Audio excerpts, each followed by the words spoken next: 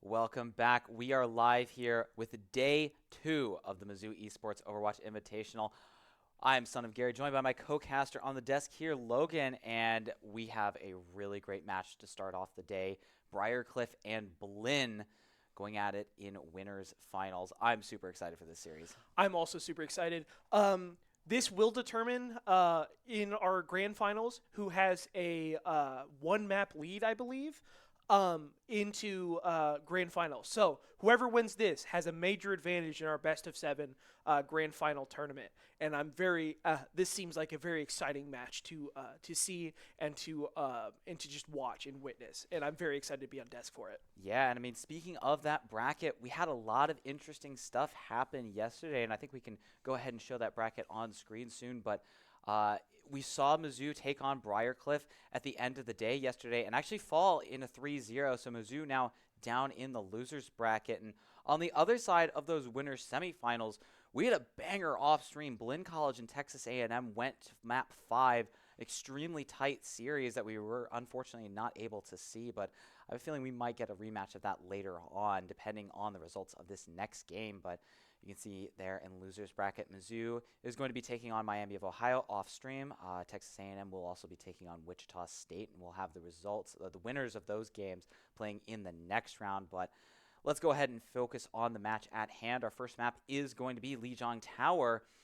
And taking a look at these initial hero bans, Blinn is going to go ahead and take the Pharah out of the equation.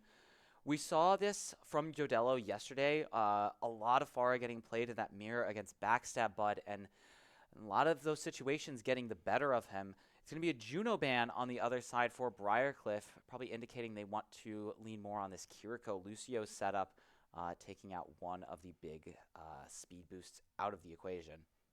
Yeah, I do find the Pharah ban the most interesting out of these two.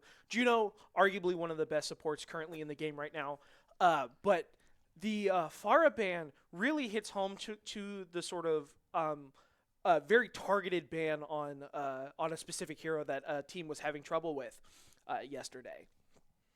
Yeah, it does look like no Doom ban coming through for Blinn. We saw Seaful really wreak havoc on map 2 in particular against Mizzou yesterday with that Doomfist pick, but it doesn't actually look like he is going to be in the lobby for this first map. It is going to be Mary coming in. We saw her play a lot of Malga on map 3 and really run over Mizzou on New Junk City. So I'm wondering if we're going to see Malga on this first map. I mean, it's looked like he's starting to become one of the more popular picks for the Korea region. We're starting to see him a lot more. But throughout this tournament so far, I think we've seen a pretty diverse array of tanks. We've seen the Hazard a lot, Diva, Zarya, Junker Queen, Orisa, Ram. But early on, it is going to be the Malga for Mary. And on the other side, Blinn is going to put Haluk on the Wrecking Ball. So very different compositions. I think the Wrecking Ball is going to be good on this first point of Garden, but we'll have to see how these compositions square off. Yeah, it's very interesting. I sort of semi-dive on Blinn here with a semi-brawl on Briarcliff. Very different ways of coming about at this first engagement here on the map. Yeah, very interesting. It's going to be a Moira mirror, actually. We didn't see Moira too much yesterday, except from WedTube in particular, but Hutch picking that up as well. Going to be going for a tankier backline with the Moira Kiriko, but immediately Benji gets in on the actions, takes out Regime, but it is a trade of supports. Both teams down one healer, but with that Moira still in play for Blinn, they are going to have a lot more healing available, and this Malga is coming in. This is going to be such a problem for Haluk on the Wrecking Ball. He's going to try and get a slam onto Jodello, though, but a great cardiac overdrive from Mary is going to keep her Torbjorn alive, and Jodello picks up 2 in that fight. Briarcliff getting the first flip. Yeah, having that sustain from the Malga, it's just saving the Torb, really took that fight gave it to Briarcliff, and now Blinn is on the back foot trying to get out of spawn, especially with this high sustain comp that we have here on Briarcliff's side. That Torb really putting up a problem for Ball with that turret. As we can see, Sky Sniper trying to get it out before his tank gets in there. It's just going to be such a struggle for the Ball comp to get in against this Torb Sim setup, especially with the Malga as well. And just immediately, though, Blinn gets in, and it looks like they caught out Juven on the Symmetra, so a lot of that damage taken off the board early, and It looked like they kind of went at that fight by trying to avoid Mary on the Mauga and just not face tanking all that damage from the dual chain guns, and it works out pretty well. So Yeah. Blinn flipping over the point now. Yes. Having the team split up is the best way of trying to get this at. If they're all together, Mauga can just save them with that heart pumping, that heart pumping ability he has, because you can just do that. You know, having healing connected to the damage he's putting out with his two miniguns, very powerful. Ooh, pulse bomb from Sky Sniper connects actually onto the Torb turret. Sound barrier going to be dropped in from Benji in response to the Coalescence, but a lot of support ults being invested into this fight by Blinn, and it's not finding much purpose. Mary finds the first pick onto Joey, and Hulk just trying desperately to dance around this point. He layers in the minefield, tries to get one, but can't really find anything with that ultimate, and meanwhile Mary is standing tall, just farming the supports for Blinn right now. Dedello going to take out the Kiriko, and a long drawn out fight. This Mauga just has a massive advantage, and Sky Sniper just blinks right into that one. So Briar going to flip things back over. Blinn is still trying to contest this a little, but I think they're just going to have to try and get out. But a cage fight from Mary catches the Sojourn and the Wrecking Ball, and the team's doing a really good job of keeping this Mauga alive. And they're going to continue into the Blinn spawn. This is going to buy a lot more time and a lot more percentage for Briarcliff as they tick above 60 here. Yes. Again, high sustain, very hard for the Briarcliff, or sorry, Blinn to control. So we do see a switch here, I believe, to a echo from the Tracer, giving them a better vertical movement, but I'm not sure it's going to help them a lot. He is taking so much damage, almost goes down there, and in fact, Mary, I think, charges over to a more favorable angle to focus that ball down from range, so that's no tank to engage for Blinn, and with 85% and counting, they really have to come up with something, but it's going to be so hard without their ball. Joey has the overclock, but Yodello is just going to throw in the Molten Core to zone him out. Benji gets in there, takes out the Sojourn, and I think this is all over for Blinn. The Wrecking Ball has gotten back, though, but it's going to be a Photon Barrier on point for Juven, and that's just going to be so much defensive utility. There's just going to be nothing to be found here for Blinn. Hulk goes down again. Benji with the Sound Barrier, keeping the rest of Briarcliff alive and well, and they're just trying to clean up these isolated members for Blinn. Just Sky Sniper alive, trying to get onto point, and not going to be able to stay alive too much longer. Kitsune Rush, latch-ditch effort from Regime, but not going to net much. Briarcliff taking that first round away. As soon as Briarcliff gets on point, they have so much sustain with the Mauga, and especially the Torb. I believe, seeing a lot of this tournament too, especially after, as we saw in Korea's thing, with Torb being part of the meta. And we get to see, hopefully, perks here soon. I believe we have seen some being picked here currently. Yeah, I think the Mauga actually went with the 2 Hearts perk, which is not what we've actually seen most Mauga players go for so far in this tournament. I think we've seen mostly taking the Kinetic Bandolier, which automatically reloads ammo while charging, but the 2 Hearts, I think this is actually one of my favorite perks just because of how unique it is. It causes Mauga to actually count as 2 heroes on the objective so they can cap it up faster, and also it heals Mauga while he's on the point. Really unique stuff, and I think Mary just wants to leverage that advantage of being able to bunker on the objective as this Wrecking Ball comp comes in and needs to hit onto the backline. It just makes it so much harder to evict that Mauga and get past that just wall of bullets.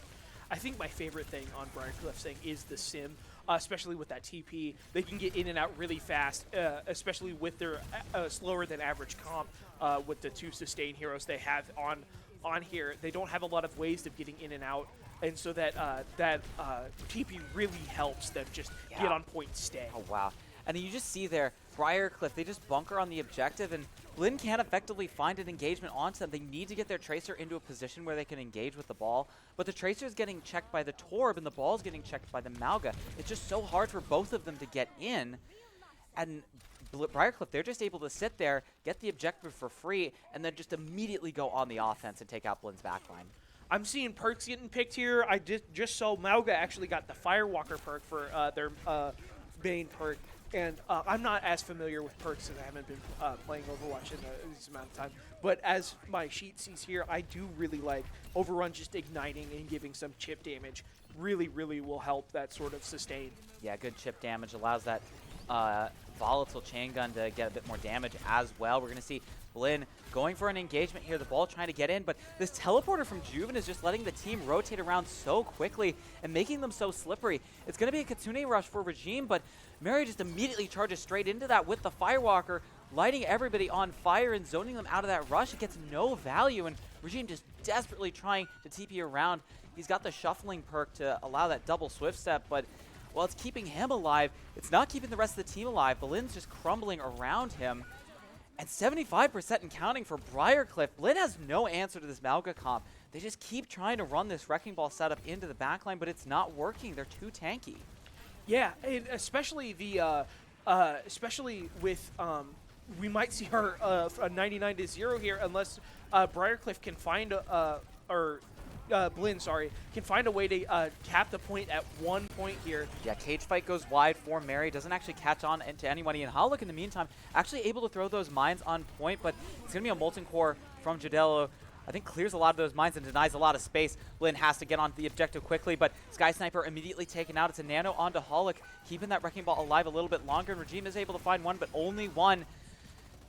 Mary falling, though. This might be an opening, but a fully charged Sim on point is going to be so hard for Hollick to deal with, and it's just the Ana left alive. Blinn going down on map 1, really struggling into this Malga setup. Yes, very, very tanky, very, very hard sustain, especially with that Sim turret immediately on Sim TP, sorry, immediately on point, just in there, getting in there, healing, and really just taking control. Yeah, we haven't seen too much of the Sim so far in this tournament, so we haven't really gotten to see her perks in action, but by far, one of the ones that stood out to me was that shield generator perk where she just constantly regens when in range of her teleporter. That is so strong in just allowing Sim to be extremely tanky while also having an escape available at any opportunity. Briarcliff has just really mastered how to play this Torb Sim setup that's really gotten popular over the last few weeks, and they're executing it well. Blinn just not able to really get anything done with these fast hits on the Wrecking Ball into what is just such a tanky sustained composition, and it really only got worse throughout the course of that game because of the perks.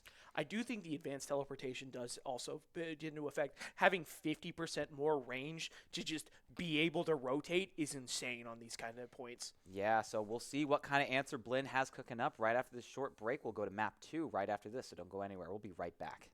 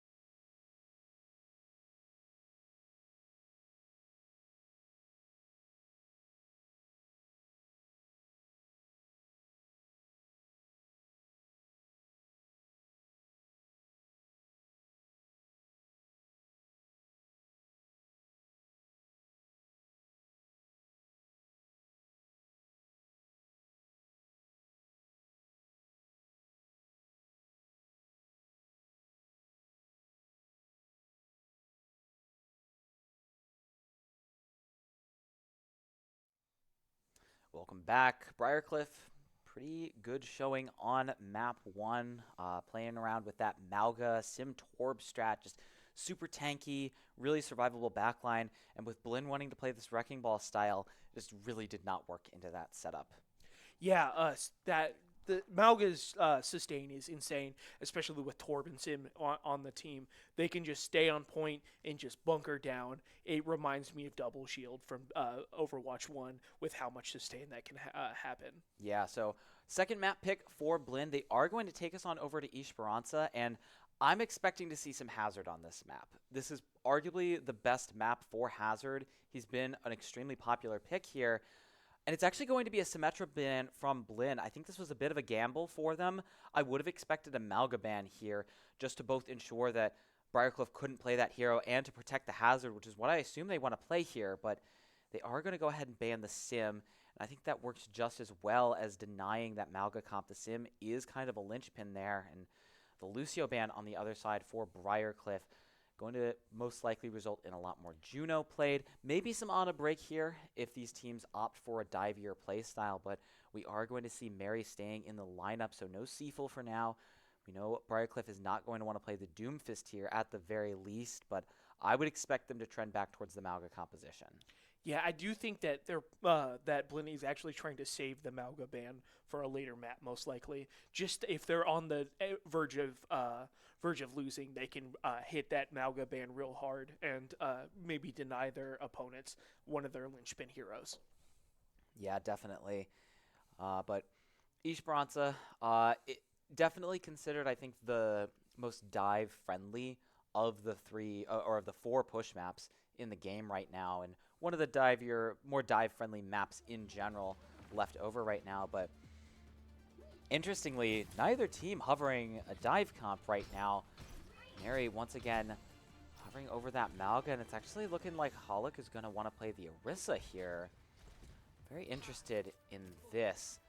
I'm very interested in the perks that the Orisa will pick here, especially with the advent of her being able to get her shield back.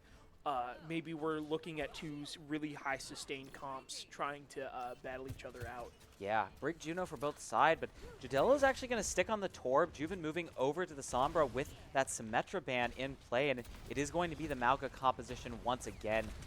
I think the Brig Mercy the Juno Brig backline rather, makes a lot of sense here with no Lucio in play. And early on, a really great spear from Holic catches Jodelo out. And the Orisa early on finding some value, but gotta still be careful of this Malga. I mean, just trying to face tank this as an opposing tank, extremely difficult, but Mary taking a ton of damage. It was a hack attempt from Juven onto Holic, but the peel comes through and not able to finish off that Orisa. So early on, Blinn finding some momentum here, and Jodelo just immediately going to swap to mirror the Pharah. I do see, though, the Pharah from Blinn is very interesting, especially that we know that they banned Pharah in the first match. So I'm wondering maybe that Pharah was a protection ban rather than a real ban for the hero, but I could be wrong. Yeah, this has been one of the more interesting trends over the last year or so, is the advent of Pharah compositions that don't involve Mercy. I mean, historically, she's just been tied to that hero, but as you see now, Mary just getting in, doing a ton of damage and forcing Blinn to move back. And even when the Malga's not getting kills, they're just doing so much damage. Juven caught out in a little bit of an awkward position, but not before the damage is done. Some nice hacks come through, and Jodelo and co come in, clean things up. Some nice plays there. Jodelo even with an air shot onto Sky Sniper, and you can really see why Blinn went for the Pharah ban on that last map. Jodelo just so deadly on this hero. Yes. Also, again, like Gary has been saying, this Malga can just do tons of chip damage with that fire damage from his other rifle, and that sustained damage really can spell doom for any hero trapped in it, because you're taking direct damage, but also you just have some stuff that's happening also taking damage too. Terror Surge out for Holic. It's going to pull Mary in, but not going to get enough damage to net the kill, and with Benji popping the rally, both teams extremely sustainable right now, but Regime actually dies in rally. That's a 5-person assist. Jodelo finally getting the kill there as these orbital rays come through, and Briarcliff definitely getting the better support ultimates in that trade. They just wiped the floor. I think that Malga is just so powerful when he's got the orbital ray at his back. Those dual chain guns just do so much damage with the 30% damage boost on top of everything. Yeah, Mary really being just insanely effective on the Malga, putting damage on everyone, especially Howlick on the Orisa. Trying to get some early pressure onto the backline, but it's an EMP barrage combo coming through still. It's not actually able to finish anybody off, and it's Joey with the overclock, swinging things back in the favor of Blinn. A really great ultimate from the Sojourn there, and I think actually had the overcharge perk in play, allowing him to get those one-shot railgun headshots. Really good perk decision making and a really great ult for the Sojourn for Blinn. We do see that Skystamper has taken the perk to allow him to move in his ult, which is very powerful for Pharah. As we know, when Pharah ulted before the perk system, he just was a free target pretty much for anyone. You were hoping just to get a kill before you died. Oh, wow. Cage fight goes in from Mary, but just immediately killed in that. And the rest of Blinn still trapped inside that cage, but they are finding some pick trades still. Both supports go down. Holic forced to burn that Terror Surge to stay alive, and they need to finish off the rest of these members before their health bars go any lower, but Juven on the Sombra is not going to want to let that happen. 3-piece for him. And Briarcliff swings that back. As a Sombra player, I do enjoy seeing a good Sombra, and with the advantation of perks, the Translocator has gotten better since its relative nerf here, and just insanely good value if you're here alone with no supports backing up the other team. Yeah, Regime needs to catch up on this rally charge. Benji's going to have one available for this next fight, and with Briarcliff having such a big lead, they're just going to go ahead and back off the bot and let Blinn get a little bit of extra positioning. They're just going to back up and play this high ground angle, give them a bit better positioning. But with Holic just backing everybody into a corner, it just makes some easy pickings for the Pharah. And we're even going to see Wedtube load down the orbital ray, but it's not going to really get much of anything. I think that was a little too late from the Juno, so a bit of a support ult waste from Briarcliff. That's a really good trade for Blinn here. And Holic actually getting up to those major perks on the Orisa. He is going to pick the barrier. This is a bit interesting. We've seen most players go for the charged javelin, but this barrier allows this Orisa setup to be a bit tankier. And I think really what they're trying to do is keep the Malga at bay, and the barrier is going to allow them to do that a lot more effectively. Yeah, and we did see that Briarcliff's Juno has taken the Master Blaster perk.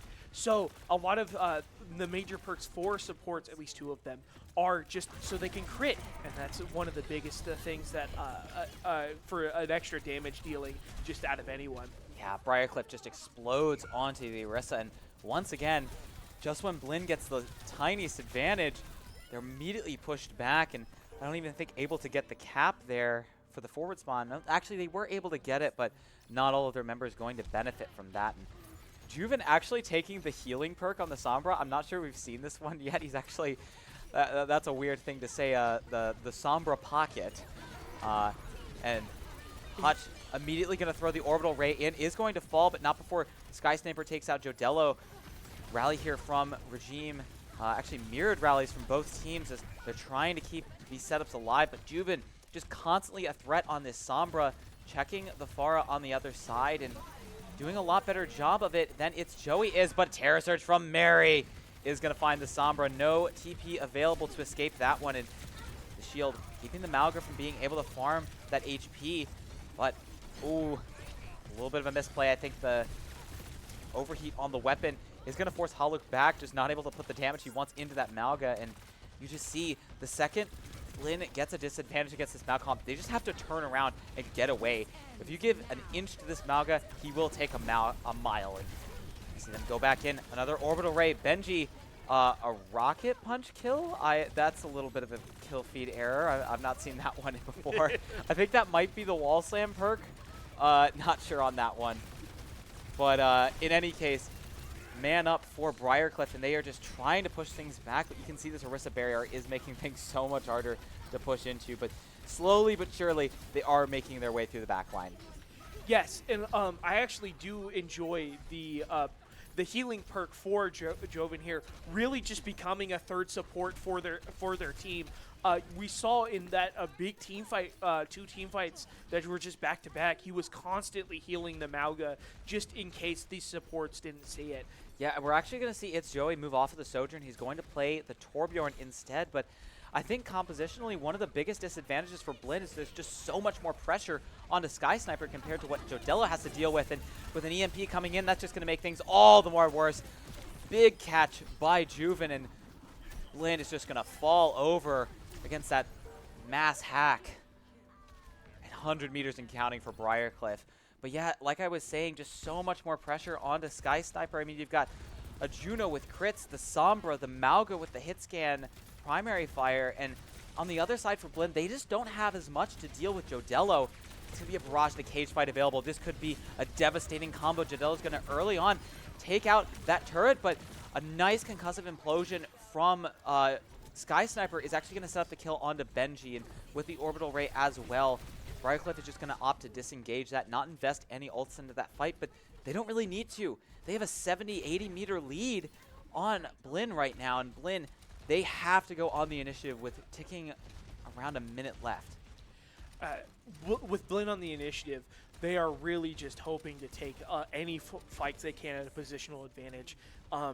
They are really just losing to this high sustained comp. The Mauga just being the biggest pain in the butt that Blinn is having. And there's the cage fight barrage combo. Jodello is good for 2. Mary does fall to a barrage from Sky Sniper, but I'm not sure it's going to matter in the end. Those are 2 massive picks from Jodello, and you do have an Orisa still standing, so this is going to be a little bit tricky for Briarcliff to deal with, but they have the Sombra. The hack is good. It's dealing a lot of damage, but Terra Surge comes through. Joey's able to find Juven with that, but they need to continue to get these kills, and they're not really in a position to do so at a numbers disadvantage. Mary has got back extremely quickly on this Mauga, and taking some perks, giving them a bit more overhealth with that cardiac overdrive. This bunker strategy from Blinn, they are just really struggling to find these opening frags onto Briarcliff. Briarcliff is content on just backing up right now, playing their advantage. They have this orbital ray from WedTube, and that could be the dagger in this match. We did see that Mauga did take the double heart perk again, really just making that sustain even more. And we do see now the Juno ult. Yeah, there comes the orbital ray, and Regime just explodes in a bad position and just can't withstand that damage boost coming through from the Juno. Juven's able to take out Sky Sniper as well. It's going to be an orbital ray from Hutch, but once again, Jodello just denying a lot of space. Whether it's on the Torbjorn or the Pharah, this DPS player is keeping everyone at bay, and Briarcliff is all the better for it. Again, we do see that Mauga is the biggest pain for the other team in this point. It's just sustain after sustain, especially with that double heart perk. It's just insanely hard to kill him. Yeah, and I mean, you just saw throughout the course of that entire map, it doesn't really matter that they took the sim out of the equation. Sure, that was really strong on the first map, but with Jodello back able to play that Pharah, they just have so many other DPS options in their wheelhouse that it's becoming extremely hard for Blinn to find an answer to any one problem. They've got 1,000. Yeah. The one thing that I found really interesting, and the best part, in my opinion, was just having an extra support with the major perk from the Symmetra. Just being able to heal just anyone, and hack being on such a short cooldown, they have multiple options to either heal their teammates or make their teammates even better for it. Yeah, and we see, I mean, Blinn, really big disadvantage right now, but they are going to come into this next map with the map ban and the first hero ban. And like you said, they still have that Mauga ban in their back pocket, so we'll see if they opt to use that right after a short break. So don't go anywhere. We'll be back with map 3. Could be the decisive map in this series right after this. Game point.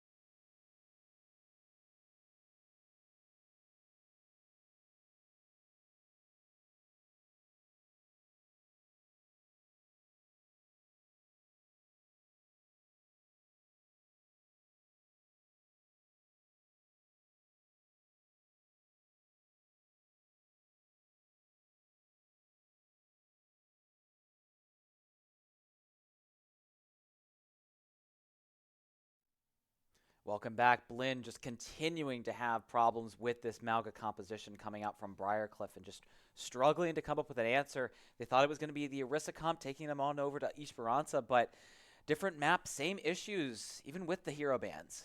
Yes, and as we go to the hero ban, I think we'll see a surprise hero ban here from Blinn. Yeah, we have heard the map. It is going to be New Junk City, and some interesting hero bans. I'm just genuinely shocked at this point that Blinn has not opted to ban the Maga. They are going to go ahead and ban the Sombra of all characters, which I mean I don't understand this. You saw Briarcliff just ran the Sim Torb on the first map.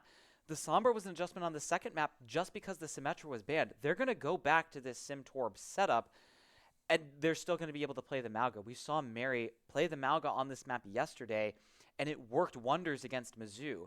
Briarcliff, they're going to go ahead and ban the Kiriko as well, so deny that double flex support setup that Blinn has wanted to play earlier in this series with Regime on the Kiriko and the Juno as well to support.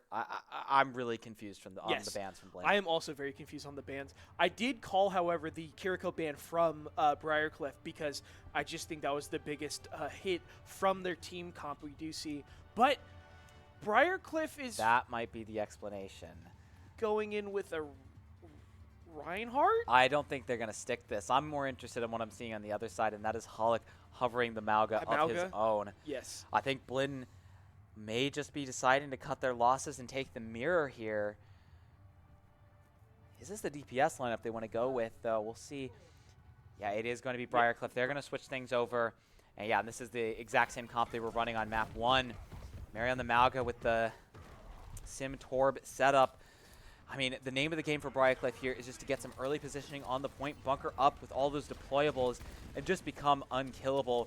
A bit of a different backline and a more aggressive DPS lineup for Blinn. And Briarcliff early on, they're taking a lot of damage on the rotation, and Mary just immediately takes out Joey with the stomp, and you're just seeing a lot less sustain on the side of Blinn and a lot less experience on this Malga comp, and Briarcliff knows it. Oh, don't go for the Torb. The Torb. Not the hammer kill. Jodello gets it.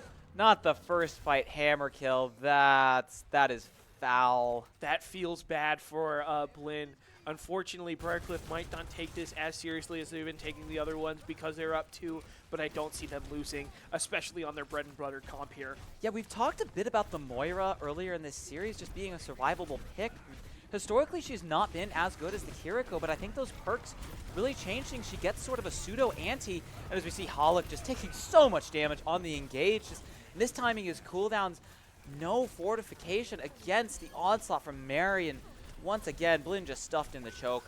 Having to go off your main tank is really hard, especially. But I'm not sure why they didn't just ban and play something they're more comfortable with. It just seems like an oversight from Blinn. Yeah, I really think they would have had a better time if they just banned the Malga on this map. I mean, because there's no guarantee that it's not like Briarcliff can make substitutes after the ban. They can't just sub in their Doom player or anything. I think this was a mistake from Blinn and a mystery. They thought they could play this comp, but Briarcliff is just so evidently better at it. And Molten Core on point. I think that's coming out from Jodello. And so much aerial denial. Hollick is just forced to sit inside that, but they are able to finally take down Mary on the Malga. Wet-Tube throwing in the Coalescence to try to keep things going for Blinn. There's going to be a Photon Barrier as well, and the Torturer Regime peeks out. Takes a bit too much damage. A Molten Core getting thrown in as well. Blinn really wants to flip this over, but Briarcliff turns things around at the last minute, and not even a 3-ult fight is able to turn things around for Blinn.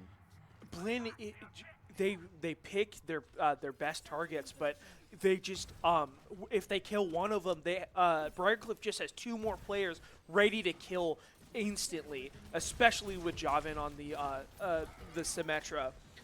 Really with that huge laser, I don't think that Briarcliff can. Cage fight mirror. Benji going to throw in the sound barrier, but it only lands onto 2 players, and Mary, though, on the other side, immediately takes out Regime, and as soon as that main healing source goes down, it just all crumbles apart for Blinn. Hollick has just struggled to stay alive on this Maga. Mary doing a lot better at managing these resources, and Wet just stands directly in the line of sight of Sky Sniper. No fear on this Moira. It just feels like Blinn needs to like at least switch their tanks, because I don't know if Halleck can go with can just step up to Bug Soup's absolute dominance on the Mauga. If he has some other tank that he can pull from that's more sustainable, maybe try to go back to the Orisa, but I just don't know if he can stand up to it. Yeah, I mean, if you needed to, now is the time to swap, because you're getting to a position where it's going to be too late soon. 50% and counting on this second point. And Blinn, they need an entry into this fight, but Benji immediately shuts down the main support on the other time. Hutch is down, and once again, just eliminating a target, and then they just go all in, capitalize on the rest of these members. Sky Sniper, as well, has just been shut down for a majority of the series. He's swapped over to the Pharah at one point, but he's just not doing much at all. He's not even up to those level 1 perks. And Briarcliff, they're just going to take this second point, send it over to map point and match point here. Series point on the table. Blinn on the brink of elimination, getting sent down into this lower bracket. We do see, however, some of Blinn has gotten their minor perks, and we did see their Halleck take the double pumping parts. Oh wow! WedTube just immediately lets loose the Coalescence, and Joey immediately picked off. Just the aggression that Briarcliff is playing with is so much for Blinn to deal with. Hutch is going to go ahead and pop the rally, but immediately getting taken low. Sky Sniper, though, on the other side, he's able to find one with the barrage. Really great stuff from the Pharah. The Orbital Ray as well, getting invested from Regime to make sure that fight goes the way of Blinn, but it's expensive. They invest 3 ultimates into that, but finally, they're able to get a cap on to this third point, and they need to be flawless from here on out. Got to go 3-0 on these next points if they want any chance of staying alive in this series and in the upper bracket.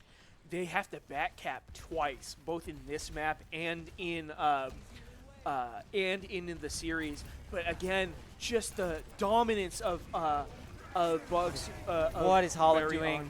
Mauga. Halleck just takes so long to walk up there. He takes so much damage in the process, but it ends up paying off. He invests the cage fight in there, and they catch Mari. Sound barrier comes through from Benji. It didn't look like that really caught onto anybody. And it's Joey finding another pick. So Briarcliff going to be stifled at the choke again. I think what you are going to see is these Mauga compositions. It's a lot about early initiative. Whichever team gets a defensive advantage and is the first to pounce, a lot of the time wins out here because of how positionally dependent Mauga is. And Halleck just immediately charging in aggressively onto Mari, but it's Juven on the other side taking out Regime. This is a really dangerous position for Blinn to be in, but they've got the point at 99%. And still, Juven and Jodello go down. There's no DPS left alive for Briarcliff. And Blinn steals this point away, showing some signs of life here on New Junk City. Yes, and we do see that Blinn has gotten to those major perks, especially with Mauga getting combat fuel again. That critical hits really helping, trying to take down Mary's dominance on Mauga. Yeah, I think especially on these Flashpoint maps where a lot more of these fights take place on the objective, that 2 Hearts perk is just so much more valuable. The extra healing is really strong at allowing the Maugas to sustain, but Juven immediately taking down Regime, and Blinn, they are just going to fall apart here. Hutch is going to try and throw in the rally to keep everybody alive, but I think it's a bit of a waste. Really too late in that fight. Everybody's health bars were too low, and without the Juno to sustain, yeah, Briarcliff just able to run them over and claim this first cap. And this is going to be really tough position for Blinn. They need to evict Briarcliff from this point now and swing that percentage back into their favor. Really dangerous spot. Blinn is at max here. This is the final point, the final anything. If they just let Briarcliff keep it, they really need to just be aggressive and get onto point as fast as possible here. Just try to deny anything from Briarcliff. Benji goes down, not going to be able to keep that sound barrier charge going, and a nice cage fight canceled out by a barrage from Jodello, though. Immediately breaks that, takes down Joey, and Mari once again just running circles around Halleck on the Mauga. This is final fight territory. Blinn needs to come up with something here, but they threw their cage fight and rocket barrage into that last fight. They're only going to have an orbital laser available. It's Joey getting close to that Molten Core, but they're going to be playing into an overclock as well from Juven. They need to go in fast.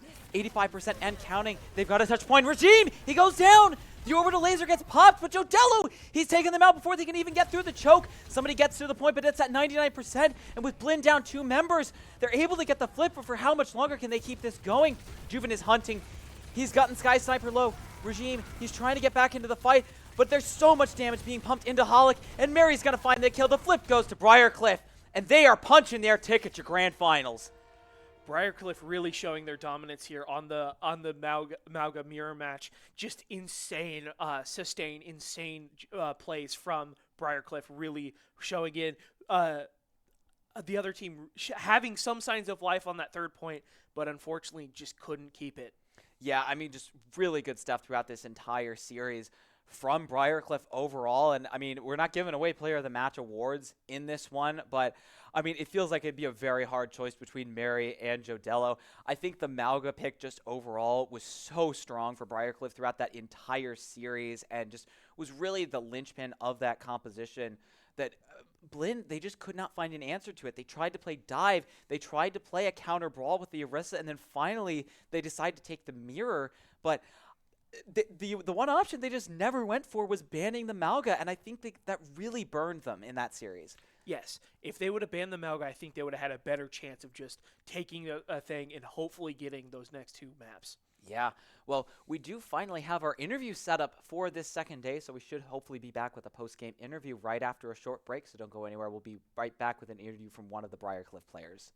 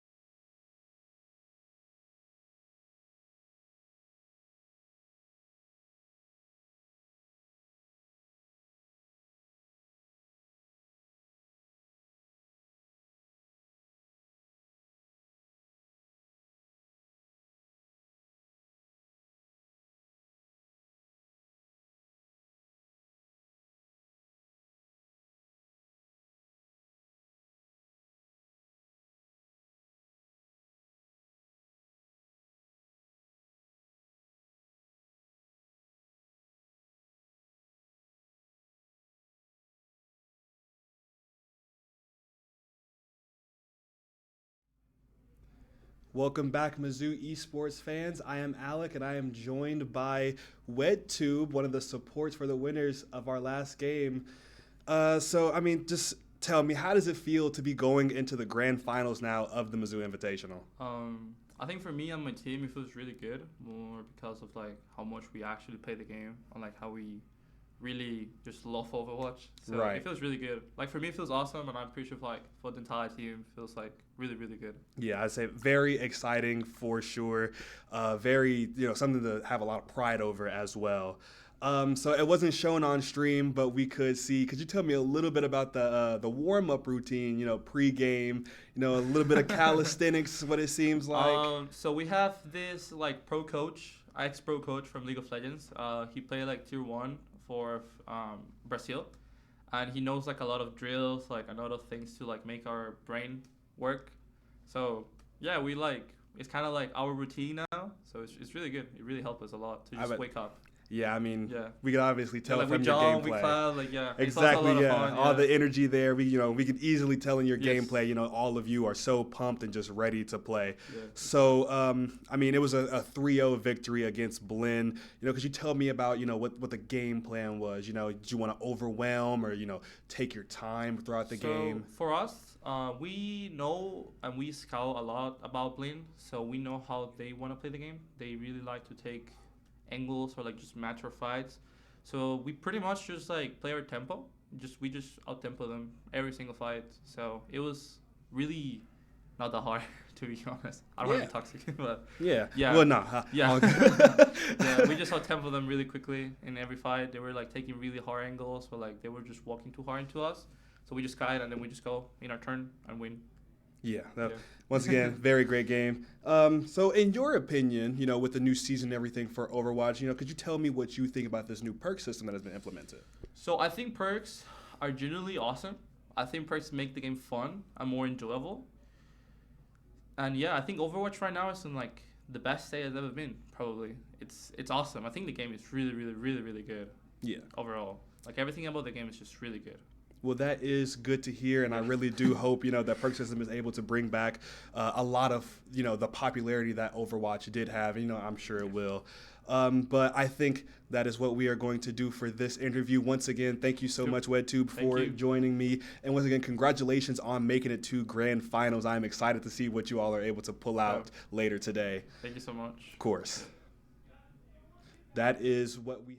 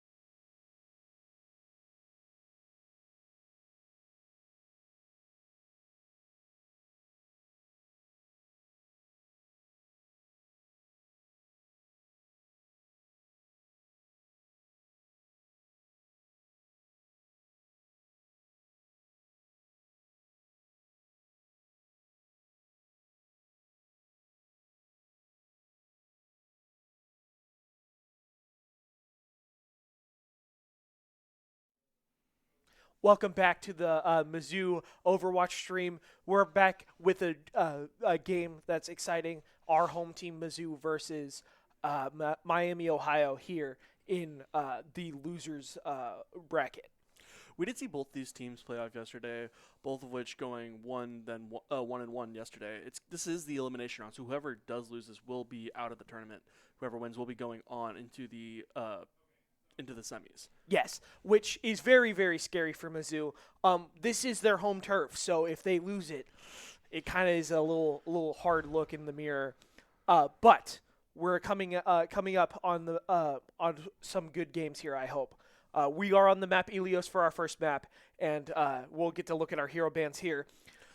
Initial hero bands, Mizzou pulling a pretty good one with, oh my gosh. Hazard always does that. Hazard just disappears. Yep.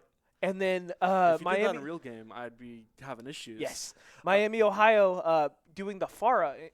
Interestingly enough, we do know that Backstab Bud is a very big Pharah player, so it's not that surprising. Yeah, it's definitely a target ban on that front. We did see it a couple times yesterday, especially from those games on similar maps like this. So I'm not all that surprised by it. He did play a Ilios map yesterday, I believe, which I believe he played one map on Farah, but that was it because they did very quickly try to cover that.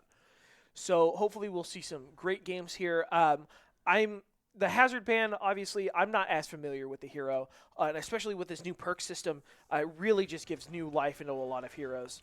Yeah, we have been seeing Backstab Bud when he plays Farah. He actually takes the Shields perk, swapping out some of his HP for Shield just for some sustain. So he seems to be playing Farah more for that continuous stuff as opposed to for her barrage, which is fair, all things accounted for. But we're not going to see that today. We're not going to see that in this round at least. We do see Backstab Bud on one of his standards, Genji. Yes, and we do see Clairvoyant on the on the Zarya, yeah. On the Zarya, and we have Skier on Now, interesting enough, we do have the Zarya versus the D.Va, which will have a decent bit of advantage for Clairvoyant, assuming the D.Va doesn't just immediately go into their backline and kill someone. Yes, and I do enjoy the backline of Juno and oh my gosh, Lucio. Sorry, I just got out of a stream. I'm back again. My mind's a little crazed now, and we are looking for that first pick here. Yeah, Bonesaw going pretty low already. Yes. We're having our first fight over the first point, and it's looking very interesting. No one's had anyone die, but Mizzou putting up some good damage onto Miami, Ohio. We do see Skier taking the first. Bonesaw, unfortunately, getting eliminated first, making it a 5v4. Hopefully Mizzou can keep this momentum alive. They're trying to find more picks here, but it looks like Miami, Ohio does back off, and Mizzou did cap. Yeah, it was really part of the reason we saw that play out just the way it did. We saw Torbjorn playing a little aggressive there. He wanted to get that early pressure, especially onto that Sojourn a lot, along with that Lucio and Juno to a degree, but kind of left him out of position whenever the team kind of just walked on him. And Pooter Scooter having to take it back because they couldn't use Defense Matrix just because of their team comp with that D.Va in there really meant a lot more work for them. Yes, and it looks like we did get some couple swaps from Miami, Ohio, with Bonesaw being put on the Bastion, and their tank swapping to a Ram. Very interesting picks here. It's definitely designed to stop the counter, just counter watch in general. You saw a lot last season too. We do see the beat come out. A beat and a Juno ult. One support ult for the other. We'll see who can effectively use their support ult more. Mizzou is really getting really aggressive here, trying to keep that point on in their possession. But Miami Ohio really close to taking it. Miami Ohio does see one of their DPS die. There's the other DPS. Mizzou picking up more and more kills. They did get Clairvoyant, but Mizzou cleaning up the rest of the fight. And taking back point. Really good fight, all things considered, for Mizzou. They're about to have the third ult live. They did use both their support ults, and Miami does have their rally, but comparatively, not the worst fight, all things considered, especially when you have Grav and you have Blade. Yes, and we are seeing the first of perks come out for Miami, Ohio. I did see a Lucio perk. I believe it was the base blowout. So, so we will be seeing a lot more bootbacks that honestly might be picked for a later map. Yes, a very specific map here on unless we get a ban from Mizzou. That could happen. But We are seeing Mizzou being pushed off a point here, trying to find sustain. Miami, Ohio taking it. We do see Clairvoyant getting out his ult, but unfortunately not seeing a lot from it. And Miami, Ohio taking point, and Mizzou backing off, hoping for next. Miami's got a lot of that spam damage. They were able to just kind of melt down the Zarya, even through a whole bubble. And just because of the nature of it, Mizzou had two options there: run away, which they chose to do. They're at 94; they need one fight, or get the blade out and try to go for a quad kill. Yes, and it looks like Skier is dead in this next fight, coming back alive. Mizzou having more ults than Miami, Ohio coming into this next fight. They just need to win the one thing. Skier getting Bonesaw, and Miami, Ohio looking like it's another thing. Clairvoyant at max charge for Zarya. Skier looking to get another kill. We see backstab, but trying. We see the Lucy ult come out from Mizzou, but we that is in reference to the ult from the opposite tank. Unfortunately, Miami Ohio is getting 3 picks, and Mizzou is going to have to probably back off here. Yeah, a lot of that was just a matter of it was a giant ult fight. Mizzou does have one online now, actually close to a second. Oh, geez, I was not expecting Zarya ult to come back that quickly. They did use a bunch of ults there, though. They would have liked to win that. It was just a matter of Pooter Scooter just having the sustain with that Juno break there, able to get just the amount of healing we saw in that. Just to survive so much damage, it's crazy. We do see the backstab mode has changed to the Echo, more in line to that Pharah pick. But we do have, Mizzou does have Mocha with the Juno ult. Hopefully they can pick up some semblance of kills there. And we do have Clairvoyant with the grab. We might see a 2 ults in one here with that combo ult. Bonesaw trying to find a kill, but not unable to. Bonesaw does actually get backstab butt here. Mocha finding Poot Scooter. Stratocaster killing Bonesaw. Maybe we'll see another ult come out, but I think Mizzou's trying to save that for a sustain ult here, and pushing back Miami, Ohio, and getting into overtime. Yeah, a lot of that was just a matter of they were trying to get that final kill. Once the first kill came out, we saw a second one follow right afterwards. Bonesaw played really aggressive, trying to kill out backstab but just wasn't quite able to do it, and that really took a lot of their push out of it. Speaking of backstab butt, he just get a kill. Stratocaster picking up another. Pooter Scooter trying to get on ball, trying to get back on point in time, but it looks like Scary getting his ult, and the first map does go to Mizzou. Yeah, Pooter Scooter unable to go back to Diva due to that Zarya, trying to go onto the ball. We have seen it a few times, but not in this series, especially not today. It wasn't quite, they really just they were trying to get something done, and that's really how it's going to be whenever you're going into overtime like that. Yes. And you do see a switch, though. That is true. With that Juno to an Ana, it is going to mean for some nice plays. I wouldn't be surprised to see Backstab Bud back on the Genji, especially with the Ana in play. But Echo works just as fine. I mean, and then me team also has a Genji too. That's true. Works great. And it looks like Mizzou is turning to a semi-dive comp here, and I was wrong. They can't do Lucio because we don't do bans in between maps. Yeah. That's my bad. Again, we're running off the seat of our pants here. I love casting, but sometimes stuff gets away from me. Yeah, we do see Backstab, but still on the Echo. It's a matter of if On will stay on the Genji. If they do, that's a nice ult to have, especially with how quickly Echo can get that ult charge up. That is correct.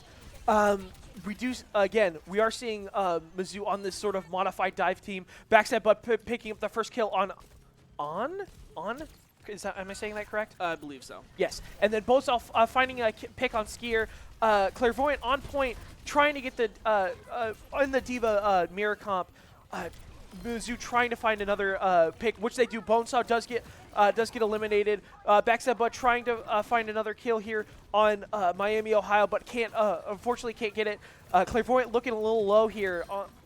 Sorry, not Clairvoyant. Pooter Scooter, yeah. Pooter Scooter looking a little low, but he does get some heals. Killian picking up a kill on Mocha, but Clairvoyant picking up another kill. And Pooter Scooter out of mech, Clairvoyant coming out, and it looks like Mizzou gets the first point. Killian out there on the Kiriko really just having to try to keep two fires from being lit. We saw that with both Nitrous Oxide and Pooter Scooter both at crit. Yes. immediately just having to turn around 3 different ways, like every second. Otherwise, someone died. Eventually, it did come down to Pooter Scooter dying on point, and then followed right up by nitrous oxide right afterwards.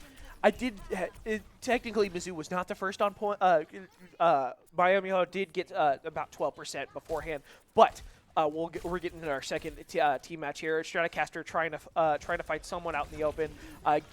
Backstep Bud picking the Diva for his ult here. Hopefully going to get a decent bomb. Clairvoyant picking up a kill on Bonesaw. They're really Mizzou really pushing into Miami Ohio spawn on getting 2 support things, and Mizzou backing up, just letting that percentage climb. Backstep Bud not really getting any kills there, but he was able to stall for a pretty good chunk of time just off a singular ultimate. And already back to 20%. That's going to be up pretty much by the next fight's end. That is correct. Backstep Bud really just stalling for time, as is tradition here. Pooter Scooter out of mech, unfortunately. Clairvoyant picking up 1 kill, and I believe I saw another kill from another team Mizzou that makes it Miami Ohio down 2 points here, and picking it up. Yeah, Nitrous Oxide really just trying to cover whatever they can, stopping, just trying not to get staggered. We do see Skier onto the Tracer now, already at a full pulse bomb. That basically ability 3. Meanwhile, Clairvoyant's got the remech essentially for that bomb.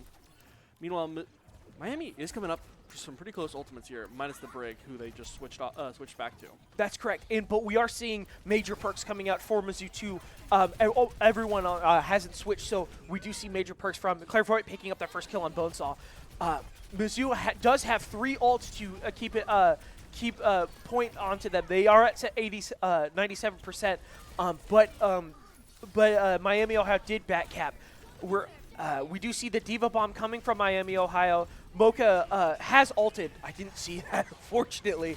And Mizzou really just finding every kill in the book, and hopefully picking up this point here. Yeah, Miami did flip it just for a little bit, just because they were able to put enough pressure due to that Diva ult coming out.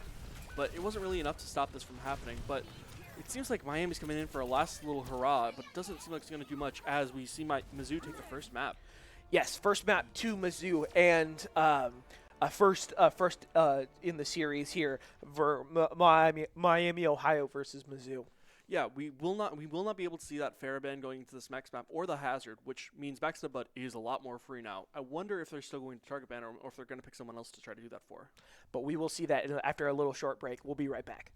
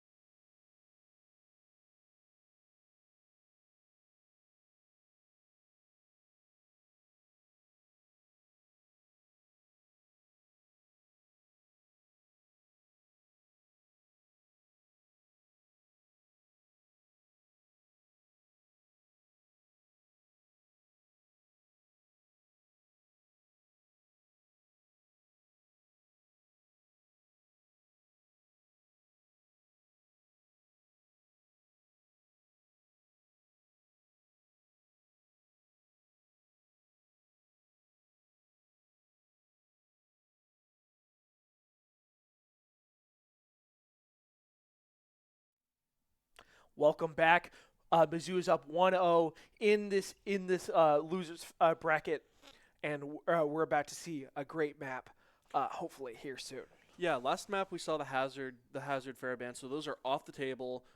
Big ups for Backstab Bud here. We did see some Echo. He's probably going to try to go for Farah here. Mm-hmm. They might target ban Echo. Genji's also a play. Backstab Bud is kind of one of their concerns. We saw that a lot with how many kills he was getting and some of that. Yeah, I'm not sure who Mizzou would ban here. Maybe a support.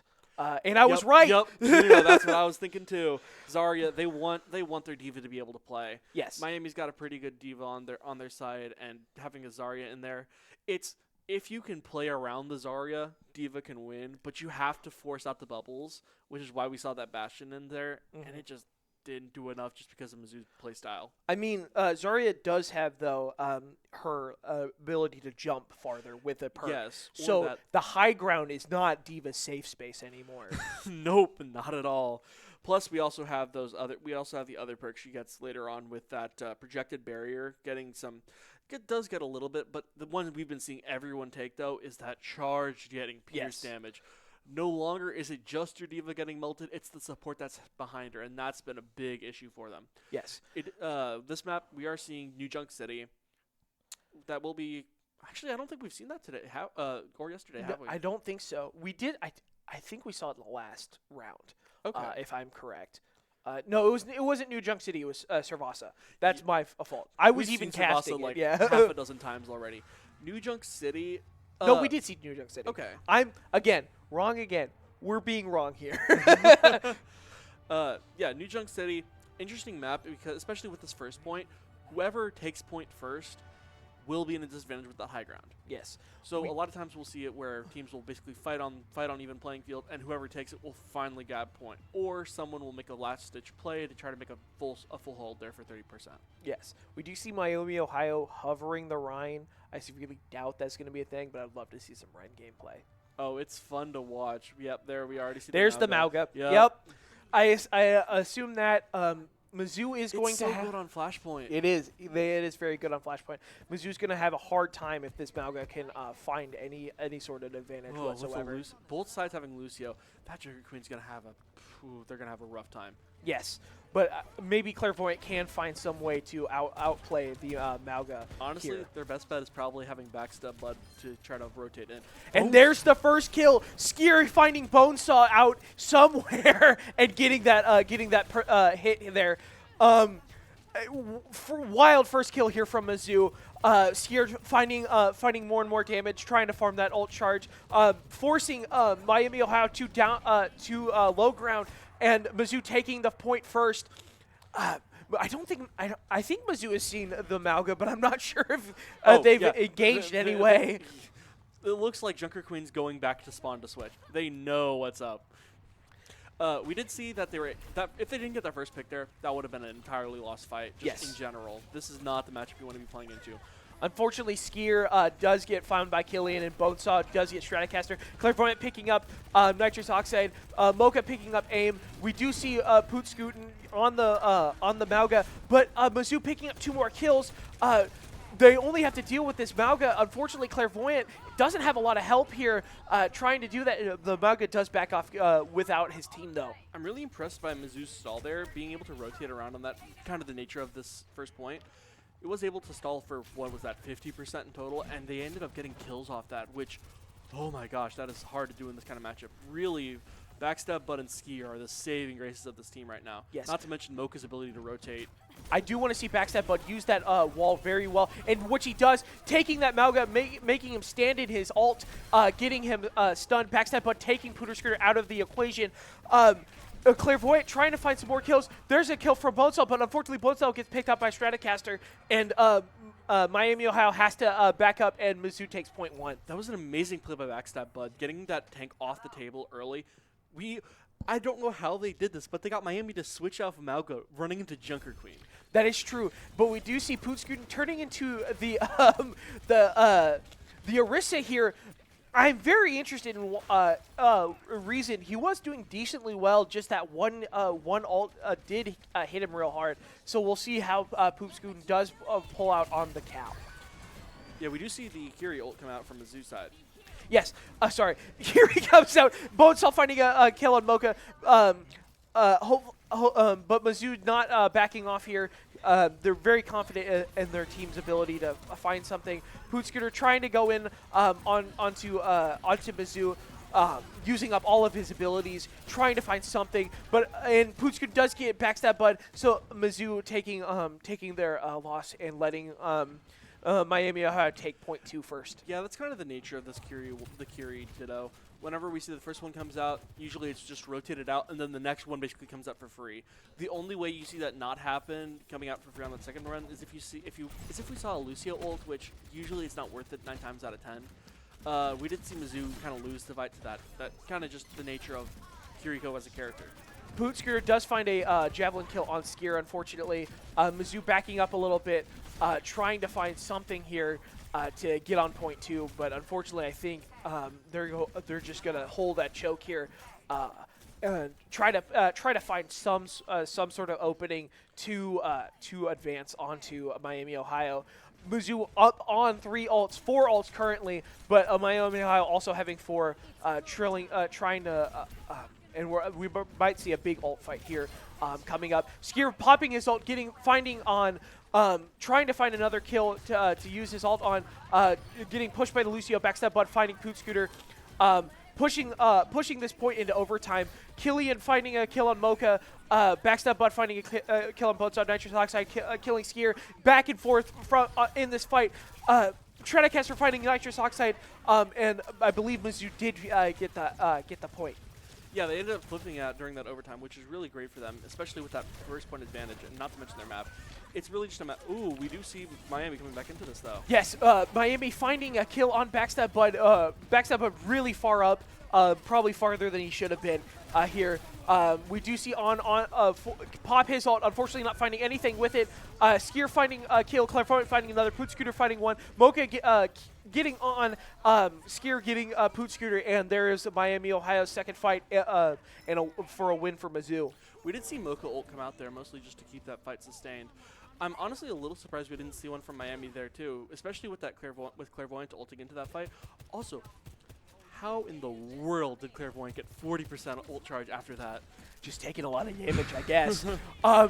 We do see the next fight coming in. Mizzou really aggressive on their ult. Clairvoyant finding 1 kill. Looks like Nitrous Oxide trying to find another, but Mocha finding Bonesaw first, on finding Skier. Clairvoyant finding Bonesaw's turret. We did see Miami, Ohio's ult, Kiriko ult, but it doesn't look like it did a lot. Mizzou getting 3 more kills and winning this in overtime. Not to mention, Miami is at maximum 30% on any of their ultimates, and when Mizzou has 70 to 2 ultimates, ooh, Miami is not having a good time going into this one. Yeah, they wanted that point. They honestly kind of needed it. And we are seeing that Mizzou is getting all of their major perks here, and it looks like Clairvoyant is taking some ones for Junker Queen, mainly Savage Sanitation and Rending Recall. Yeah, really just keeping that sustained damage out. We are seeing a lot of damage going into this fight, though. Yes, we are getting into no one finding a kill yet, but Miami, Ohio, basically stuck in a room here, trying to find somewhere, rotating around to main door of the point. Looks like one of the Mizzou team found out here, and they're rotating around. Backstab, but walling off one of Miami, Ohio's players. It looks like it was on getting picked off. Sorry, excuse me. Skier finding Pootscooter. Clairvoyant fighting Bonesaw, and it looks like Miami, Ohio just has to back up and letting Mizzou get more and more objective time. Yeah, Mizzou is really looking to... Honestly, they were probably expecting to have to use some ults for that fight if necessary, but they weren't needed, so they're really just going to be able to stall those out with this. We have the beat drop coming online soon. We have 3 other ultimates. Not to mention Clairvoyant with that. We saw how much work that did in that last one. That's correct, and one of his perks, I believe, is specifically yes, on the that. one that double lifesteal. Yes. So we are getting into the next fight here.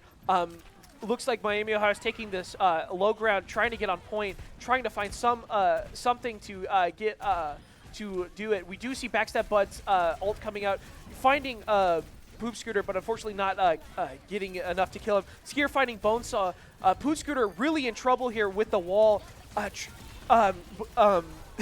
Mizzou picking up all the kills. Pootskirter finding one, but it's a team kill from for Mizzou and making it game 2. Yeah, rough match for Miami, just all over.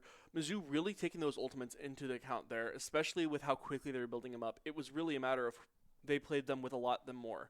We did see Pooter Scooter in that second point trying to use their ultimate there just to try to stall, to try to get that point onto them when they had that overtime option, and they just immediately got melted. Mizzou just, it felt like they had this clock running in their head of when exactly the enemy was going to use their ultimates. Yes, and Mizzou also really just being aggressive on that.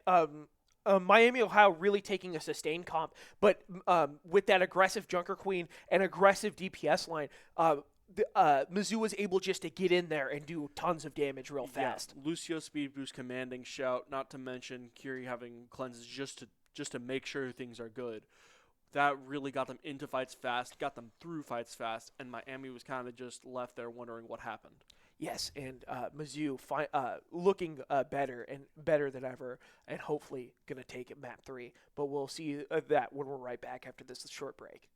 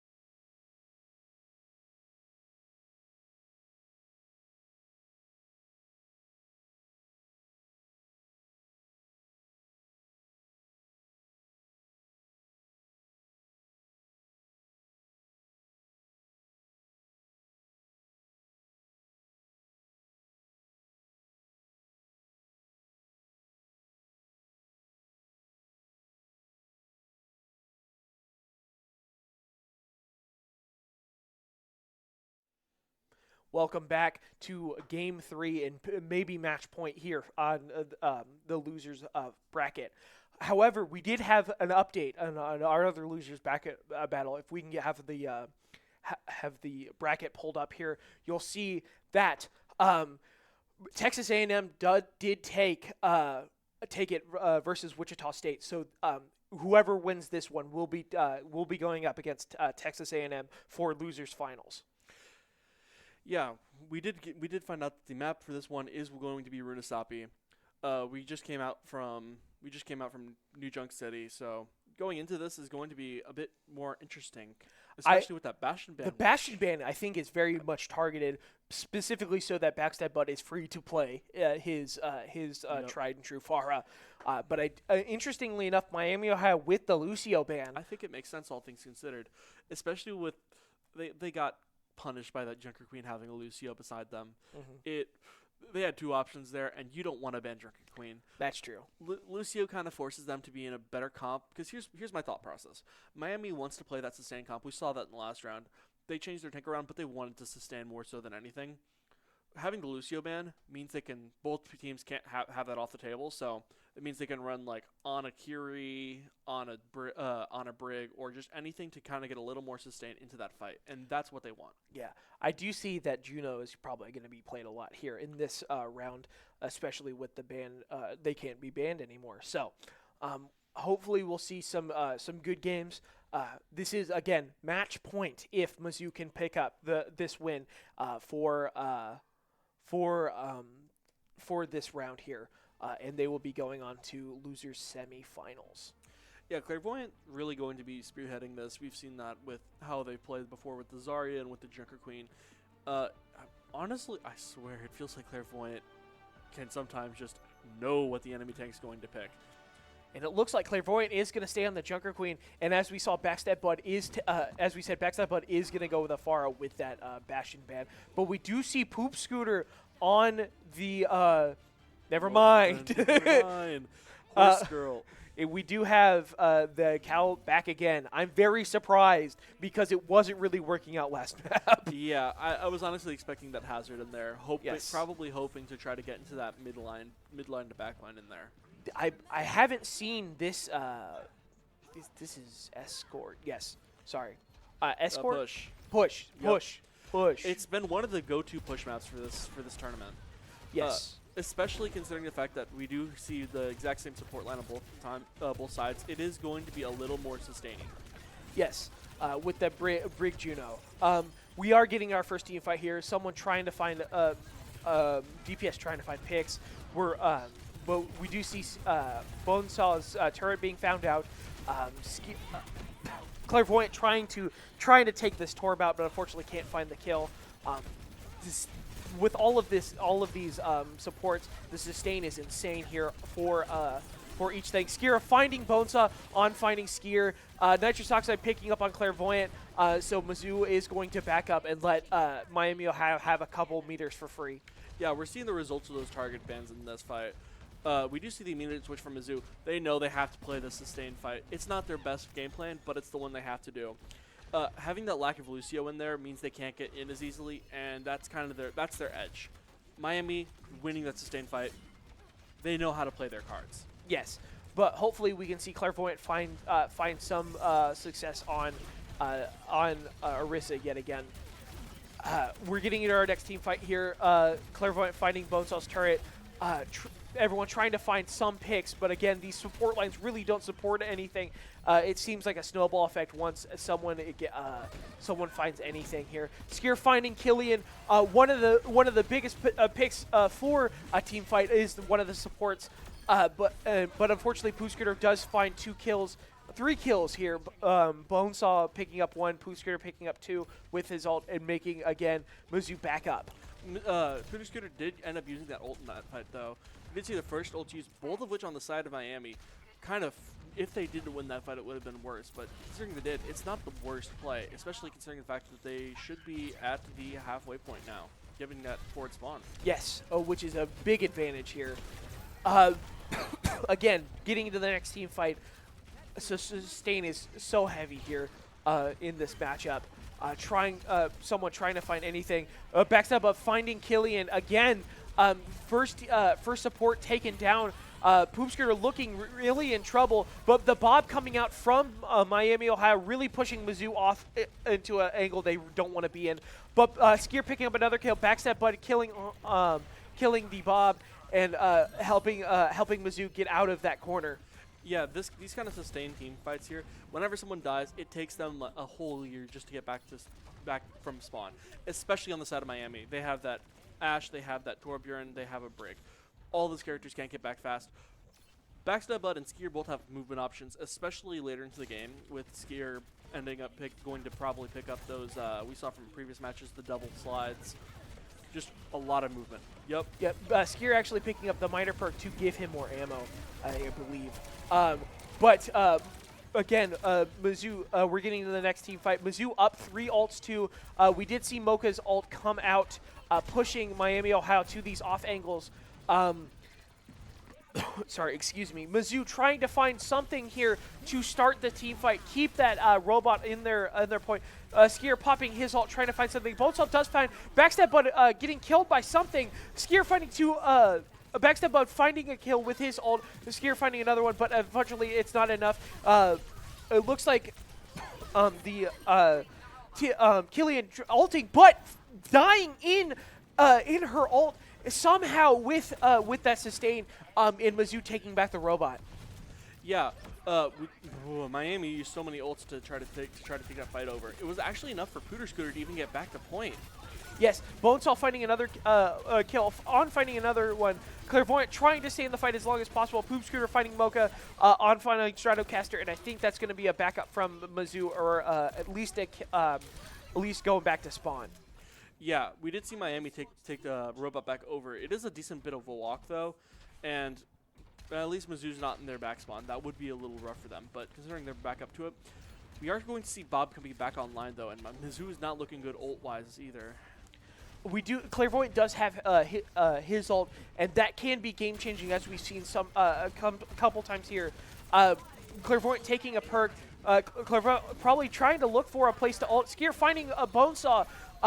Skier again fighting Poop Scooter. One of the biggest kills here to make Miami, Ohio back up and let Mizzou take the robot yet again. Yeah, they ended up trying to push. They ended up getting that nice pushback before they even got back to the other side. If they can take over just a slight advantage here, especially with how far the other team has to cross just to get back over there, that's a long distance to try to make up for. That's true, but Miami, Ohio is back in the fight again, trying to find these kills. Nitrous Oxide does find Backstab, but unfortunately, Bob coming out from on, trying to find another thing. Poop Scooter getting Stratocaster, and Mizzou backing up. Yeah, it's really just a matter of who can get a little more distance. Mizzou, if they're able to kind of keep doing this little thing of move about 10 meters, get back, move about 10 meters, get back, it will eventually lead to a success. But the issue is if they lose a team fight. That's their concern. Yes, they only can lose those one team fights when they're close to the objective. On the off angle, trying to find another kill. Clairvoyant finding Bonesaw's turret. Again, these team fights are long and arduous because of those backline comps. That sustain is insane. Bonesaw using his ult to zone off Mizzou, but Mizzou finding kills. Mocha getting 2 off of Clairvoyant's ult. Striker finding another one. Stratocaster finding another. Mocha finding another kill, and Mizzou takes back the robot with a team kill.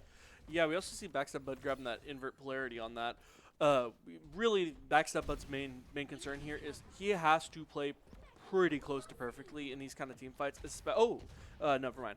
With on that Ashe, if he goes down, it's a long recovery. Not to mention Ashe can do a lot. Backstab Bud finding 2 kills with his ult, or 1 kill at a turret, I'm sorry. On finding a kill on Mocha, but Skier popping his ult, finding a kill on Nitrous Oxide.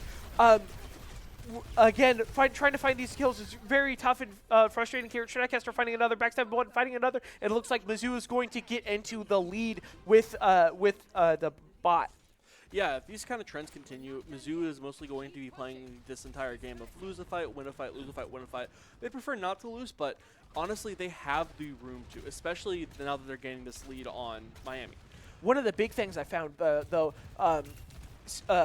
Excuse me, Backstabot did not take this perk to allow him to move during his ult. He took us to overclock his health. Very interesting play from him. He's actually been doing that all this tournament. He apparently doesn't seem to like that barrage change. Interesting.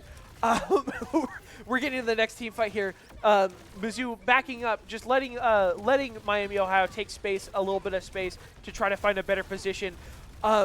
Miami Shredcaster popping his ult, trying to keep it. Voodoo Cooter unfortunately fighting Skier. Backstab Bud does find Killian though. Backstab Bud fighting another and on. Bonesaw taking Backstab Bud. It's a back and forth here with the kills.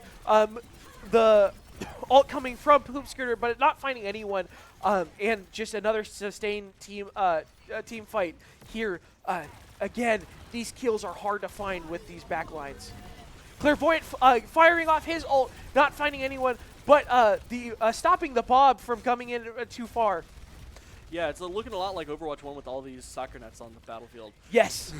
The perk, as you can see, both of the tanks have taken the shield perk, just trying to give them a little bit more. Backstab Bud finding 2 kills with his ult. A Clairvoyant finding another, unfortunately finding Backstab Bud. Skier fighting Nitrous Oxide. They're just trying to find this Ashe to kill it and secure the team kill. Yeah, since that switch from Junker Queen to Orisa, Mizzou has been taking down these sustained fights pretty consistently here, and it's really been showing. They are having to use ultimates for pretty much every fight they win, and Bonesaw has been holding on for a pretty decent time with that Deadeye in hand. It's mostly zoning ult though, and I don't know if he has grabbed past noon yet. That is true. Bonesaw unfortunately getting first picked here, not being able to use his ult for anything. Skier fighting 2 with his ult. I believe he got a 3rd. There's a 4th kill from Skier. Skier getting a 5K. I believe. Yes, 5K from Skier, getting so much value off that ultimate, and getting them so close to the point with 40 seconds to stop. Mizzou can lose 2 team fights here and still end up taking this out, especially whenever it gets close to their spawn. Mizzou popping. No, it was Miami High popping their Juno ult, trying to find something, but unfortunately finding nothing. Bonesaw does find a kill. Nitrous Oxide finding a kill on Mocha and making Mizzou back up. But unfortunately, Miami Ohio is so down that it's going to take forever for the robot to even get back to where they can start pushing. Not to mention, these fights are going to be having to take into overtime, forcing Miami into a really bad spot to play from. With that Ramatra. Wait, that's a Ramatra with no perks. That is a Ramatra with no perks. Backstab Bud finding it on kill. Unfortunately, Miami High is going to be at a severe disadvantage with the switch so late into the game. Poop Scooter not going to be able to do a lot, especially with Mizzou being all perked up here on stream. Skier fighting a kill. Nitrous Oxide fighting another. This is the fight to end off here. Skier fighting 1. If Mizzou wins this, it's the end of the game. Clairvoyant fighting another. It's just a tank left for Miami Ohio. One left thing, and it looks like that's GG. Mizzou going to Mizzou loser semifinals. Yeah, we saw that with how they were playing in there. Mizzou, even though Ramatra can sustain pretty well, especially with those recovering shields that he can give himself, it was a matter of the fact that once they had Brigitte ult live, they had 2 shields to play around, 600, 700 health, the healing from Rally, Inspire proccing constantly just because of how close they had to fight together. Ooh, that's a lot of sustained Miami just couldn't break through, especially with no perks. If they had those, maybe they stood a chance, but Ramatra completely out of the game essentially without that, probably about 10% weaker than everyone else just without it. I'm surprised we didn't see a more mobile tank coming in though, but unfortunately here for Miami Ohio, that is it for them. They're out of the bracket and out of the tournament with this game. Yeah, Mizzou moving on to this next round against A&M just in a little bit here. Yes, and we will have a player interview with one of Mizzou's team right here after the short break.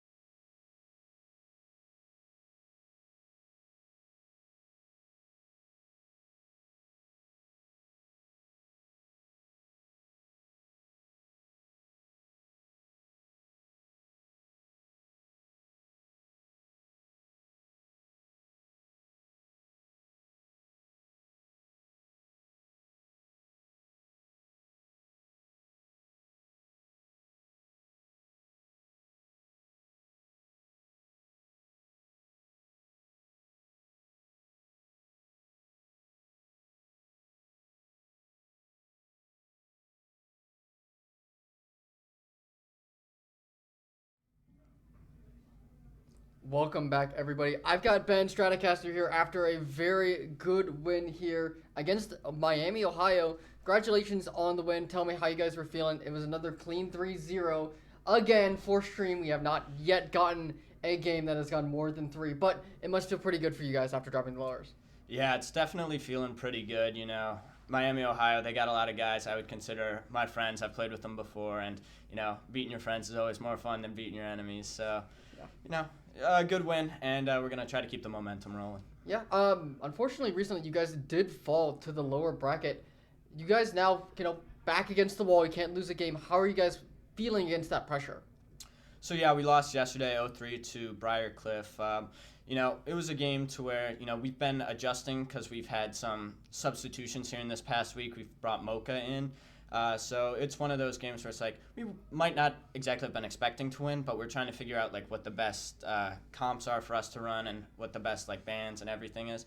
So this next game against Texas A&M is going to be pretty tough for us here, and we're kind of hoping that, you know, we can start clicking things together, just start, you know, pushing off this momentum, like I said earlier, and making sure that, you know, even if we don't win this next one, we're understanding more about how we're going to continue in the future. Yeah, talking about that roster swap, Mocha stepping in now as the second support and Clairvoyant moving over to, primary tank. How has that swap up really affected you guys?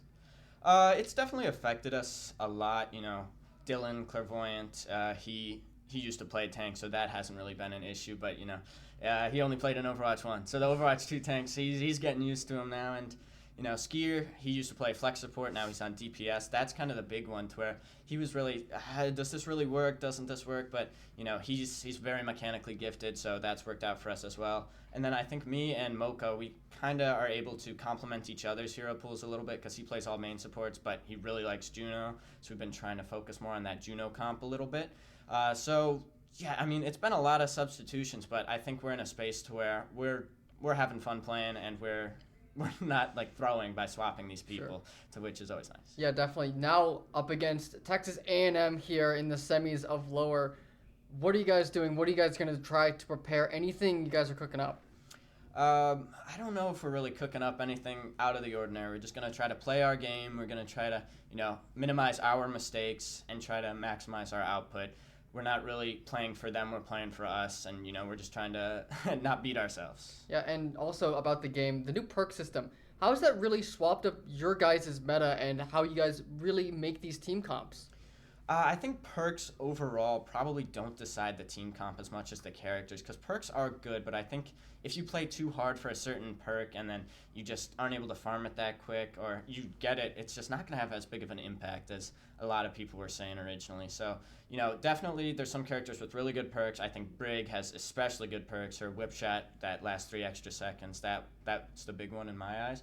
But I don't think it's really affected our team building as much as it's affected how we play with the teams we've already built. Yeah, for sure, for sure. Thank you again for being on the desk, and good luck in your Texas A&M game coming up here in just a few. So don't go anywhere. Mizzou, Texas A&M up in a few.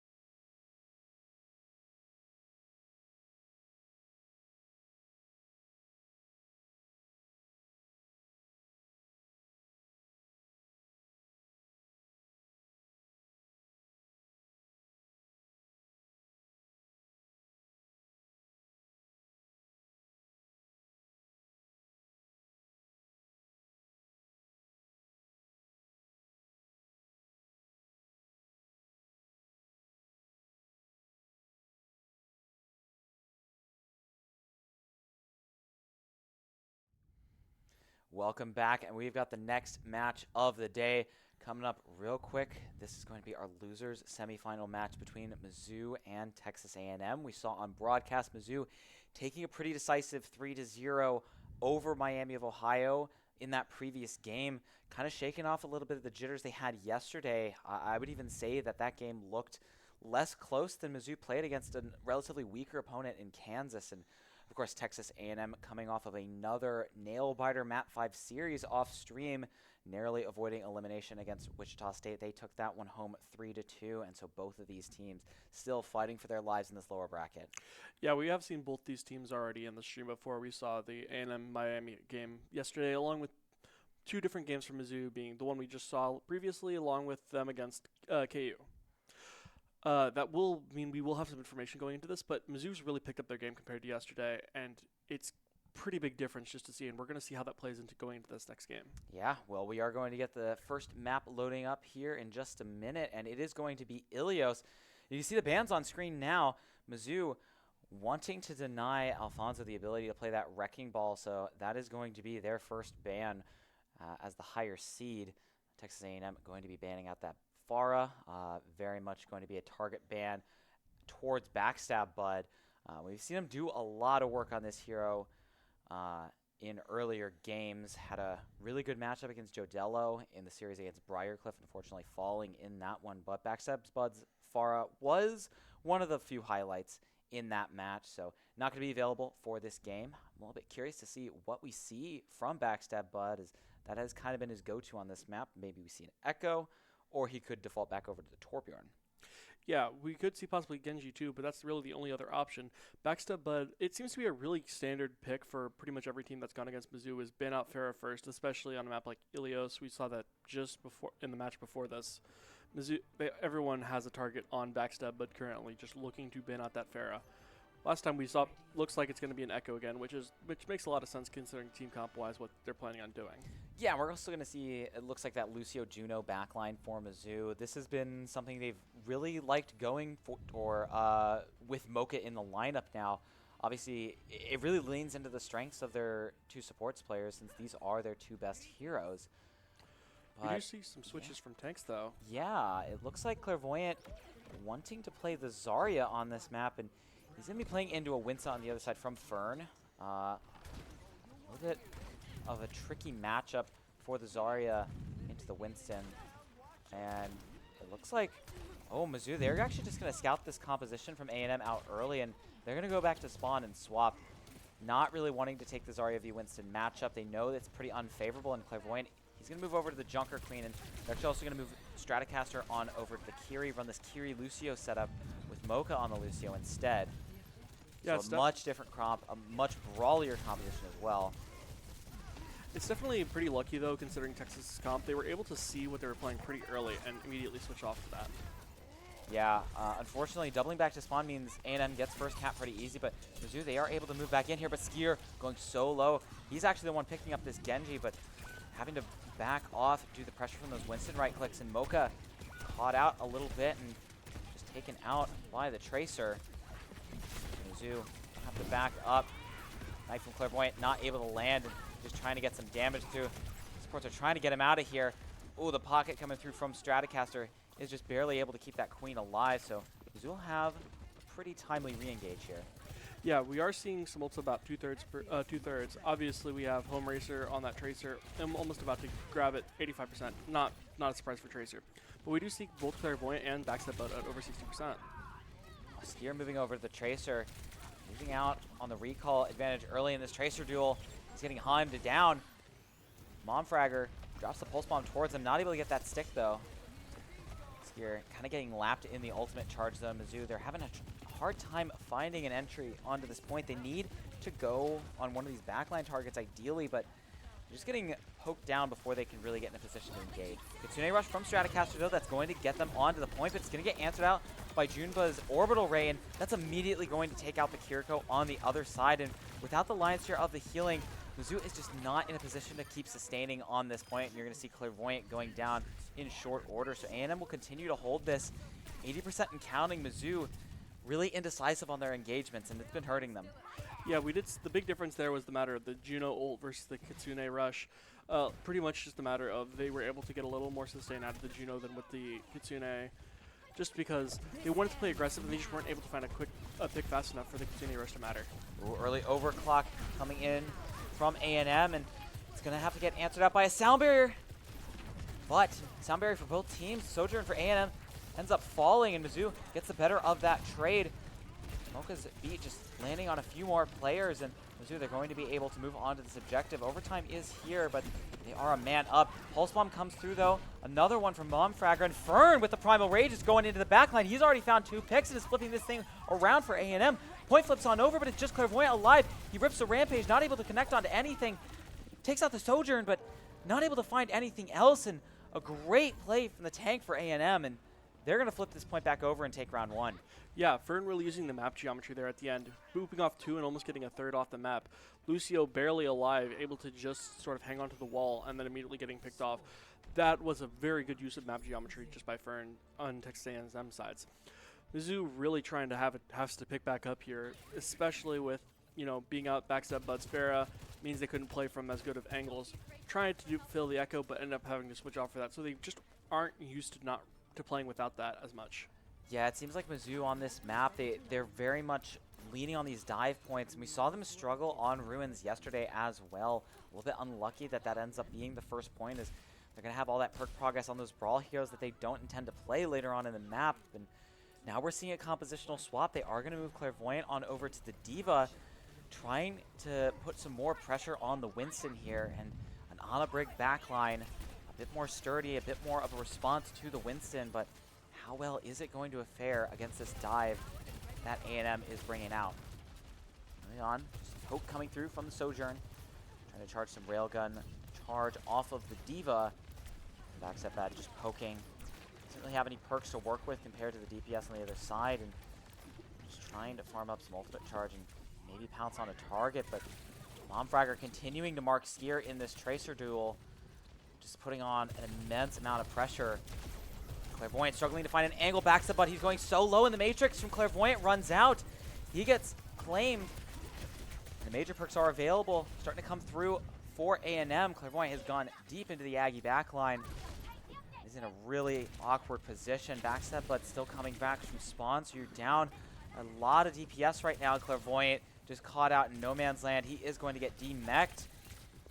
Taken out here. First flip over to A&M, and Mizzou just getting staggered right now. Yeah, the big difference here is their support comps. Mizzou's designed with the Ana Brig a little slower, but they're designed to really appeal for each other. Meanwhile, Texas A&M has that Juno Lucio, which has been really moving them on the point fast, meaning that Mizzou really has to play catch up a bit with how much speed they have going for them. Walking up now, Clairvoyant putting some early damage onto Fern. That Winston is going extremely low. He's only got the Juno heals, but they are managing to keep him up for now. It's a good bubble to keep himself alive, but there comes the anti-nade. Oh, he's going so low, and Clairvoyant with the nano as well is just able to claim that Winston, but it is a trade.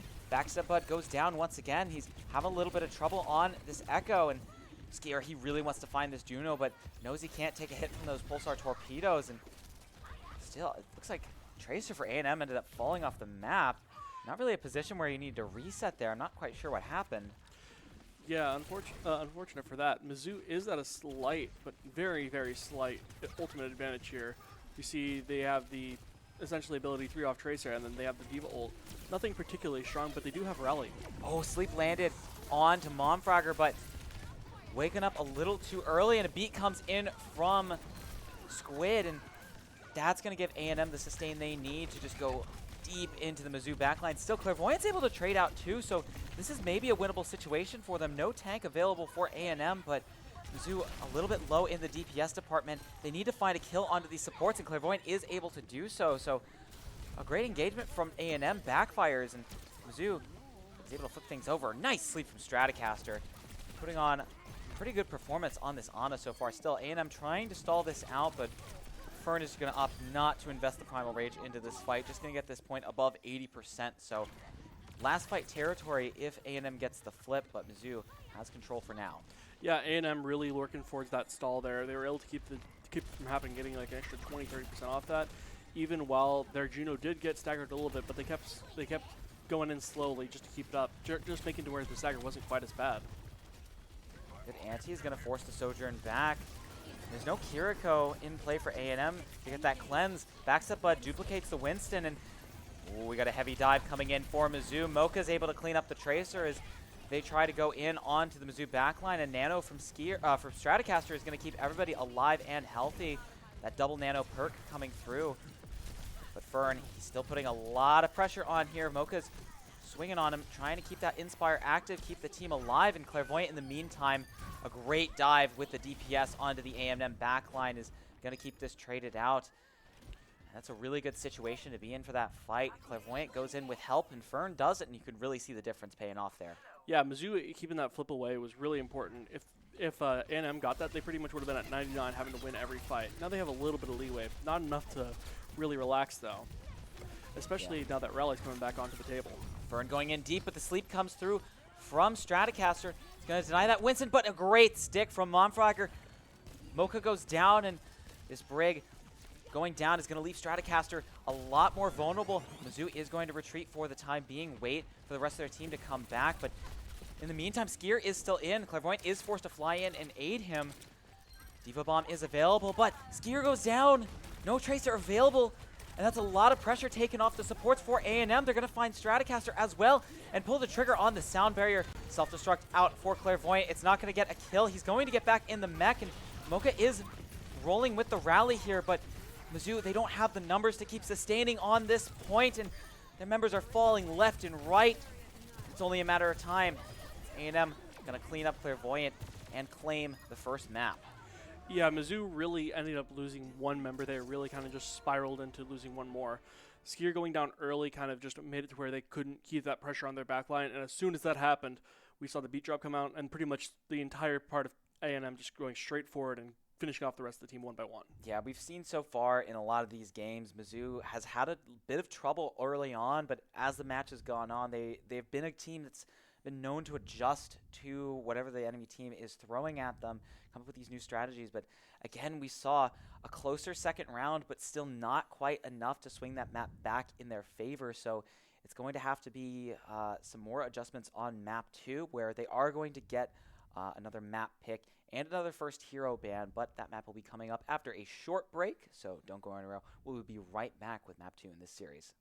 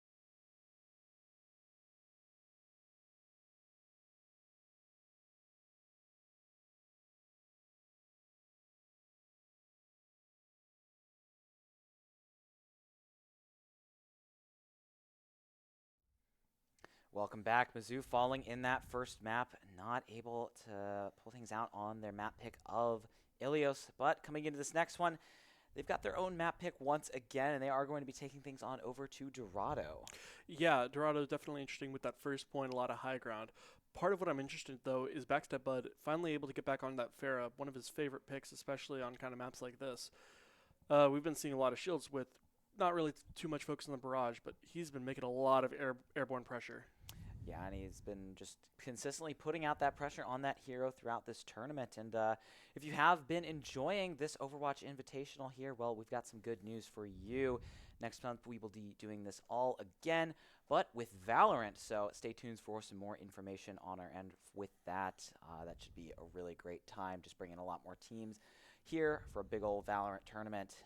Should be a lot of fun. But yeah, again, focusing on the map at hand, I'm interested to see what we're going to see for the hero bans. Obviously, we are going to have that Pharah back available, as well as, I believe Mizzou, I'm forgetting what A&M banned out on the last map, but it's going to be an Ashe ban for Mizzou. A&M banning out that Diva, so really wanting to deny Clairvoyant the ability to play that. And I have to assume they saw that Clairvoyant is staying in for the tank role on this map. We actually saw Backstab Bud play the Winston and the Ball on this map yesterday, but looks like it'll be Dylan staying in, and he will also not be able to play that Diva. Yeah, it's definitely a targeted ban for this sort of team alignment.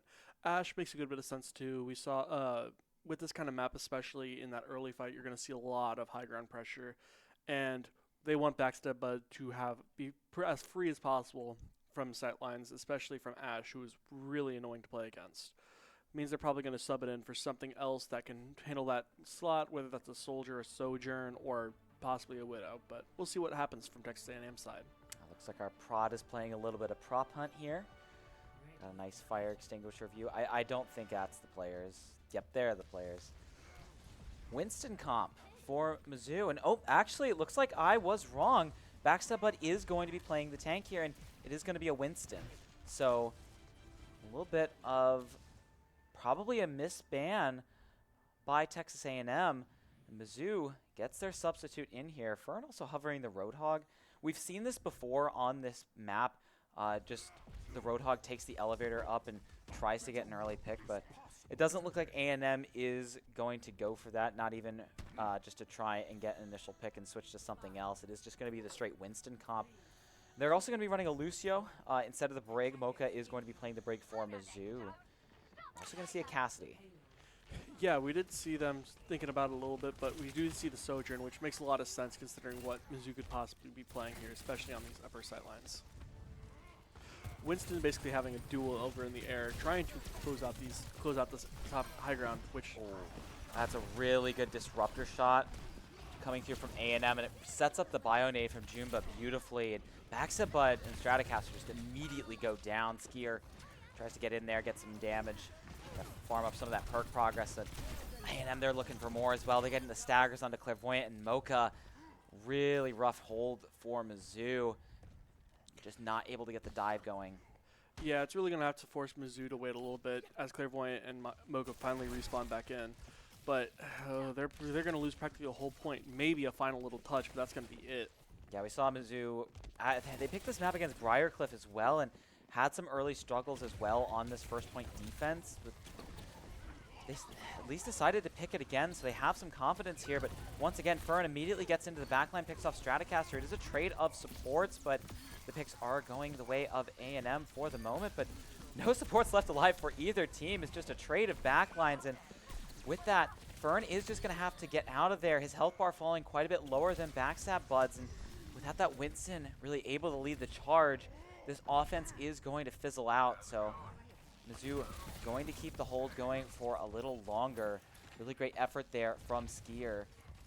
Yeah, as Regen comes back in, we do see that Fern having to finally back out as another fight starts to happen. Ooh.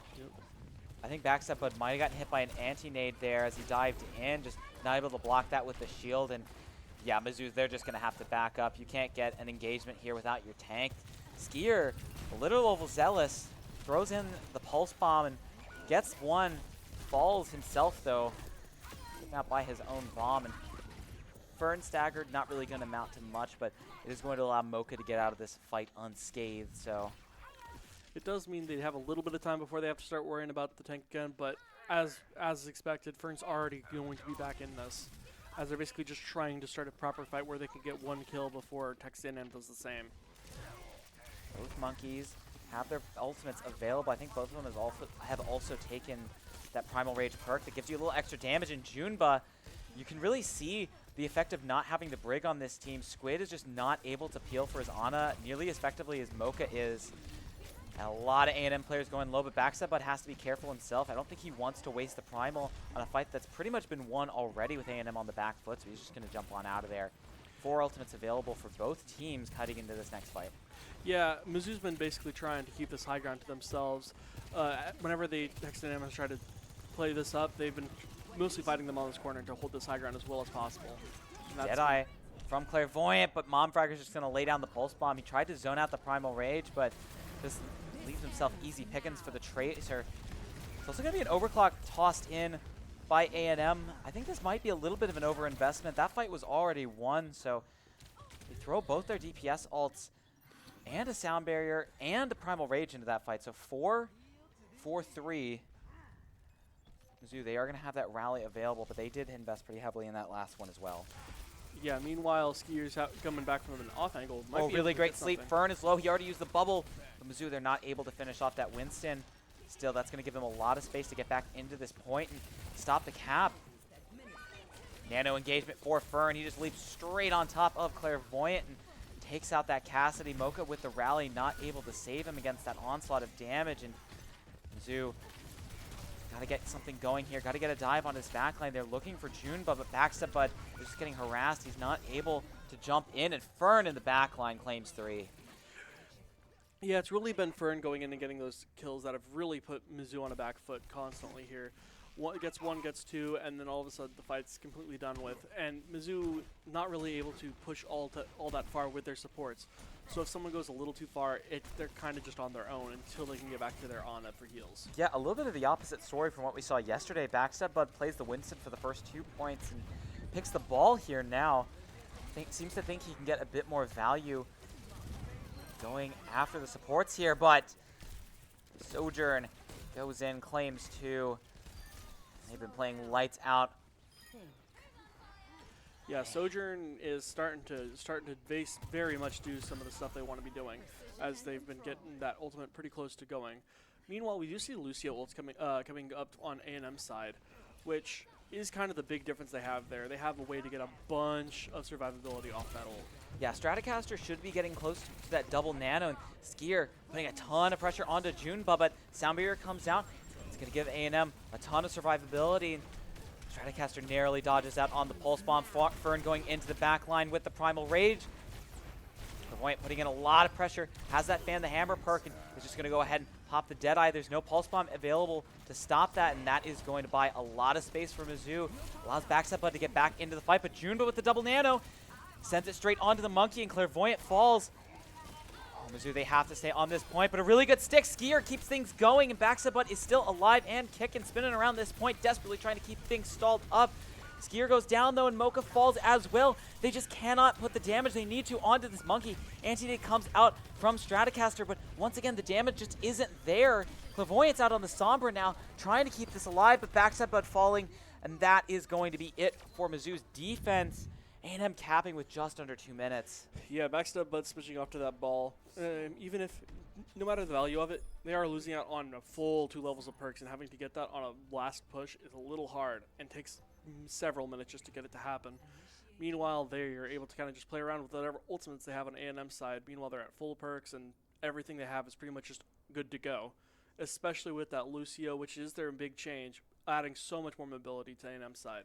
Yeah, I mean, one of the big issues with perks is that it really punishes any sort of full compositional swap, so you can really only afford to swap a couple characters around or else lose out on that perk progress, and Mizzou will have a chance to rethink their strategy here as they move on to the offense. We did see a similar situation yesterday where Briarcliff managed to cap with a really large time bank. Mizzou got the payload through in overtime and had a pretty close set of extra rounds, but just few mistakes really cost them that. They are going to be running the Winston again on the defense for Texas A&M. And Mizzou wanting to send Backstab Bud back onto that pick as well. Also hovering Clairvoyant on the Torbjorn. I mean, we've talked a lot about this pick over the last few days. It's been a very powerful, and given how Momfragger has been really, really terrorizing the backline so far in this series, this might be worth it for Clairvoyant. Yeah, both Winstons really wanting to play just to be able to move between these high grounds so easily, along with Torbjorn, who wants to get that nice sustained damage and especially kick out those flankers. Especially with Momragger trying to flank around, having that Torb turret there to check it is really nice. Yeah, pretty much all the members of A&M are playing on high ground right now, including the Tracer. So this Torb turret is just going to get zoned out, taken out by A&M, and Boop misses onto Backstab Bud, but he just takes so much damage on the leap in that it doesn't even matter that he managed to make it up. Stratocaster just not able to keep him alive there. Too much coming through from the Sojourn. Backstab Bud, he's going to go back over to the ball. Skier also on the Genji this time around. They really just need to be putting some more pressure on the backline, but at the same time, Fern is going fairly uncontested on the Winston. Does Clairvoyant make up for that on the Torbjorn? We'll have to see, but the roll through is just going to force the Sojourn out for now, and Backstab Bud just continues to get poked down every time he tries to go for an engagement. Yeah, and along with this, Fern has been taking so much damage and just not dying, so Junba already getting that nano extremely early into this game is going to be really big, especially once Primal Rage goes online. Or, better yet, Sojourn ult.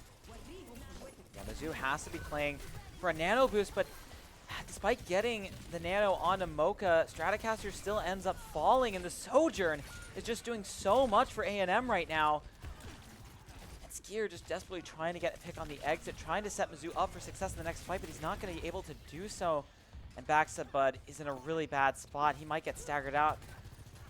And this could be a really bad late pick for Mizzou. Just gets hounded down in the back line. 2 minutes remaining on this offense as Mizzou has gotten next to no progress. Yeah, Backstab Bud really kind of ends up slowing down that push a lot. And still waiting on the first ult. They do have that blade, but Nano's out of the bank, so the only real defense they have is if they can get that first level perk up. Slam for Backstab Bud, but Sojourn's just able to slide away from the blade combo, and not many players going down. Junba finally taken out, and I don't really know what happened to the sound barrier from Squid. It looked like it only landed onto like one player. Might have gotten slept out of that one, but in the meantime, Texas A&M has managed to flip this fight on its head. Going in with an overclock now, and takes out the turret, takes out the Torb, and Mizzou had an early advantage, but just forced back once again, and taking under a minute to go. They're taking these fights so slowly and having a really hard time finishing things off. Yeah, A&M has really just been using every single ultimate they had to the fullest. That Nano basically winning out a fight in general. Did take the Primal Rage early to stall it, but once that Sojourn ult came online, it was immediate death for both the Torb and the turret, winning out the fight. Minefield from Backstab Bud, not able to find any purchase. He's looking to try and go for this Ana, but that Lucio perk, the 15% amped knockback, is just so devastating in denying these dives, and Fern once again shuts down Backstab Bud, this ball getting no value. Yeah, not to mention with this, we already have multiple dead. Clairvoyant's pretty far behind. Meanwhile, Skier's going down just to get a little more having a little more stagger in there. They do have the Torbolt, which can definitely make cause some issues for their Ana, even with the Lucio trying to get them out of there. Yeah, but look what's available for A&M. They've got this Nano Monkey combo, and even a rally from Mocha. We've seen these fast dives coming through from Fern have just been able to annihilate the support line for Mizzou. Slam comes onto the Winston, but Mizzou, they're just not in a position to deal enough damage to him. It's a trade, Bionade kills, but Stratocaster is down, and that is a really bad position for Mizzou to be in. Backstab Bud is on the card. It's a 2 for 2, and Mizzou is moving the payload towards the objective, but the team is getting picked off in the backline. Backstab Bud might have a chance for a back cap, but no, the Lucio's going to get back in time. And Mizzou, they have no members left alive to sustain. Backstab Bud doesn't have the damage on a Wrecking Ball to deal with 3 players, and he's just going to get cleared off the objective, and Mocha not going to be able to get back to the objective. Mizzou falls on map 1, and it's not particularly close. Yeah, map 2 there really going not too great for Mizzou. Backstab Bud on it did have some ideas in there, but especially when they were on the wrecking ball, the damage you're leaking out isn't too much to worry about. Especially, they didn't have the brig to really peel, but that wasn't too much of an issue when they're not doing too much with wrecking ball. When Lucio can kind of just have it run away, especially with how much Fern was covering for their support lineup, I'm not quite. It was really hard just to find out what Mizzou could do to try to get an engage going on there and get that first pick. Yeah, I think one of the other interesting things with A&M running the Lucio is you lose out on a bit of the long-range boot pressure from the Brig. Obviously, the Brig is very good at peeling for the supports by just hitting the whip shot onto the dive and knocking the tank away as they engage. But once you get to that level 2 perk on Lucio, just that initial 15% knockback bonus on the sound wave, that is so strong for denying the dive, both as it's coming in and after it's already hit. The boop just launches those tanks so far that it really allows the Lucio to act as that peel, and you don't even need the Brig. Yeah, we saw that time and time again when Backstab Bud was on that Winston, and part of the reason he switched off to Wrecking Ball, he'd dive in, launch the bubble down, and if they didn't get the boop onto the Winston, they would have just go back for a little, wait 3 seconds, and boop's already back up and launching Winston to another zip code. Yeah, well, Mizzou once again facing down match point, down 2-0. It'll be their map pick once again after this short break, so don't go anywhere. We'll be right back.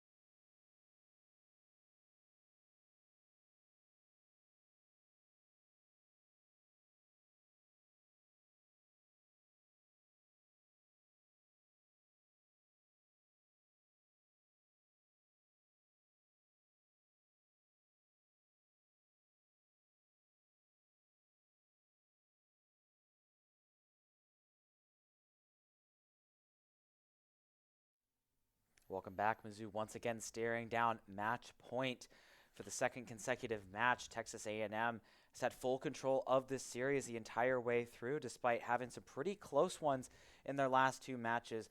They want to get back to grand finals, and they want to take on Briar. Yeah, they really want that rematch there. Mizzou really trying to step back into it. They're hoping to try to get a little bit of a better match result, especially if they could possibly force off some of their tank players what they want to see from Fern. Yeah, the map is going to be Runasapi, and I'm interested in these bans. I expect a tank ban from Mizzou, but they don't go for it. And this was exactly what I thought they wanted to stop. Mizzou really likes to play the Orisa on this map, and instead they ban out the Lucio, and A&M reads it perfectly. They ban out the Orisa. So does Mizzou have an alternate strat on this map? Oh dear. If I remember correctly, they do have somewhat of a Junker Queen here, but if Texas A&M has a Mauga, which I don't particularly believe they do, that would be a really bad matchup to be into. Yeah, the Lucio, Mauga. If you were going with a non-tank ban, Lucio is somewhat bad for Texas A&M to have to lose. They tend to play it pretty constantly, even when others would fit pretty well. Yeah, we haven't seen A&M pull out the Mauga. I think we saw this a little. We saw them a little bit on at least off stream against Blinn. This was actually their map 5 selection. They eventually lost, but I believe they primarily stuck to an Orisa comp of their own. So both teams actually canceling out what's normally in their wheelhouse here. A&M did not opt to run a Mauga in that series against Blinn, and that may have actually cost them. Neither of these teams have really been going towards the Mauga at all in this tournament, and it seems like a pretty powerful pick to have in your hero rotation, but we'll see both teams going to be matching up with some more vanilla compositions. And Mizzou, they are hovering that Junker Queen, like you said. Not surprising, A&M going to go back to the ball. Yeah, A&M tending to play more of a dive comp here, which I don't know how well that will work considering they have... It does kind of kill that Juno if it can land something good, but with that Brig, hopefully they're going to be able to stop it as much as possible. And hopefully Backstab Bud's able to get some nice value off. Yeah, Fern on the ball, just grappling over the rooftops, trying to put some pressure onto Backstab Bud himself, but Farah proving to be a bit elusive. Encore, though, gets a direct. Backstab Bud forced to back up there. And Mizzou kind of corralled into the corner by this Wrecking Ball composition, and this is a really dangerous place to be in against Encore on the far, who really just has free reign right now. Skier, Fern is on the hunt, but some good damage, some good peel comes in from Backstab Bud. They narrowly avoid taking out that ball, but in the meantime, Encore, he's looking for the supports on Mizzou, but Clairvoyance on the march. The Suzu from Squid doesn't go down in time, and Junba is the first casualty in this fight. The Junker Queen claiming that one. This is the thing with these ball compositions, though. It's hard to finish off these fights just because it's so scrappy. These compositions revolve around just each individual member playing on their own and being incredibly hard to pin down, but Mizzou's able to get it in the end. Encore falling there. Fern really is basically playing as you would expect for a ball, but that really kind of hurt Junba in the end. When Fern had to back off finally, Junba was kind of just left in the open fighting a 1v2 as Moira with their fade out of cooldown. Yeah, and now that I'm really seeing this map get going, it seems to make a bit more sense why Mizzou went for the Lucio ban, because it seems like A&M is a lot more uncomfortable in this map so far. Moving over onto a Kiriko Moira strategy, this is just a pretty awkward backline to play around, and Stratocaster immediately picks off the Tracer. But yeah, with this backline, this is one of the backlines that you generally see when teams want to play like ultra sustainable. It's a lot of healing, it's very slippery to pin these two characters down, but it's not a lot of utility. And Fern there, no Kiriko available to bail him out, and the Moira just doesn't really have the range to help the ball, so he's just going to end up falling. And Mizzou, they are off to the races, 60 meters and counting. Yeah, and we see Fern make the switch over off the ball, really trying to finally play into that sustain that their support lineup provides. It will mean they'll lose that mines they were working towards, but it does help them in a better fight, at least in the long term. Yeah, I think this ball just was not going to work into what Mizzou's running, and it synergizes. The Queen synergizes a lot better with the backline, but Clairvoyant just rips a rampage through 4 members, and so many targets anteed up. Yeah, Mizzou even playing off. Stratocaster did go down, but they do have that forward spawn relatively close by, so it won't even be too long until they get there. But Mizzou getting a commanding early lead. Texas A&M is going to have to play a whole lot of catch-up just to even recover from this. Even if they do win a fight, there's a good chance half of Mizzou's members are going to be on that forward spawn. Yeah, we're just 3 minutes in, and Mizzou already has 111 meters on the board. Texas A&M 0. They're going to be coming into this next fight with ultimates, and Mizzou down support ults here. They are not going to have that much to work with, but it's going to be an early overclock from Skier, answered back by Kitsune Rush, so a lot of pressure. Not finding the shots, and Encore finishes him off with a rocket barrage. They did force A&M's only support ultimate they had. Not to mention, with just how this team comp is, Mizzou has a lot more sustained support ultimates. We know A&M has those aggressive ones with Moira having a lot of heals, but also the damage for it, and none of them are particularly like crazy amounts of healing. Yeah. Meanwhile, Kiriko just wanting that fight to be fast. Yeah, Backstep, but also threw his barrage into that fight. I really didn't see where that went, but not really appearing to get much value. But Mizzou, they can play a bit conservative from here on out, knowing that they have this massive lead. Momfragger throws in the pulse bomb, and it doesn't really connect with anything. Now Mocha under pressure, though. The Moira actually getting around to help the Tracer on this flank. I think it's a really smart play by Texas A&M, so it is going to claim the main source of healing for Mizzou, and Backstep Bud under a lot of pressure. Mocha doesn't really have those health packs available to help out, but a nice rocket combo by Backstep Bud is going to claim the Moira still. The rest of his team getting picked off to the side, so they are going to have to back up once again. Mizzou's strategy really here has been to sort of slow down A&M. They do have a commanding lead to work from, but they're kind of bleeding a lot of that out already. Granted, if they can keep even just a little bit of that lead, it's still really hard for A&M to recover if they can keep the bot over on their side of the map. Yeah, I talked with Backstep Bud about this a bit yesterday, but he kind of agreed with me that this is pretty much the easiest push map to come back from a massive lead on, so not the most comforting thought for Mizzou right now, and immediately Fern rips the Rampage, sends it straight through Stratocaster. A nice Carnage to finish that kill off.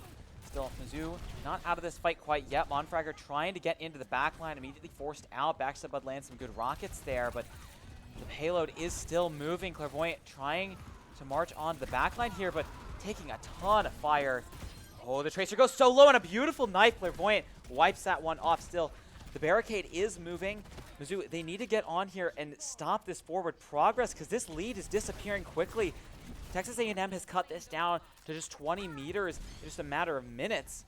Mizzou, though, getting the space back. Backstep Bud with the concussive vacuum is putting a lot of pressure onto Fern. That Dunker Queen going extremely low. Squid forced to pocket here. Gets pulled back out into the open by Clairvoyant, who has the Rampage available. Continuing rush still on point. He's got to respect that. Both support outs now invested by Texas A&M, along with both their DPS ults. So a pretty heavy investment, claims 5 for A&M. But this is going to afford them a lot more push, and they're going to get dangerously close to taking the lead here. Yeah, only 4 minutes left on the clock. Mizzou either has to stop this now, or they're going to have to immediately get all the way back to the other side of the map. 2 minutes, 2 meters left, and they get onto it in time. Immediately, Clairvoyant rips the Rampage, but it only lands onto one. Suzud immediately in backstep, but falls. Rally out for Mocha. They're also going to throw the Bob into this, so a lot of ultimates on the table for Mizzou. They really want to keep this going. You see the Kiriko perk in action there. The double TP allows her to stay alive, but Fern's not so lucky. TPing away from the main tank when they need healing is a recipe for disaster, and A&M finally going to get cleaned up here, but an impressive, both teams just uncontested push followed by another uncontested push, getting 100 meters plus. That's really the nature of push maps, is your goal whenever you win a fight after you've gotten pretty close like that. A&M, if they do win a fight, Mizzou is going to be able to get back to fight quick enough, which is just what they need to try to keep this fight going as long as possible. Oh, a really great pull from Fern, and Clairvoyant, he's in trouble. Rampage comes through from Fern as well, and it's going to land onto so many members, and they don't have a Suzu available in this comp, so that anti-heal is going to hurt.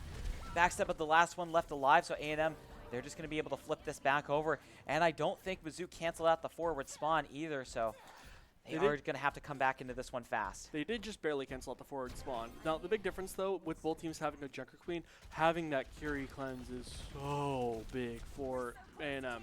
just able to ignore one ultimate and having to force that out beforehand before Mizzou can get value. And this is just an awkward position for the barricade to be in. Mizzou doesn't get the privilege of being able to play in that choke. DPS ult's available for Texas A&M. We've seen them combo these up before to devastating effect. Mizzou has to win a dry fight here, or else A&M is going to be close to just capping out the map entirely. Kitsune Rush goes in, and Clairvoyant's in a bad spot.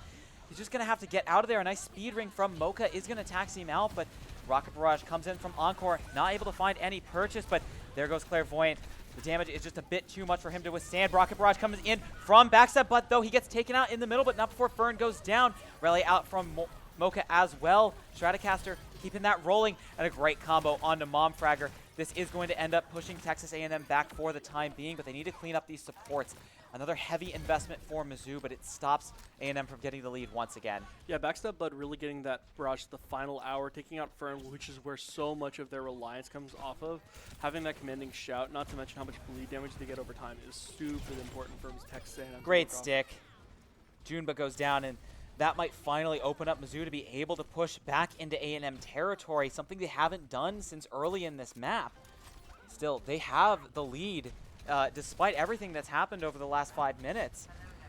1 meter ahead of A&M right now, and if they can get this back over to the barricade and get a little bit of extra progress, that's a really nice bit of insurance as A&M tries to come back here. Fern just peeking around this corner, taking a lot of damage, pulled out by that concussive vacuum, and still trying to find a knife on the Clairvoyant, pull him into a bad position. 91% to the Rampage, and once again, Mizzou has really nothing to counter this up. Clairvoyant has his own Rampage. Pulse Bomb goes wide, trying to look for one of the supports there, but the cleanse is used, and Clairvoyant, he just uses that as the opportunity to go in, lands into 4, and it's a massive ult from the Junker Queen. Mizzou's going to get this bot moving once again. A great read from Clairvoyant to spot out the Suzu, and just immediately rips that ult. Yeah, that was such a big play for Clairvoyant there. Catching that Suzu off, ooh, that makes that go. That makes, since A&M's not used to having to worry about that as much, it makes it go from this ultimate is not going to get too much value to this ultimate gets everyone dead. Bot's got some extra distance, and there's only 10 seconds left. A&M has to win this fight and march it all the way back over to their side of the map. Kitsune Rush on point from Squid, trying to keep this going for A&M, and Backstab Buddy's going oh so low, but he manages to get out, grabs the health pack. And A&M, they're not really getting anything off of this Kitsune Rush. If one stray pick goes this way, it could all be over, and Mizzou is going to be able to extend the series. But still, they're ceding some space back over. They want to fight around this high ground. It gives them a better position to work with. Encore has this Rocket Barrage available. Stratocaster with a rally. This could be a great cancel, but Momfragger finds a kill onto Skier, but it's a trade. Skier lands a Pulse Bomb. Rocket Barrage comes in, not able to find any purchase, but Backstab Bud goes down. Rally rolling. Mocha has the orbital laser, but he's not going to opt to use it. I think they think this fight might just be lost. And yeah, with Stratocaster falling, A&M, they're going to be winning this one out, but they've still got a long ways to move this bot and 12 meters of push to catch up. It does buy A&M some time, but they did use all their ultimates barring their Moyer ult, which, well, we'll give them some good sustain. Yeah. Meanwhile, Backstab Bud having that barrage can do so much. It forced out the Suzu, 70% to another Clairvoyant ult, not to mention the Juno ult. It's looking a little rough for A&M. They really have to basically win a near dry fight against several ultimates. Yeah, I mean, this orbital laser from Mocha is such a powerful ultimate. Backstab Bud getting so much early poke damage. He's trying to force out some of these defensive resources, and Fern just oversteps a little too much. No ultimates needed. The Junker Queen is down. Coalescence on point, and it just gets canceled out by the Rocket Barrage. Clairvoyant getting in on the action there, and Mizzou, we have finally broken the streak. No more sweeps. Mizzou keeps the series alive. They'll send us to a 4th map. Yeah, Backstab Bud at the very end, getting that early kill on Fern on that last fight, finishing it off. That's really where their only source of good healing, like good sustain, was coming from outside of just their supports. Forcing out Suzu, forcing out everything. It was basically Mizzou forcing them to do one thing after another, while Texas A&M is basically just having to take a step back and try because they have to take that point. Yeah, I mean, I think the backline really was the story of that map. You see the Moira and the Kiriko. I think it has a bit of a stronger neutral compared to the Brick Juno backline, but once you get into that ultimate trade, the rally is so powerful for that extra sustain, and the orbital laser, I still think it's the best ultimate in the game, and sacrificing that to run a Moira where Coalescence, one of the weaker support ults, I think that really hurt A&M in the long run, especially going down early with Mizzou taking that early 110-meter lead. Yeah, especially when it comes to the fact that Moira wants to be able to do that damage too, and there wasn't all that many points to do stuff like that, especially considering how far out of the way Farah was playing on backstab Bud. Well, guys, it is with great pleasure that I get to tell you we will be back with map 4 after the break. I've not been able to say that this entire tournament. We'll be right back.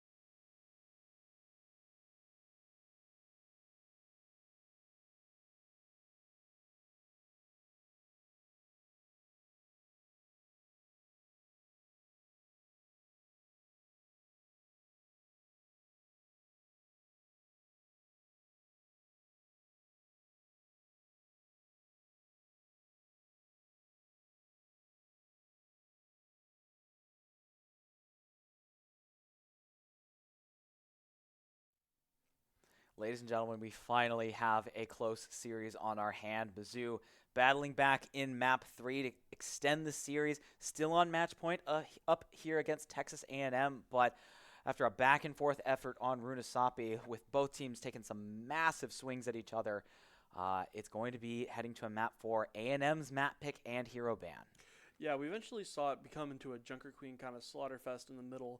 We saw a lot of Pharah plays, and Backstab doing a lot of work on Pharah, especially with some of those ultimates clearing out Fern a few times.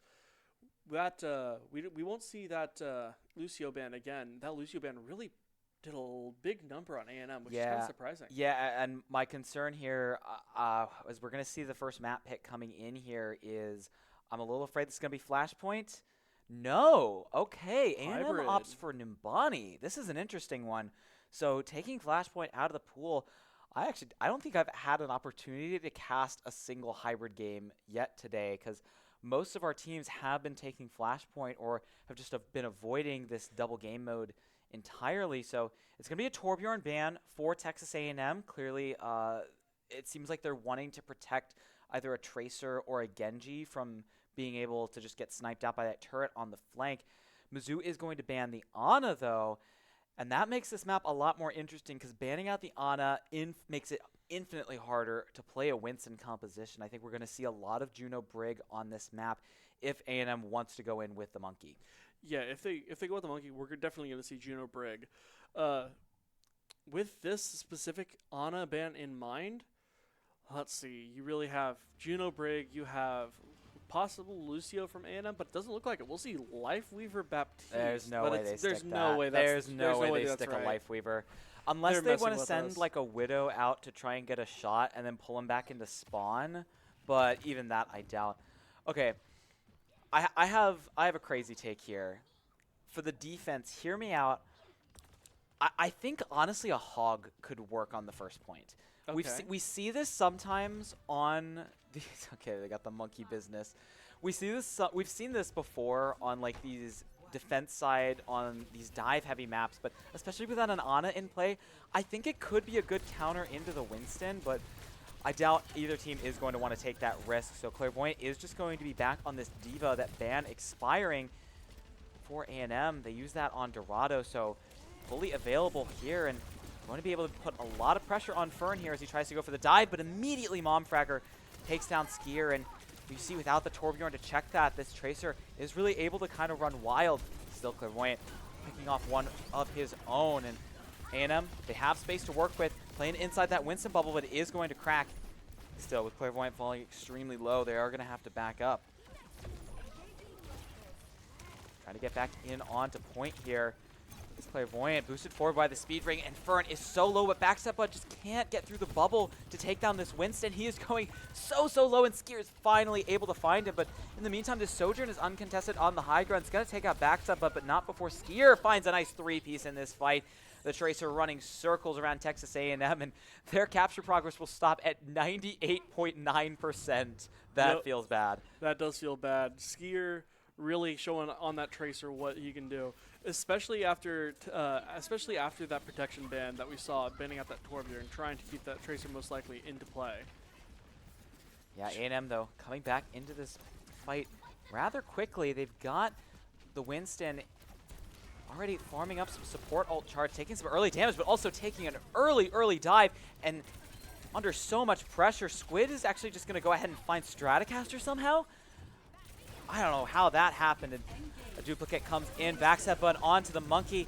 Pulse Bomb comes through. I think that landed onto Clairvoyant. It's going to take that Diva really low, but Backstab Bud getting knocked out of the duplicate.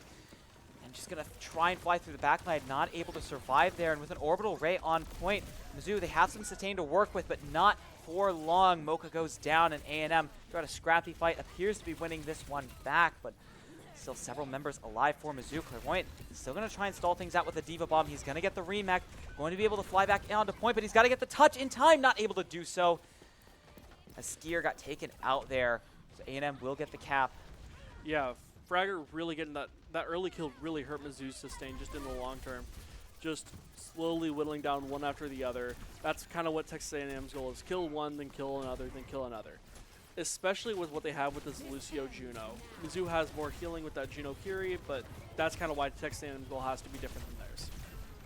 Yeah, overclock coming through from A&M. Didn't actually go for that overcharge perk. They ended up going for the extended mag instead and not able to find anything with that ult. Momfragger, he's almost got this pulse bomb and he's looking for it, but Clairvoyant's looking for him. Kitsune Rush is good from Stratocaster, enables that D.Va to just go in deep and punish the Tracer. And A&M just going to back off and not wanting to go for a dive engage without that DPS backup. And ooh, a really aggressive power slide from the Sojourn. Clairvoyant's trying to capitalize on top of that, and Vern's just going to go for a counter dive to try and alleviate some of that pressure. A sound barrier is also going to come in, and A&M not really making any space off of it, but is it going to prevent this damage for now? But as it expires, Junba going to get taken out, and really dangerous position for Fern to be in. Still, he has the Primal Rage, and the picks are still going their way. Backstab's able to find one, but only one, and Mizzou still losing out on this fight despite an early pick onto the flex support. Yeah, really a lot of one-by-one picks from A&M here. Mizzou really struggling to kind of find the same amount of picks that they were able to. Mizzou's kind of been reliant on Backstab Bud getting a pick and then sort of following up on that. And if Backstab Bud can't, then A&M kind of is able to get one first, and that's always been a bad strategy after this. It's going to be orbital raise for both teams heading into this fight, but a lot more ults available on the A&M side. They've got that Primal Rage. Backstab Bud, though, just going to go in with a duplicate, trying to primal a primal of his own, but the limited HP pool he's afforded in this duplicate form, he's not going to last too long, but Fern actually dies with Primal Rage. I think he overstayed his welcome and underestimated how much HP he had. Dude, trying to clean up some picks outside of the Texas A&M spawn, and Clairvoyant actually already has the major perks online for this D.Va. He's just been doing so much damage to this Winston. Yeah, besides the Backstab Bud duplicate, which was already back up to 17, 18%, it was none of their ults went down in that. It was pretty much just Fern dying, so they just had to wait for Texas A&M to reset.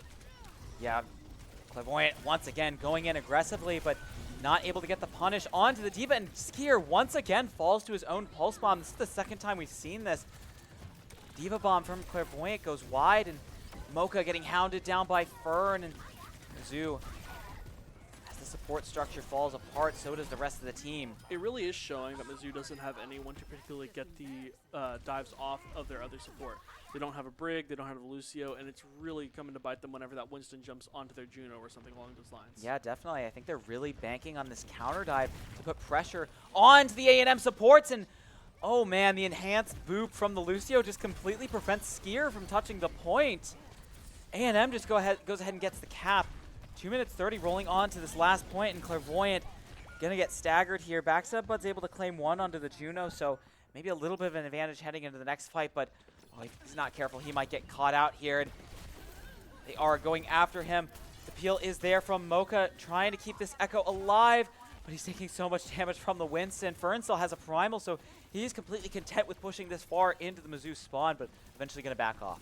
Yeah, Mizzou's really reliant on this Curie ult here to try to win this next fight, though. Yeah, and here it comes. Stratocaster layering that in early, but it's just going to get kited out by A&M. They're just going to use that speed ring from Junba to disengage and Sound Barrier to re-engage. They have an orbital ray as well if they want to go hard in this fight, and it's going to be in 3 ultimates here. Mocha drops in an orbital ray of his own. A lot of ultimates going off for A&M, but it's the Overclock that's finding purchase. Segs with 2 and able to get that going. And they are knocking on the door of a cap here. Yeah, it really is just Segs over there who's getting a lot of those kills out. Doomfist for Backstab Bud, or rather Clairvoyant, and they've got one member able to touch, but Skier, he just can't stay alive for long enough, and Clairvoyant body blocked in spawn, isn't able to get over to the point, so A&M comes in with a 1 minute 20 time bank. Mizzou will have to equal that. Yeah, that early stall Mizzou had on that first point really coming into focus on how important that was. 98.9% is definitely a number. Along with that, we saw that Fern having the quick decision making to just body block into spawn, forcing the Doomfist actually to not be able to make it in point in time. Otherwise, they would have definitely gone sub 1 minute. Yeah, definitely. And not getting that time bank under a minute really stings for Mizzou because it means you have to cap this point with time, or else you're facing a loser-draw situation, and I really don't think they want to drag this series out to 6 maps in order to win it. they obviously don't want to just lose here outright. Yeah, Backstab Bud going onto the Pharaoh, which we have not seen yet to my knowledge. We didn't see it last round. Segs still on that. We still see pretty much the exact same thing from an A&M. The only difference is they have that Brig instead of that Lucio this time, seeming to want a little more refusal on those dives from that Brig flail. Yeah, and I think Clairvoyant on the Winston, it's a little bit of an interesting compositional swap. I'm curious to see what they put Skier on as well. He's not looked great in the Tracer mirror so far, but there's no Torbjorn available to really deny that pick. They're just going to go ahead and send him out on this again. I wonder if they could maybe try out a Cassidy or something along that lines, but it's going to be, once again, a double mobile DPS comp for Mizzou with Backstab Bud on the Pharah this time instead of the Echo. It's a bit more ranged pressure. He gets a good sightline onto the supports. He might be able to force him out, but a Juno Brig composition is going to be a little bit harder to play this into, I feel. Early on, Clairvoyant just jumping up, getting some early tickle damage, and Backstab Bud as well, just poking these rockets through, trying to find some perk and ultimate charge, but Segs gets the first kill. Stratocaster goes down, and it's going to be really hard for Clairvoyant to sustain. He does still have Mocha available, but health bar falling low for the Winston, and Skier, he is in too deep. Yeah, really a lot of this is Backstab Bud, though. He's going to have a lot more value off those ultimates. Echo's coming up fast, but also not doing crazy much, especially if you can't get the ultimate of the person you duplicate. You see Skier go down, though, which is going to be a lot of pressure that Mizzou lost there, especially now that Fragger is able to just go into their backline and try to take out Backstab Bud, too, having to back off just in the nick of time. Yeah, Skier getting back here now. He's going to, looks like, go for the high ground angle. Backstab Bud doing this left side wrap around, so putting in some long range spam damage, but getting harassed by the Tracer here. Clairvoyant's actually going to go ahead and jump in on Momfragger, though. I don't think he had the recall available, and a good read from the Winston to just punish that Tracer's over aggression. Still, he's going low here, and he has to briefly disengage, but in the meantime, Fern also in a little too deep, but it's going to be another long-range kill from the Sojourn. Mocha goes down, but the advantage of this Juno Kiri backline is if one support goes down, you still have another one with these high healing capabilities to keep the team going. But Orbital Ray investment from Squid.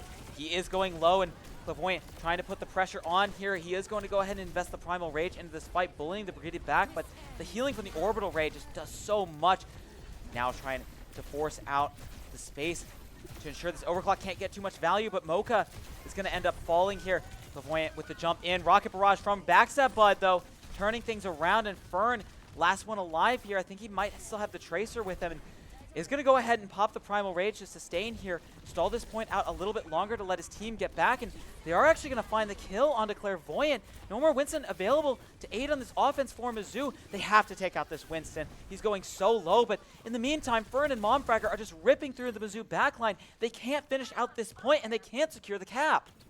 Yeah, we were really seeing a similar thing to what we saw in the last round, where Mizzou was trying to stall them whenever they got to that the third check, and I'm doing a better job than Mizzou did on that. They were able to stop it, but there's a lot less on the time bank than when Texas A&M capped with around 2 minutes, meaning Mizzou's not gonna have much time after this. Yeah, rally out, stun onto Clairvoyant. He doesn't have a primal to sustain. Going extremely low. It's gonna have to be an Orbital Ray from Mocha to keep the team going, but it's not in a position to follow up. I say that Junba overstepped a little bit with the rally and gets taken out there, so I think Mizzou finally going to be cracking this one open off the back of Mocha's Orbital Ray. Really great stuff there, but at the same time, it took a while to get that point open. You see Clairvoyant gets a nice 3-piece at the end there, but Mizzou, they don't have time to work with. They need to cap with time if they want to win this map. Yeah, I'm interested partly, though. They seem to put a lot more pressure on Segs that last fight, and it seemed to work out really well for them. Without that Sojourn being able to get those nice right clicks, it takes a lot of your pressure off your Pharah, a lot of pressure off your Tracer, and a lot of pressure off even your supports. Yeah, definitely. Momfragger has this Pulse Bomb. He's actually tried to go for Skier a couple times with these, but we're also going to see level 3 perks are going to be coming online soon. Some good damage from Stratocaster. It's going to force out the recall from Momfragger. This Tracer going extremely low, and in the meantime, Clairvoyant's going crazy in the backline with a Primal Rage. Finds the Juno and forces out the Kiri as well. Wants a little bit more here, but not really wanting to play around with that damage output. Both of those supports. Not the most helpless targets in the world with that damage. I think Squid also probably picking up that headshot passive, or rather headshot perk. Yeah, not to mention, they were able to keep that payload going for the most of it, meaning they're already at the last cap. And this Curie ult is what they kind of need to try to get this to finish off. It's going to be a Kitsune rush for an orbital ray, but backstep Bud. The damage is just too great and immediately takes out the Winston and the Juno.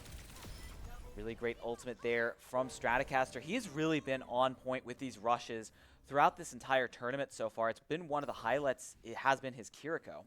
Yeah, Stratocaster's ult's really making the big difference here is if Stratocaster versus Jumba, because that's kind of a fight decider, is if you can time your Kiriko ult right. A&M going over to a Junker Queen, wanting to move on over to more of a brawl setup on this last point. They're also going to be switching on over to Lucio. No more Juno in play. Momfragger has a Pulse Bomb. So does Skier. They're both looking for the backline. Well, actually, Momfragger doubling back to check Skier. Doesn't want that Pulse Bomb to land, but doesn't matter. Stratocaster is the one that gets on the flank and takes out Segs. All that long-range damage off the table, and a Pulse Bomb lands on the Clairvoyant. Doesn't really do much of anything. Backs up, but still has a barrage available. There's a Kitsune rush to answer back from Texas A&M, but this powerful DPS ult could just cancel that out. Backstep Bud is playing around the Skybucks right now. This Queen, very hard to evict, but Backstep Bud layers in the rockets. He is kind of a helpless target, so Segs is going to take him out, rip the overclock, but Skier shuts him down. And Mizzou, with the orbital ray at their back, Mocha, another great ultimate in play, trying to keep up Clairvoyant, but they want this cap. They need the time, and they might just be able to cap with more than A&M came in with.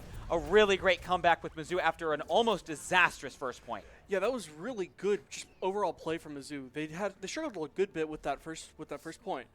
Taking a lot longer with only a minute on the clock, but to get that much extra time in the escort part of the map, oh my gosh, that's such a saving grace for them. 2 minutes on the clock compared to even 120 is a whole other fight that they can fight, especially when it comes to the ultimate economy. I think the Ana ban for Mizzou was extremely smart here. It just really feels like A&M is not playing as coordinated as they need to.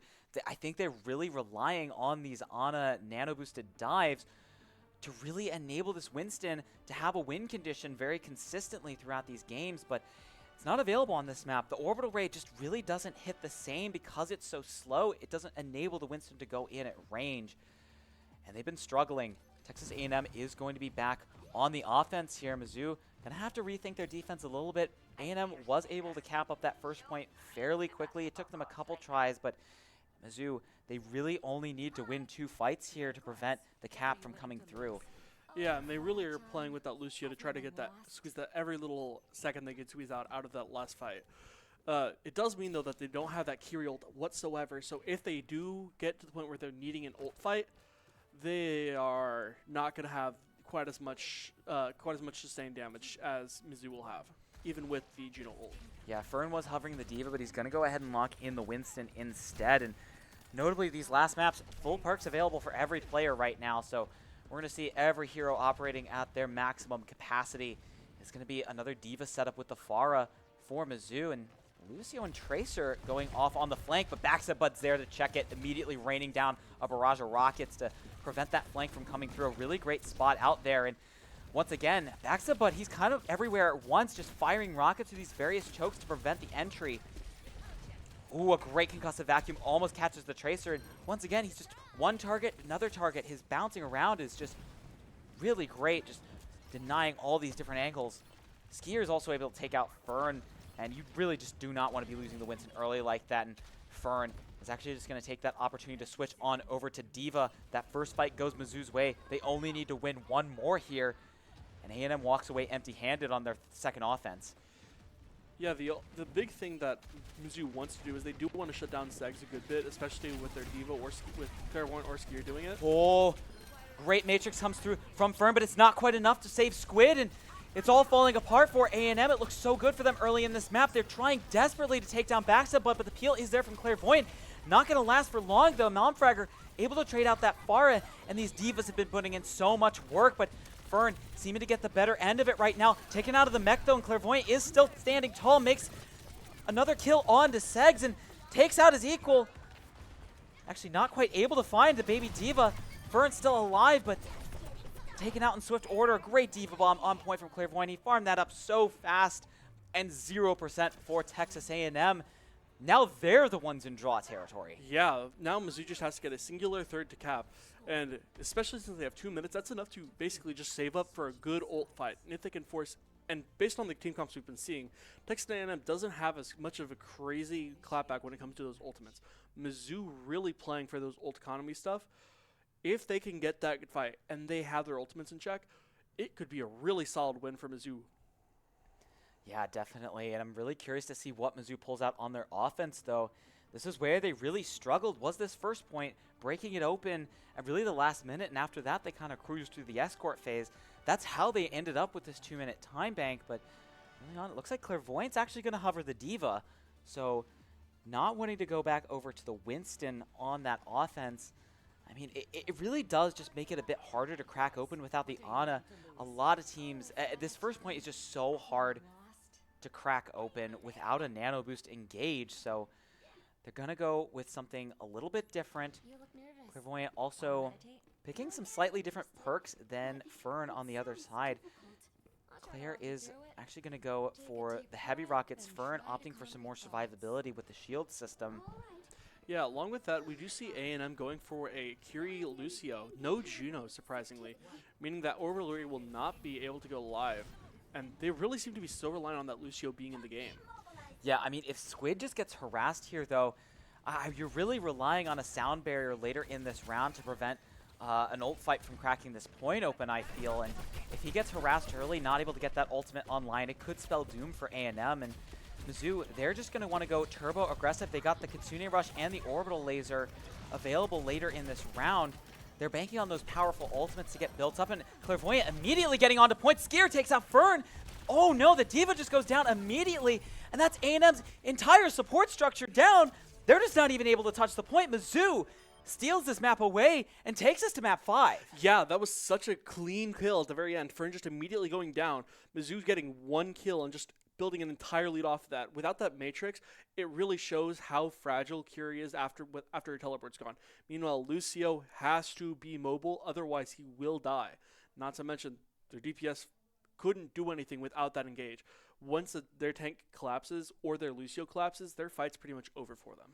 Yeah, Mizzou just battling back through adversity in this series. I mean, they've tied things up. They're on the brink of a reverse sweep, but the map pick, it's still going to go over to Texas A&M next. And with every map now available now, I mean, after that 4th map, the map pool resets. They can pick literally anything as long as it's not already been played so far. So their options are plentiful, and they're also going to have that first hero ban. So we'll have to see what their selection is after this short break. So don't go anywhere. You're not going to want to miss this.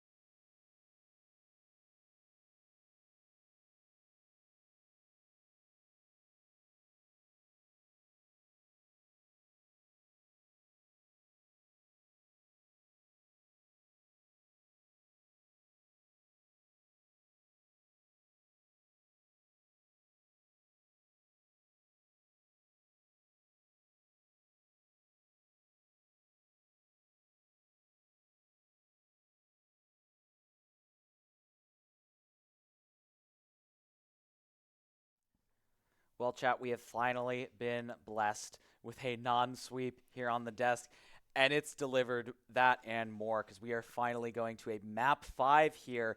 This is A&M's actually third 5-map series of the entire tournament. It just so happened that both of the other ones were off stream, so they lost one, they won one. It's very up in the air, and this is foreign territory for Mizzou so far. Every single game for them has been a sweep, either in one direction or the other. But this map is going to decide who stays and who goes home. Yeah, we're on Havana too, which Widowmaker's heaven, not to mention Sigma. We do see there's the Zen ban again from Mizzou, not to mention Ramatra for the A&M ban. Okay, so yeah, I mean, I was kind of talking about this during the break, but what I really expected was, or what I really anticipated from the bans was, it really depends on, did A&M pick this map to play Sigma, or did they pick this map to play Widow? And it looks like they picked it to play Sigma with the target ban onto the Ramatra. I really think this indicates that they have a good Sigma in their wheelhouse. Clairvoyant, he's going to be able to play that character as well, but A&M, they think they can match that. They think they're going to be better on it, but Mizzou with the Zen ban as well. We saw this the last time they went to Havana against KU, and I think the main purpose of it was to actually protect their Orisa. The Zen can do a lot of damage on this map against the Orisa in particular. We haven't seen it get played much at all so far, but early on, Mizzou is actually just going to go ahead and roll out on the Sigma instead. They're not going to go for the Orisa on their defense. That might be an offensive strategy, but they are going to play Stratocaster on the Baptiste. This is an interesting one. We have not seen Baptiste much at all today, or much at all in this tournament so far, so I'm curious to see what Stratocaster thinks he can do here. Yeah, we do see Fragger on the Widow. Not as surprising at all, especially with the hell Backstab Bud's been causing with Farah. We do see Backstab Bud actually on the Genji, which is not too surprising. It's one of his secondary go-tos. They have switched the roles for Skier and Backstab Bud, though. Normally, Backstab Bud has been the one playing the Sojourn and Skier on the Genji, so a little bit of a reversal here. Voyant just holding up close right now, and both teams actually going to be running a Baptiste, but it's going to be a double flex lineup for A&M. Junba on the Ana. So they're wanting to run a little bit of a greedier setup, but this Widow in the back line is just going to be such an ever-present threat Mizzou's going to have to worry about, and they have nothing to really counter that out at long range. They're really relying on Backstab Bud to be the one putting on the pressure on the flank. Yeah, and it's really showing why Baptiste is used pretty often with Sigma. How much healing has been going into these teams, especially behind these corners, is really doing a lot of work. Yeah, a nice rock from Clairvoyant is going to force Sweth back, and actually that's a different tank player in the lobby. So A&M has swapped up their tank situation for map 5. Got a Sigma player in the lobby right now, but right now, getting the worst of the trade. Shield already forced out, but Momfragger opens things up with a headshot onto Skier. Mizzou just not really putting any pressure onto this Widow so far and just playing back this backline, not really able to help out too much. And Momfragger on the prowl. This Widow getting another shot onto Stratocaster, and this long-range setup for A&M working a bit better than the close-range brawlier style for Mizzou. Yeah, A&M really doing a lot of work with that Widow. We saw it first take out the BAP. We saw it take out a lot of damage just from the team in general. Especially once that BAP dies, Sigma loses a lot of his survivability once his shield goes down. And he has a lot of good tools to survive as long as possible, but they only last for so long. Yeah, Mizzou marching back in here. Momfragger playing on this left side angle, and Stratocaster just peeks out, gets his head blown off by the Widowmaker, and so many players going low. Just going to layer in the infrasight there, get some extra recon, and it's just going to be so hard for these players to poke out for Mizzou, but a nice rock from Clairvoyant, but he falls shortly after, and some other great cleanup coming through from Sweth. Really showing why A&M picked Havana, especially that first point. Widowmaker is doing so much work here, especially killing that Baptiste. Both team fights we've seen, Baptiste got shot by the Widow, immediately died, and then A&M was just able to out-sustain Clairvoyant and get the kill. Now that we have that going on, though, we do see some ultimates coming out on A&M side. We have the Nano. A&M having the nano is kind of big, especially off that Sigma. If they can do a lot of damage with that in one of these fights. Ooh, a lot of damage coming out from Clairvoyant. In fact, he's actually going to force out the lamp, but Skier goes down in the meantime. Widow out of the equation, though, and Backstep Bud getting in on the backline after that lamp expires. There's not really anything to protect this pretty fragile backline once that one tool is expended. Mocha's going to go down there, and a two-man Gravitic Flux from Swef connects. And the Sigma managing to turn things around here. Mizzou, I think, just gets a little over-aggressive in that engagement, and they get punished for it. Yeah, they really were going in with against a Sigma that had his ultimate live. Meanwhile, both of their supports weren't really in that fight whatsoever. So when they went around that corner, they got punished for it. Yeah, it's actually going to be a Widow swap. Momfragger going to go back over to the Tracer, which he's been playing for most of the series, but Seg's forcing everybody out with that overclock, and a Gravitic Flux from Clairvoyant is actually going to take out his equal on the other side as well. You also see Stratocaster picking up that automated healing perk for Baptiste, gives him a little extra boost of auto healing during his ultimate. Mizzou being able to get to stop in that payload now is actually really good, especially with that choke point there. There's not much to play off of. You have the little side door, and you have half an arch. Backstep Bud, a really great anti-nade lance from Junebud, and he's just barely able to get out of there. Some great tracking from Momfragger as well. Clairvoyant slept. Backstep Bud with the blade, slicing and dicing in the back line. This is his speciality. As Squid goes down, just leaves that kill for the rest of his team, tries to get some extra damage onto Swef. Not able to really find anything, but an overclock from Skier wants to get a little bit more. Once again, looking to chunk down this Sigma and charging deeper into the A&M spawn, and they are going to clean up some more. Really great stuff. And Junebud, what happened there? I'm confused. Oh, wait. Oh, I think it was a deflected nade. Yeah. I think that might have been the perk deflected, because it has the extra nade that Yeah. bounces. Oh, that's an interesting one. Never seen that before. Yeah, never seen a Ana self kill on Havana. Listen, we've seen some strange stuff today. I saw a rocket punch kill from a Brigida on Esperanza earlier, so the kill feeds for these perks maybe not the most updated. Squid picking up the opposite perk for the Baptiste. That field medicine gives a little extra healing on that immortality field. And he's in fact going to have to throw this down because Clairvoyant has gotten on a really awkward angle, really just poking A&M in the side. And he's able to take out Jumba in the process. A really nice play from the Sigma. Backstep, but is going to fall, but some more trades coming through as well. Both Sojourns falling for both teams, and Clairvoyant falling extremely low, getting poked down by this Baptiste. But once again, another awkward flank. Stratocaster gets behind, takes out the Bap, but in the end, the more picks are going the way of A&M, so they are most likely just going to win out this fight. Stratocaster, the last one alive, going to get taken out by Juneba there. So ultimates available for A&M as well. They're closing in on all 5 in Mizzou. They've just got this Amp Matrix available for Stratocaster, but that can be enough on its own if you manage to catch people off guard. So we'll see what he's able to get with that. Mizzou is also making some pretty good stall progress on A&M with less than a minute on the clock already, and this is a pretty easy part to hold. Flux misses from Swef, and the Amp Matrix is just going to go down immediately from Stratocaster. Double nano from Juneba. Mizzou has to back up and respect that, but they're also going to have to close back in on this point shortly. And Mocha in the side room, he's taking so much damage. The Tracer just hounding him down. Not able to stay alive there. Backstep Bud claims 1, but there's nobody left to touch the point, so A&M will roll on to 3rd. Still only a minute 50 left on A&M, really showing just how much healing Baptiste can be doing. Backstep Bud on the Genji is putting in a lot of work. It kind of makes me question why they had him on the Sojourn earlier on. But Momfragger going back on over to the Widowmaker for this second point. The sight lanes really open up here, and Mizzou, they need to scout this out. Okay, they know the Widowmaker's in play. They got to be so careful. They're most likely just going to send Backstep Bud basically on a side quest to go kill Fragger. That's my guess, at least, especially with where he's going right now.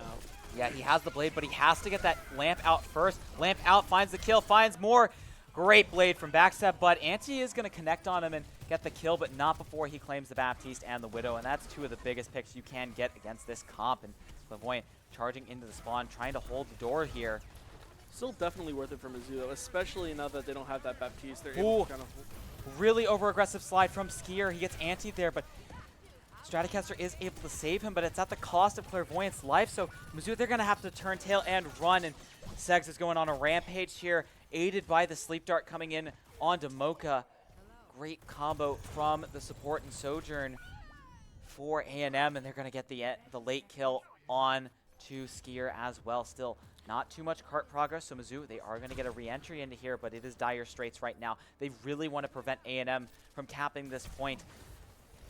Especially with Stratocaster's current perks, he actually will be able to get a good chunk of killing once his ultimate comes out, which is going to be really nice for Mizzou to keep that sustain Double going. nano available there, and it's going to be a Gravitic Flux. I don't think the follow-up is there for A&M, so kind of falls by the wayside. It's more so to get Sweg up onto the high ground, but he's going to immediately drop. Force back by an Amp Matrix. Double nano in play, though. Nice rock block on Mocha.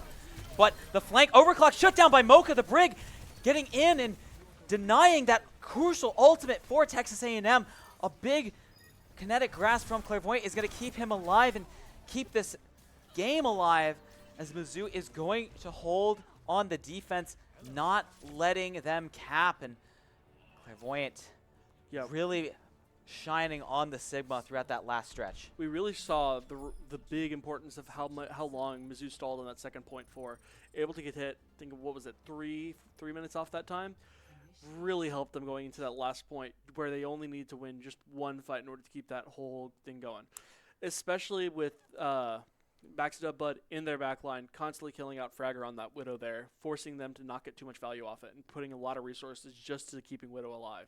Yeah, and I also want to note as well, Havana received some reworks not too long ago that did really reduce Widowmaker's impact on this map. There was a lot more cover added to that third point, which really used to be the point where Widow was just able to terrorize, but a lot less sightlines for her to work with now, and Mizzou was able to shut that down there on that third point. So moving on to the defense, though, Momfragger is going to pull out the Widow again, and on the defense, it's a very high risk, high reward, but if you're able to consistently land those shots and just consistently get picks at the beginning of fights, it can really just spiral and stall out the defense for an infinite amount of time. Yeah, Junba, though, really is kind of the point of contention, though, of because they have the Baptiste lamp, but that's on 20 seconds of cooldown. If Backstep Bud can take out the lamp and take out Junba, it's really just going to be Mizzou having a free fight after that. Yeah, it's going to be this long-range comp once again from A&M. The Bap Ana, it is a really interesting choice because it is such a vulnerable backline, and the anti-nade doesn't get as much value, I don't think, on this map. And Momfragger knows exactly where Backstep Bud's going to be coming from and just immediately lines up a shot onto the Genji, shuts that down. Really great play from the Widow there, and Sweff walking forward, chunking down Mocha. The Brig is going to have to try and get out of there, but Mizzou is continuing to push this cart even without their Genji. The rest of these members aren't nearly as vulnerable to the Widow, and Backstep Bud is going to be able to rejoin the team pretty quickly, so getting some good cart progress here, but Momfragger, once again, taking another angle. He's looking for Backstep Bud. Shot goes wide, though. Looking for more Sweff. A really good shield from Clairvoyant is going to save Backstep Bud from getting rocked, but in the meantime, he is slept, so not able to reposition that barrier to save Skier as he's going to go down to the Baptiste. Mizzou continues to give up these lone picks, but a really good Immortality field temporarily saved Mocha, but as the shield goes down, a headshot connects, and I think that is going to shut things down here. Mizzou is going to struggle to find much more with 2 players down. Honestly, what I'd really love to see is I'd like to see Backstep Bud working a bit with Mocha to try to get a good dive in there with heals, because I want to see them get out either Fragger or Junba. Yeah, the sustain doesn't really add up to much, though, if your head gets blown off instantly. Backstep Bud is already actually deep into second point right now, and I'm curious if A&M really knows that he's back here. Momfragger, okay, he knows that the Genji is back here, but it's actually going to be an early pick, an early trade of Sojourn's actually Backstep Bud harassing this Widow, and a Gravitic Flux from Sweff doesn't really pick up much of anything. Clairvoyant closing in on one of his own, but it is going to be the Ant Matrix drop from Stratocaster first, getting some good posts and getting some good zoning. The Widow's not necessarily afraid to peek that, though, because a one-hit kill can really just offset that damage, but Backstep Bud gets in there, takes out Momfragger. Really good Flux as well. Is just going to lift target straight out of that Immortality field, and the cleanup from Backstep Bud just dashing through those low HP targets, and Mizzou, they're going to crack this point open. Yep, pretty much as soon as Junba went down, though, everything collapsed on A&M's side. Then shortly after, Fragger died, and it was just a matter of the crutches that A&M had to try to keep that fight going was really good. but once they're out of the way, Brig, they're immediately picking up the rig, with Junba switching off the Ana so that they can actually get back to fights faster and also give their Tracer a bit more healing on Fragger. Yeah, I think Fragger moving over on to the Tracer, it's definitely an adjustment for this point. I mean, Widow just doesn't really work in this enclosed point here in the distillery, but Clairvoyant going in with backstab, but Swift just falls to the explosion from his own rock, the blade setting up the damage there. A really good combo from the Sigma and the Genji, and Backstab Bud just playing with a lot less fear. He doesn't really have that target to harass in the Widow, but he also doesn't have that fear of just instantly getting taken out. And a little bit of a trade-off there. Still overclock for Segs. He's had some really good ultimates here, but this isn't one of them. Clairvoyant shuts that down. Mocha traded out, though, and Skier going into the back line. Nice headshot lands onto Squid, and Mizzou, this cart hasn't stopped throughout this entire second point, and they're just rolling through the distillery. Yeah, especially with Sigma able to hold off one of the 2 points here, it really means A&M has to rotate, and that's a pretty slow rotate for him, too. Now we're probably going to see a switch. We see it to Ashe instead. A little weird considering they don't get the Widowmaker perks they were just working on earlier. Yeah, Segs also contemplates swapping to the Sombra, but he's going to stick with the Sojourn for now, not wanting to really give up that perk progress. And Clairvoyant dodges the rock, but it just instead hits on the backstep, but right behind him. A little bit unfortunate there, so no Genji available. Mizzou is going to have to try and back up, but Clairvoyant just a little too low. No more defensive resources available, and he will fall. So Mizzou forced back here, and Swef once again just going to try and go a bit deeper into the Mizzou spawn here. Trying to get a close hold, and backstab Bud on the Widow now.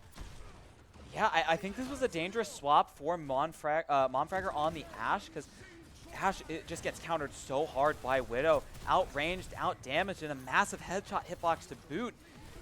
It's going to be a tough situation. Gravitic Flux in for Clairvoyant, though, and immediately picks off Junba. And backstab Bud with a headshot, make that 2. And he's just going to go back into spawn to swap. Wants to get back faster to try and close out this point. I think he knows that Monfragger is going to try. Well, maybe not, actually. Monfragger is going to stick on the Ashe. Seems to think that they can get this Bob online to stall this point out, but Mizzou, they are closing in on the cap. Clairvoyant is pushed up so far right now. These DPS are falling low. One stray railgun headshot from Skier could open this fight wide open. There is a rally available from Junba, but an Ant Matrix available for Stratocaster, but with Clairvoyant falling, not really going to be able to get the entry they want here. Backstab Bud also going down, and Mizzou once again forced to back off still. They have 2 minutes available, and Time Bank really isn't an object that they need to play around, because A&M, they didn't get the cap. They didn't finish this map, so Mizzou just has to get to that golden box of victory, and they are moving on to losers finals. Yeah, really the big difference here is that Mizzou has more time to play with than A&M did in the last fight.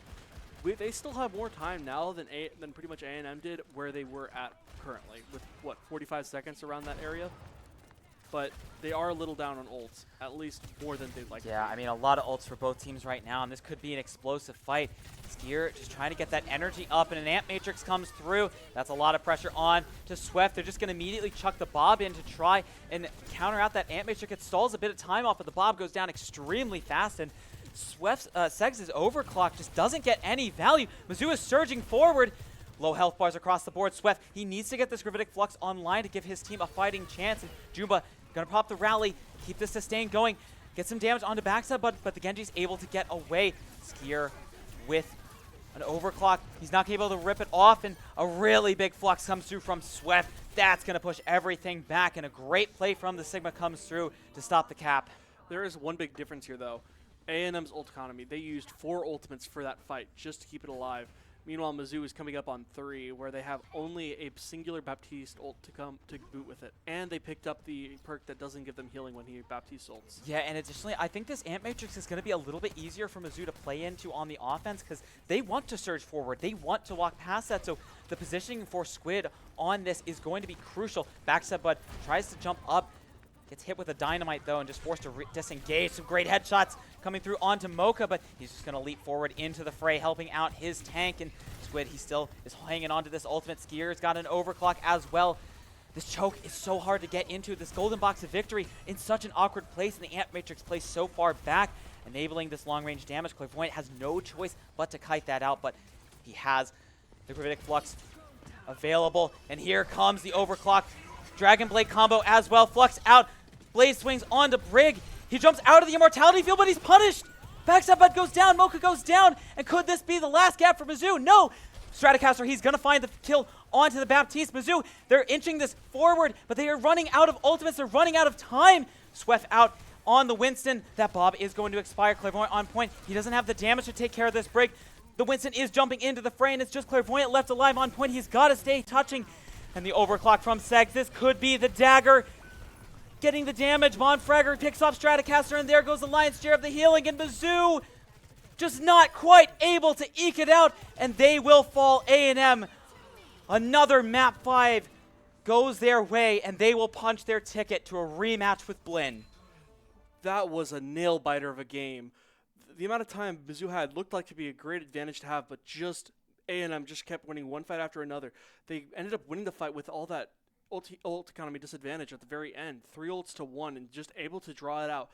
Normally you'd put that Baptiste ult a little further up, but having it further back means that Mizzou doesn't have a reason to push up anymore, and it bought them an extra critical 10 seconds of time. Yeah, I mean, I think the crucial play there was just the Brig managing to dodge out on that Dragon Blade. That shield batch was just so perfectly timed. And I think the comms as well, just to focus down Backstab Bud with that blade. If he gets that kill, I think they just crack that point open, and we're looking at an extremely different story heading into the next match. But instead, this is where Mizzou's tournament run ends, and we're going to have a rematch of Blinn versus A&M in losers finals. A&M narrowly lost that one out previously, but they look like they're on a roll right now, and it looks like we're going to be having an interview with one of the A&M players coming up after a short break, so don't go anywhere. We'll be right back.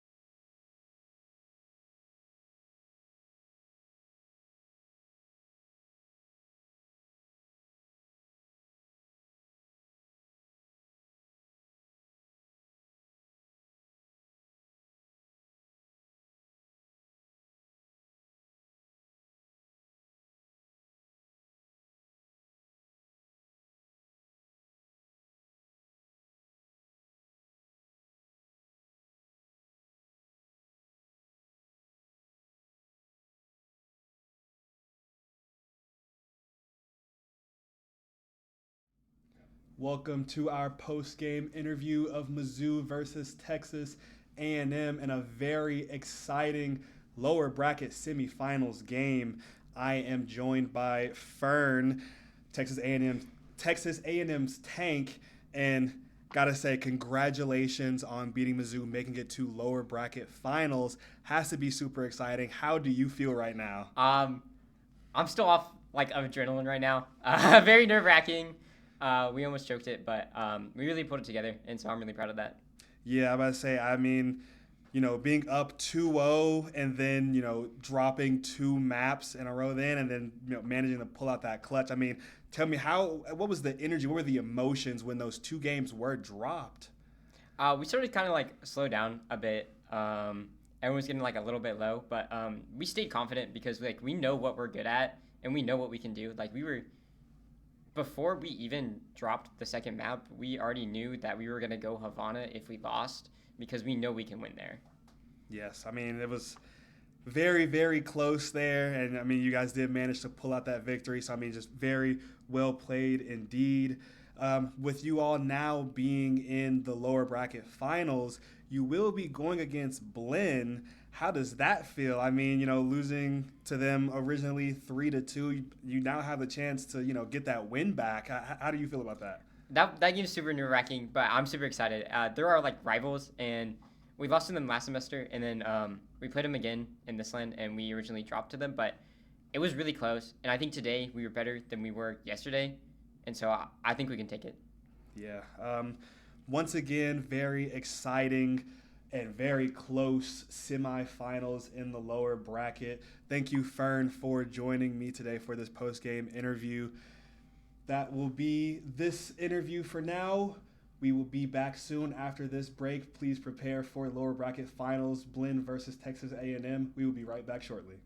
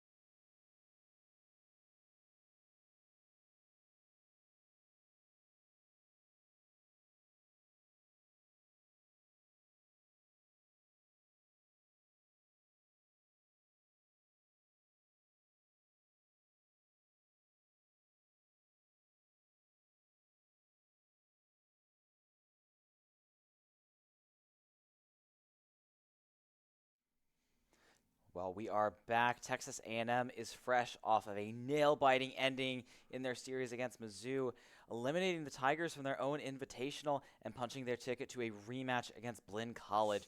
We didn't see Texas A&M take on Blinn yesterday because that match happened off-stream, but that was another 5-map series where Texas A&M narrowly lost out, but now they will have a chance to take down their crosstown rivals in a rematch. Yeah, they're definitely looking for that revenge map right now, Texas A&M. Off of a nail-biter victory, they have some of that momentum right now. They're warmed up. They've been playing games. I think they're ready to go. But again, as you were saying, Blinn, coming off of that win last time, they just want to keep up the momentum for that rematch against Briar. Yeah, I mean, we know whichever team wins out this series, Briar is waiting for them in that grand finals, and they have been on a tear. Haven't dropped a single map throughout this tournament, and as we are going to load on the map, it's going to be Lijiang Tower, and Blinn, they're going to go for the Pharah ban. We've seen this a bit on this map. A lot of teams actually target banned Mizzou with the Pharah, but A&M really hasn't been playing it so much, so they're actually going to go ahead and ban the Moira. This is another thing. We've seen this get more popular as the tournament has gone on. A lot more teams are trying to play Moira in either a setup with the Lucio and a Malga, or in a double flex support with a Kiriko, just to give yourself a lot more survivability in the backline. So really interesting stuff here. I'm not really sure how impactful the Moira ban is in the end, but Texas A&M seems to think this is what Blinn wants to go for, potentially expecting a Malga composition to come out. I'm not really sure this is the most effective ban to stop that, but we'll see really what their end goal is. Yeah, we'll have to see as we are loading in. I'm curious about the tanks that they're going to go for. We were talking about it before that, Blinn is a Malga team. They have been running Malga in the past. Not really a good map for Malga, but Texas A&M, they aren't really a Malga team. We have not seen Swaff on that Malga very much, and we've seen how powerful Malga is in this tournament. Yeah, it's actually interesting to see Swaff in the lineup, period, because he sat out most of that last series, came in to finish the job on map 5 playing the Sigma, but we're actually going to see him on the Hazard now. We didn't see this at all in the previous series, but Hazard versus Ball matchup. Teams wanting to run this faster dive setup, and immediately Hulk going into the backline gets a slam on the Juno. Oh, Juno up in the air. Under so much pressure, but Momfragger going to try and pressure out the enemy Tracer. He looked so good in the previous series. Oh, really low, but they can't find the finish.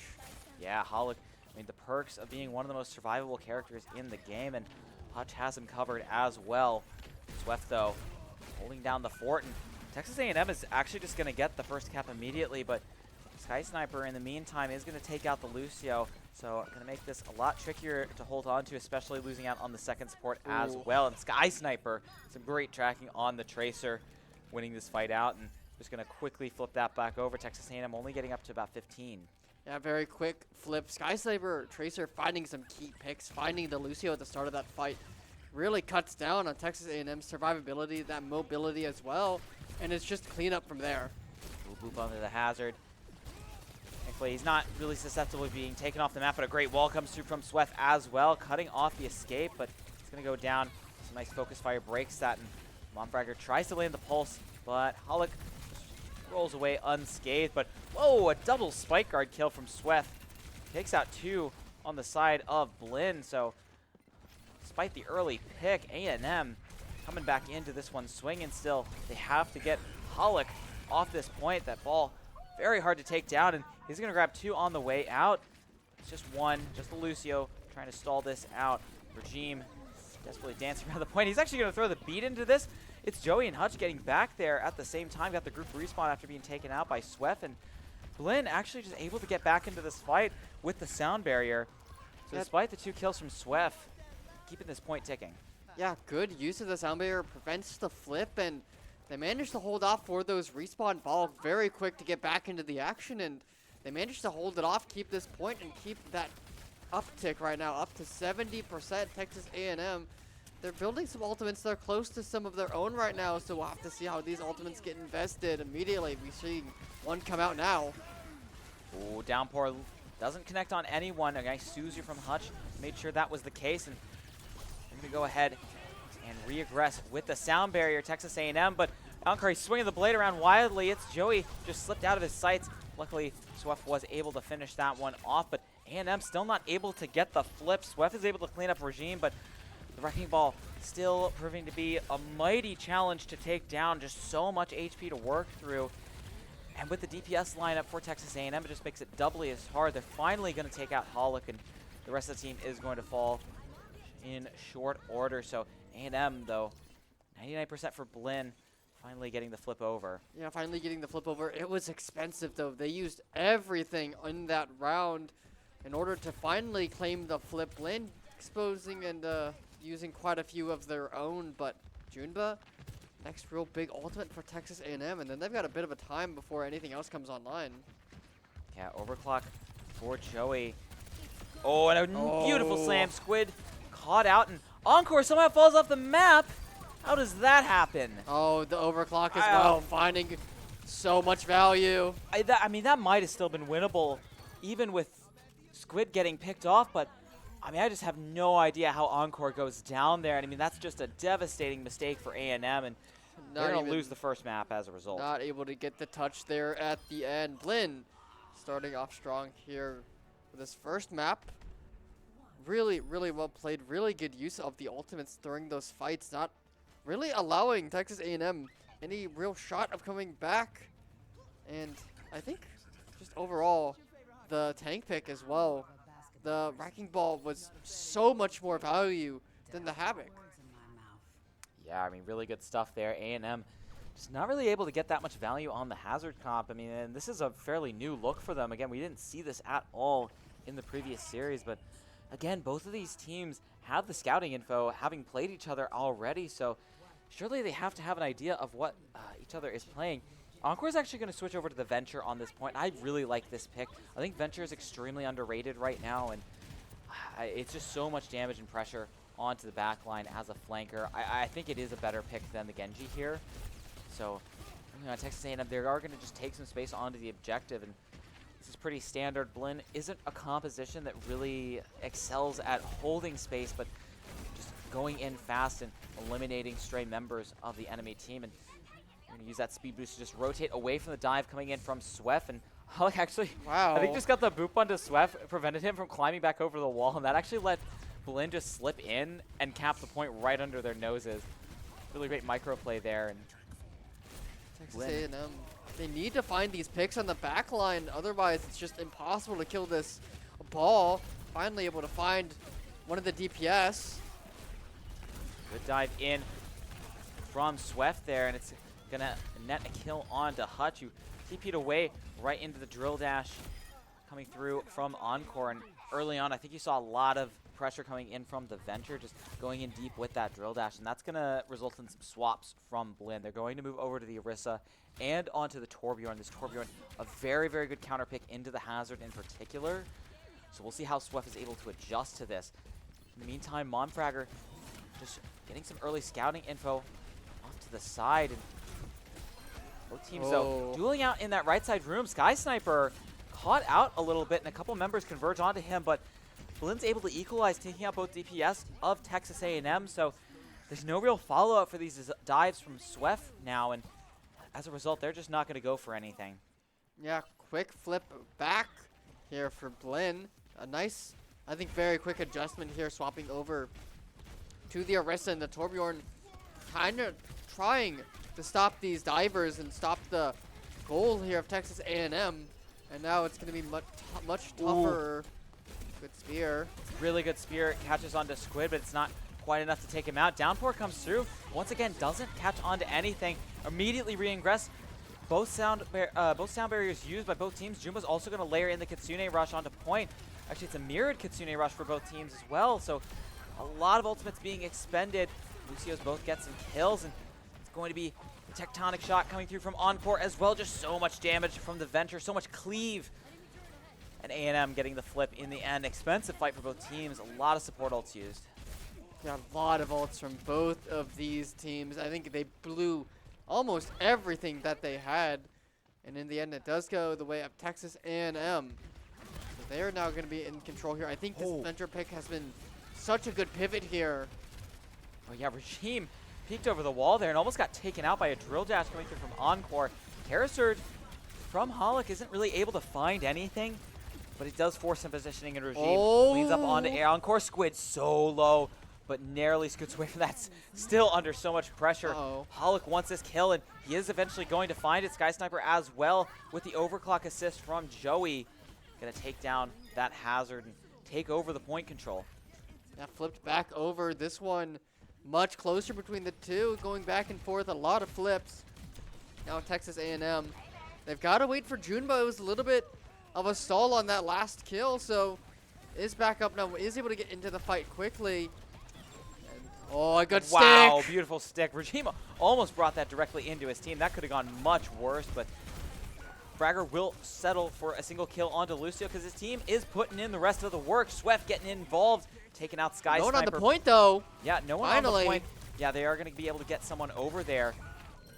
And Sweff oversteps a little bit, and the supports are able to punish him, but they do have time to work with. They don't really need to go back in this quickly, and they'll be able to wait for Sweff to get back into the fray. Still, Blinn is going to have an opening to reaggress onto a tankless team, but they've got to be careful of Sweff coming in from the side with this downpour. Oh, look, also died there at the end, too. So both the tanks, unfortunately, dying towards the end there. A nice, Ooh, that piercing javelin. nice javelin. Yeah, and the Kitsune rush. Mirrored Kitsune rushes from both sides, but Regime has a sound barrier, and Squid goes down. He's not going to be able to make his way up to that one. Still, Sky Sniper with the Molten Core on point, and that's going to do so much damage. The flip goes over to Blinn, and they're just going to take this map away. The downpour gets no value. Really close back and forth affair, but still a 2-0 for Blinn on that first map. Yeah, I have to agree. I think it was very close, much closer than that first map, but in the end, it is a 2-0 for Blinn. I think the Venture looked a lot better on that second point, but again, I mean, I feel like that Orisa swap was really, really good heads up there by Blinn in order to kind of read that and swap early enough to where those perks don't really matter as much, and you can kind of counter that Hazard before it becomes too much of a problem, and I think they played it really well. Some good plays from both sides, but in the end, Blinn, it is a 2-0. Yeah, I think the ult differential in that last fight really came into play as well. Squid just not able to get up to that sound barrier, and so when the support ult trade comes through, it's a Kitsune rush into a Kitsune rush and a sound barrier, and you're going to lose out on that trade. Factor in the Molten Core also getting layered in to zone out that Kiriko ult for Texas A&M, and they just don't really have an answer for that, and it's a really rough affair for them. And additionally, the Hazard getting a lot of value early on in the match, but you just didn't really see much from that ultimate coming through. I feel like people thought his ultimate was very strong when he first released, but it's one of the easier ults in the game to dodge. It's extremely telegraphed. You can still block it as well. So, yeah, just not getting too much value out of that pick. So we'll see what A&M goes for on the next map, but we are going to head to a quick break first. Don't go anywhere. A&M's map pick is up next.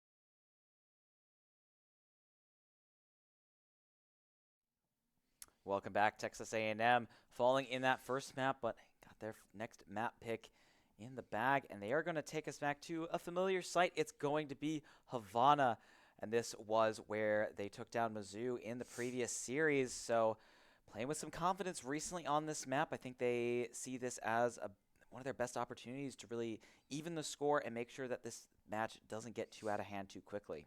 Yeah, we did see the Widowmaker as well on the last map. They were very proficient on it, and immediately, yeah, Blinn is just going to take that off the table. They watched the game. They saw what Texas A&M could do with it, so they don't want to give them the chance to do it again. Yeah, I think this might have been a bit of a ban mistake from A&M. They also banned the Ramatra against Mizzou, but I think you really want to have that Widowmaker available. Blinn is playing with a very inexperienced hit scan player, and I think that is a weakness A&M could have exploited if they left that Widowmaker pick available, but instead they don't choose to ban a DPS and take that off the table for Blinn.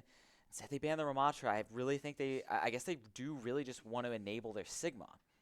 Yeah, I guess they really want to get this Sigma off the ground, but yeah, I agree. I think maybe throwing a ban towards, one of those other hit scans, and just making Blinn's, their DPS a little bit more uncomfortable, especially considering how strong Widowmaker was last map.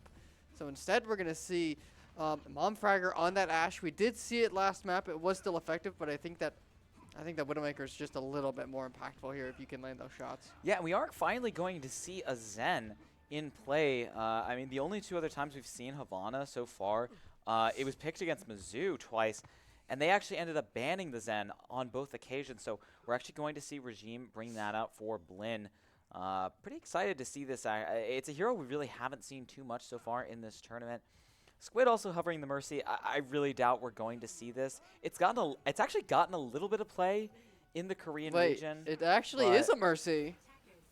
Surely this is just an it's a opening. swap. There it is. Okay, yeah. There it is. And they're actually going to play the Zen as well. So it's a BAP Zen for both teams. Double flex support backline. Sky Sniper going to be on the Hanzo. No Widowmaker for Blinn. Yeah, no Widowmaker as well for Blinn. Going to be rocking that Hanzo. Still kind of that long-range sniper, but not as effective, not as solid with that hit scan. Is projectile-based. Is Momfragger trying to find some of these snipes as well. Yeah, definitely. I mean, Really low.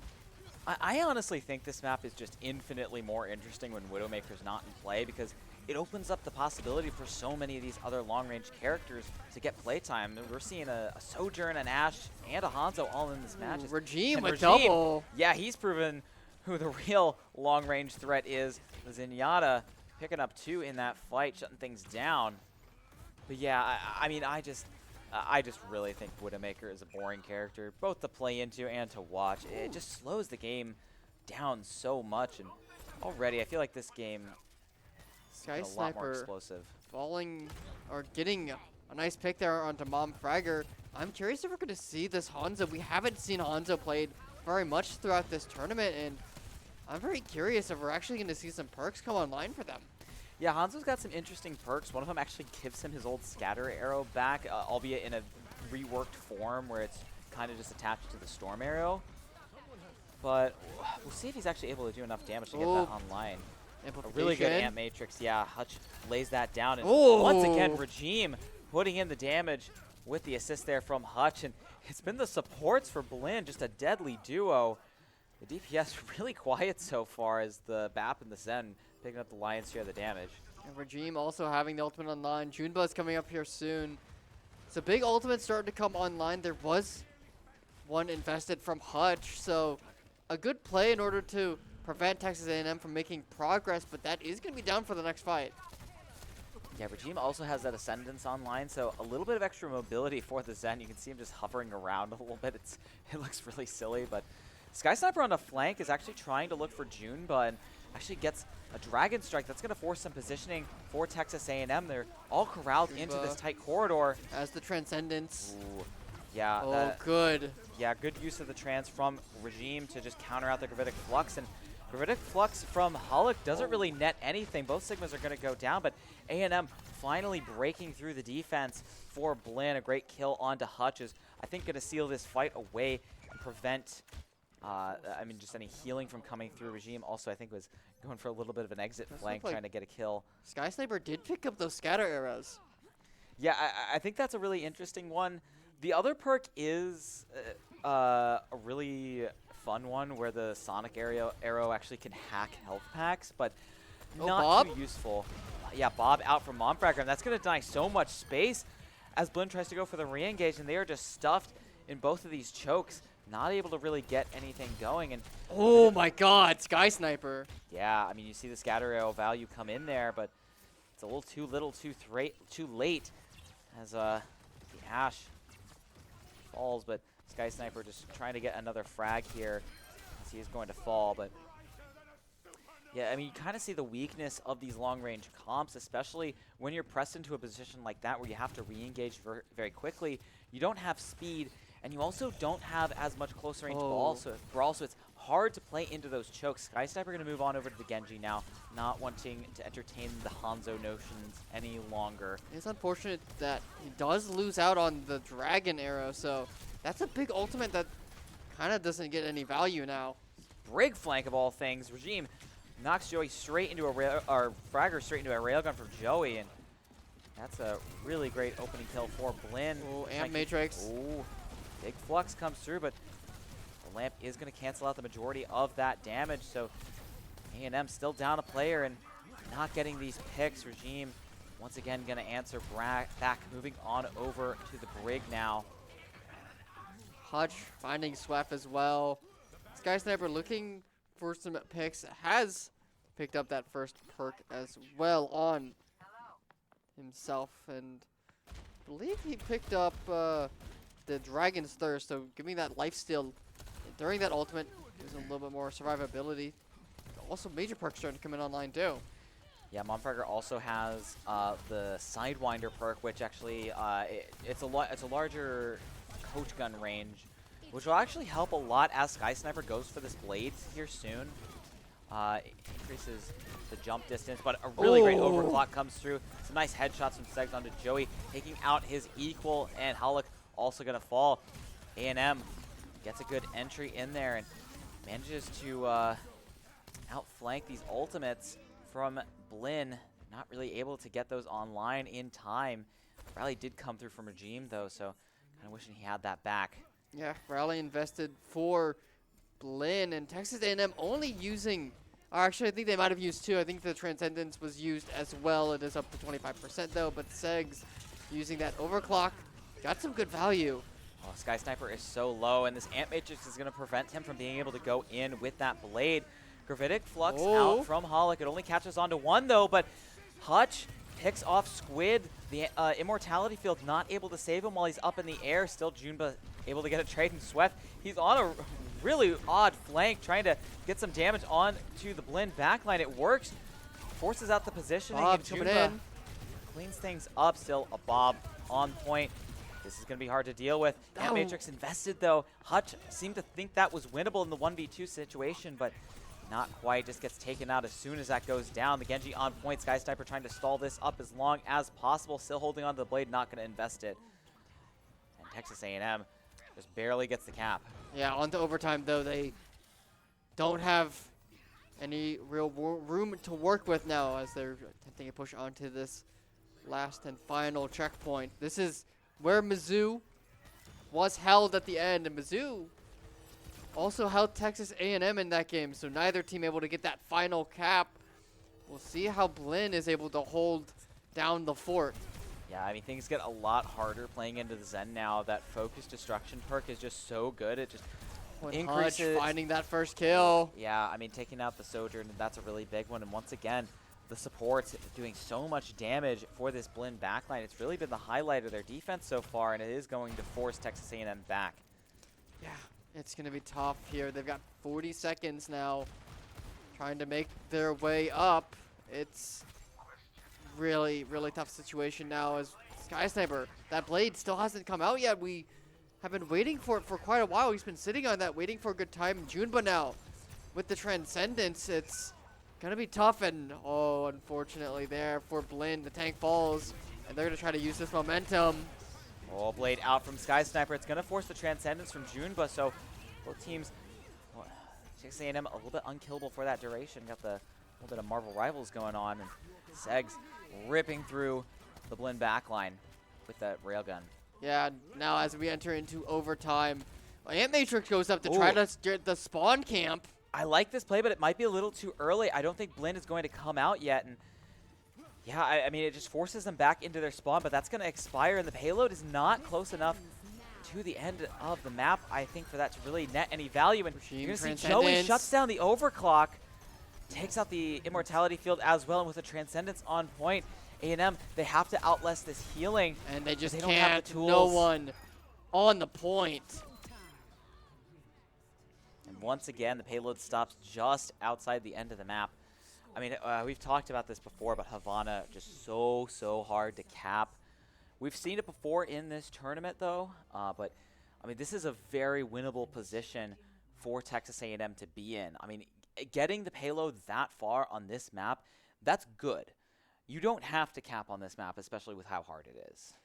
Yeah, you just need to get as close to the end as you can get. If you can cap, that's bonus points. Obviously, feels really good to be able to get that cap. But again, you were saying that last point is just such a pain to try to get through. There's so many choke points. There's so many bottlenecks that you really have to find a good team fight in order to get on through that. As now, sides have swapped. See if we're going to see any compositional changes now. Also, perks resetting too. Yeah, and I would again like to just note how more dynamic this game feels when the Widowmaker is not involved. It really just feels like in these poke compositions that revolve around the Widowmaker, you're just relying so much on that one alpha threat getting the kill. But with these comps, it's a lot more balanced across the board. You have the long-range threat from the Tracer or from the Ashe and the Sojourn, but also these backlines have been doing so much damage. The Zenyatta getting involved has really been a thorn in A&M's side so far. Regime doing a lot of work. This OWCS player really showing why he was picked up. Yeah, doing very well right now. We're also going to see the swap over to Anna for Hutch, but both teams still running that Zenyatta. Baptiste also still on the side of Texas A&M. Yeah, I really don't like this Ana pick. It is going to be the Ana Zen rather than the Ana Bap. We saw A&M, though, run a similar backline in their Havana match against Mizzou, and it really didn't work. It was really when A&M switched off of that and moved to a Brig that their composition started working a lot better. Swift, though, rocked up, saved by an immortality field, but Junba goes down. Regime finds the first pick. The Zenyatta, so bloodthirsty so far in this match. Momfragger, though, Momfragger great too. headshots on the Ashe. Opening things up and getting Texas A&M back into this fight, forcing Blinn back despite that early frag. Really good shots there from Momfragger on the Ashe, showing why that they're kind of the go-to hit scan here. The long-range shots, finding two really big picks to shut down this push. Yeah, really good stuff coming through there still. Nano boost at 89% for Hutch. I think the goal, though, was to get it onto Sky Sniper, who is really far from this Nano Blade. I don't really see which other target they could reasonably put it on. Maybe Joey, but definitely a lot less valuable than the Nano Blade. In the meantime, Squid making his way up to a... Oh, Nano goes out. They're actually just going to send this onto Sky Sniper, send him into the backline, try and get a pick, shut charge his down. ultimate. And yeah, Juniva's going to just shut that down. The raw Nano onto the Genji. It's not the most powerful. Joey is going to pick up one onto Swift. That Sigma getting taken pretty low, I think, by an anti-nade. But it's not enough. Blinn, they just don't have the tools to keep this fight going. They are going to back off once again. Trade of ults, though. Nano, big investment. It doesn't do anything. And now, Texas A&M, Transcendence almost up. Bob, if Homefragger doesn't fall, will have it, and looks like they're getting their support to get back up. So has Bob for this last little choke point here, and I'm assuming we're going to see it get dropped here. There it is, gravitational flux. Oh, wow. Sky Sniper. Yeah, great combo on a Momfragger there, and the Bob is still rolling, though, so maybe a 5v4, but doesn't really feel like it. Flux is out for both teams, canceled out by the Transcendence from Regime. Junba still holding on to his, though. I think they just ended up using Squid's Lamp to cancel that one out on the other side, and now they're going to re-engage with that Transcendence. They have that healing available, and as Regime's expires, Sky Sniper actually just kills Segs through the Transcendence, and Nano as another well. Nano. Wow, that was an extremely fast Nano build from Hutch, and he just sends it straight onto the Sigma. And Holic just completely rips through Texas A&M with that damage boost. Hutch with a really good nade there. It finds Segs. They can't get the healing from the Transcendence, and they're just a sitting duck, and they just get immediately taken out in that fight. A&M, they're going to make an adjustment. They're moving Junba on over to the Brig. We saw this last time against Mizzou, not really wanting to take the mirror into the Zenyatta from Regime and wanting a little bit more insurance against Sky Sniper coming in on the Genji. Sky Sniper is going to have the blade for this next fight, and a rock from Holic just connects onto Segs and takes out the Sojourn immediately to open up the fight. Really good stuff early on. You're also going to see Momfragger moving on over to the Tracer, so trying to provide a little bit more pressure onto the Zenyatta, but I mean, Momfragger's Tracer is good, but Regime has been on a roll so far. Yeah, that pick there early into the fight by Hlock. Really good, really relieves a lot of the pressure that Blinn is facing as this push continues. Segs back up, is going to go ahead and pop the overclock now, looking for some kills. Yeah, Regime just on an island, pushing the payload all by himself, doesn't have the trans available, and can't survive that onslaught.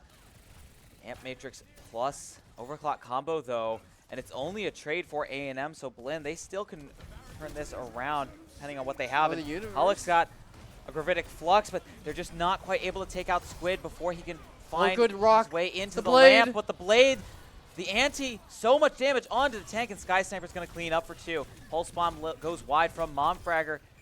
Sky Sniper just able to sidestep that. The Tracer trying to get a little bit of value, trying to turn this around, but it's so hard to evict this Sigma.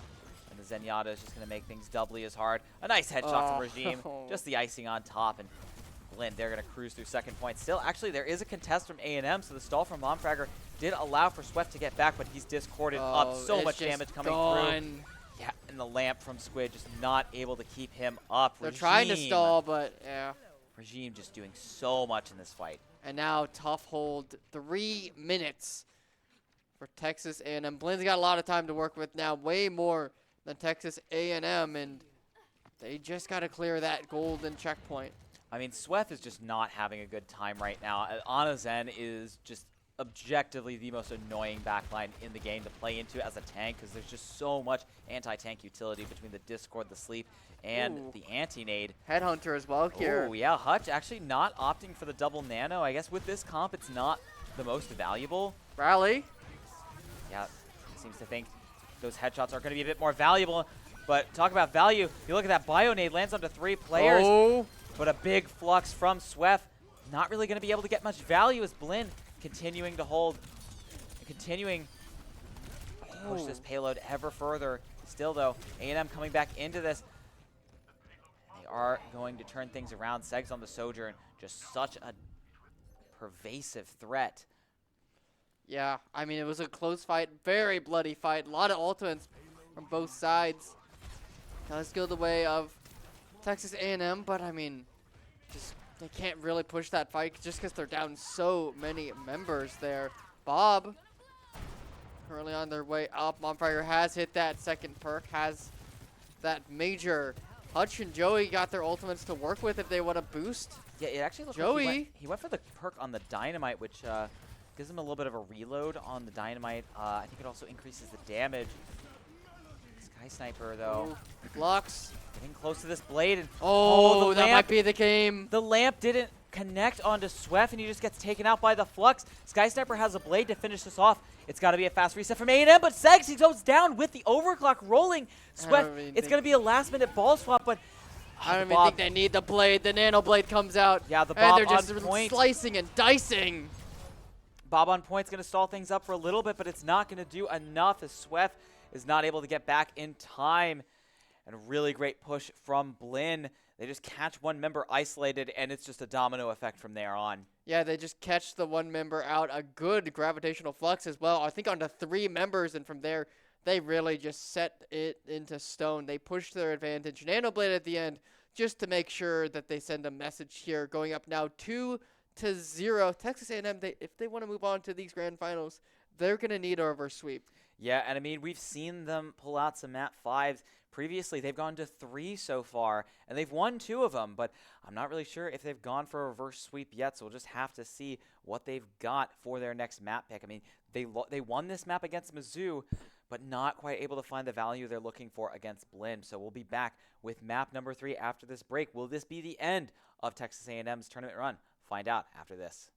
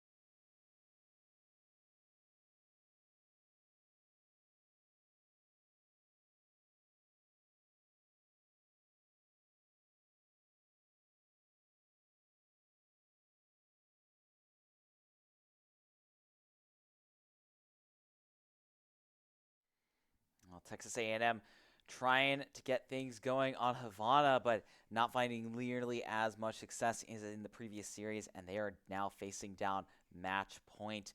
Blinn College, one map away from punching their ticket to the grand finals and a rematch against Briarcliff University. Yeah, and Briarcliff really good showing right now. They have not dropped a map, and Blinn wants to go up there and try to change that story.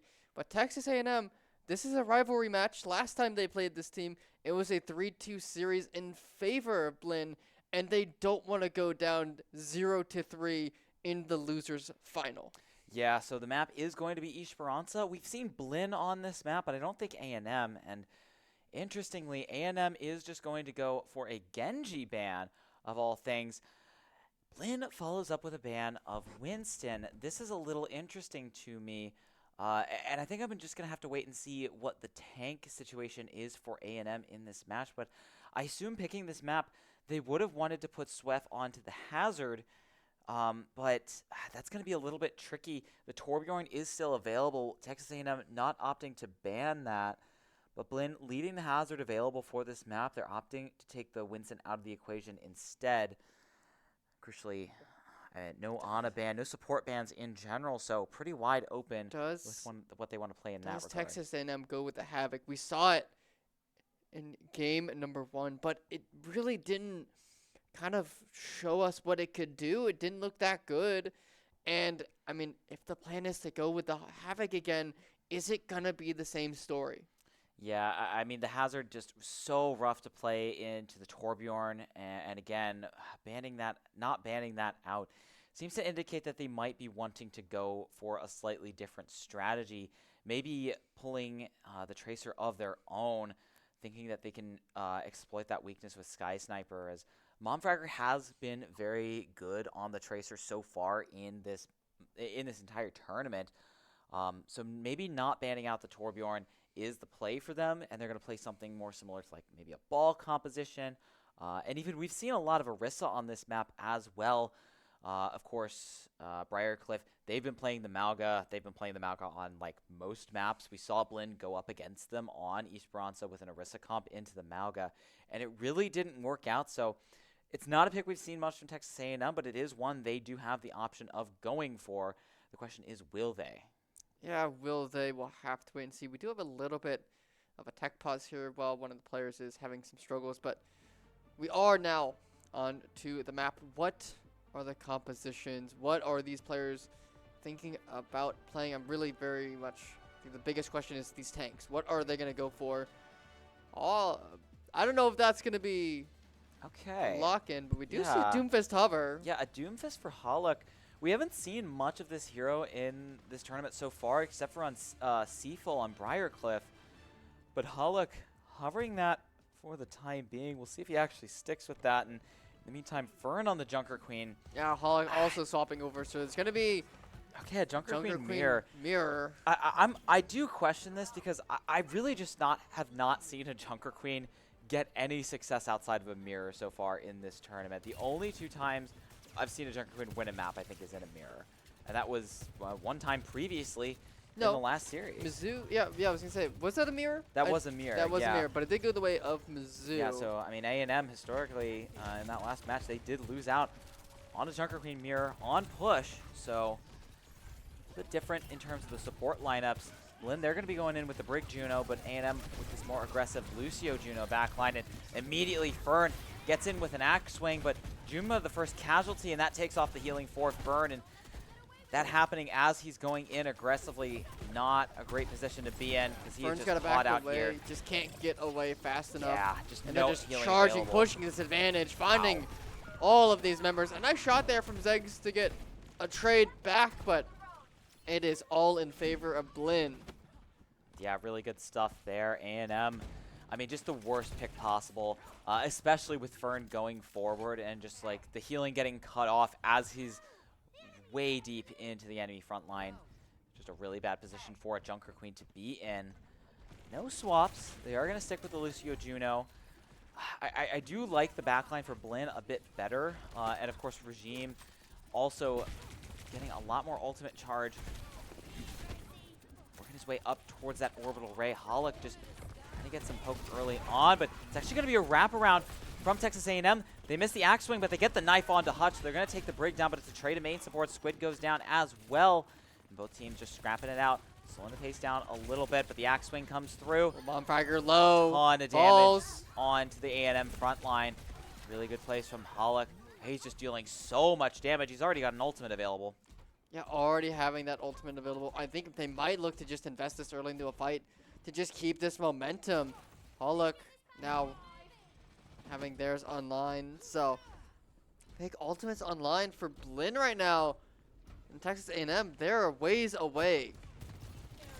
Yeah, Segs is going to come in here with this overclock, so that is one win condition for A&M, and they're just going to go ahead and rip that early. Segs on the off angle, dealing a lot of damage, but it's Joey with just the normal railgun charge shot, takes out Momfragger. He is going to fall, though. Oversteps, caught out by the knife, but orbital ray coming in, and Fern! We're getting shut down! Oh, he tries to pop the rampage and just gets killed out of it. I mean, it's a smart play to try and cancel out the orbital ray, but a little too late on the draw. And he just loses out on that extremely powerful ultimate. Oh, that's so unfortunate. Fern trying to get that out at the end, but it just gets shut down immediately. And Yeah. that's a big, big cooldown to be using in this fight. And additionally, Hutch has also swapped over to Kiriko now, so that's a lot more pressure onto Fern. He cannot ult as easily because you have that cleanse in play now, and A&M crucially doesn't have that. Hollick has a free ult whenever he wants to rip it, and oh, it's going to be... Oh, what a good ult. Yeah, sound barrier and orbital ray layered in, but the anti-healing is eating through this entire front line. So much damage. Segs just barely able to slide away, saved by the commanding shout from Fern, but these health bars are going low, and Fern caught out in the middle of nowhere, and the damage boost from the orbital ray helps Hollick clean that one up. Segs still an active threat, but gets pulled back in to the scattergun from Hollick, and Sojourn doing a lot of damage, but we got to do a lot more than that to take down a queen. Yeah, they're trying their best, but unfortunately, right now, Blinn in control still of this point. Texas A&M hasn't even gotten a meter yet. Finally able to... Yeah, and this is a force them similar back. situation to what we saw in the push map against Mizzou, where they went down 100 meters early, but the crucial thing is Blinn has taken multiple fights, and that is... Oh, no! Oh, wow. And that has just stalled so much more time off the clock. When A&M got their push going after Mizzou took that lead, there were still 7 minutes left. Now there's only 5.5, and the bot is still in the control of Blinn. They have ultimates to spare as well, coming up on both support ults. This is a really tough spot to be in, and Fern just taking so much damage. Pulse Bomb connects. It's not even going to get the kill because Hutch cleans it up before it even goes off, and the Kiriko going in. A lot of DPS, great headshots coming in, and this push is not stopping anytime soon. Really good play there by Hutch. Really good Kitsune rush at the right time. No responses. Texas Regine? A&M. I think a little bit of a fat finger there. You see him on the player cam.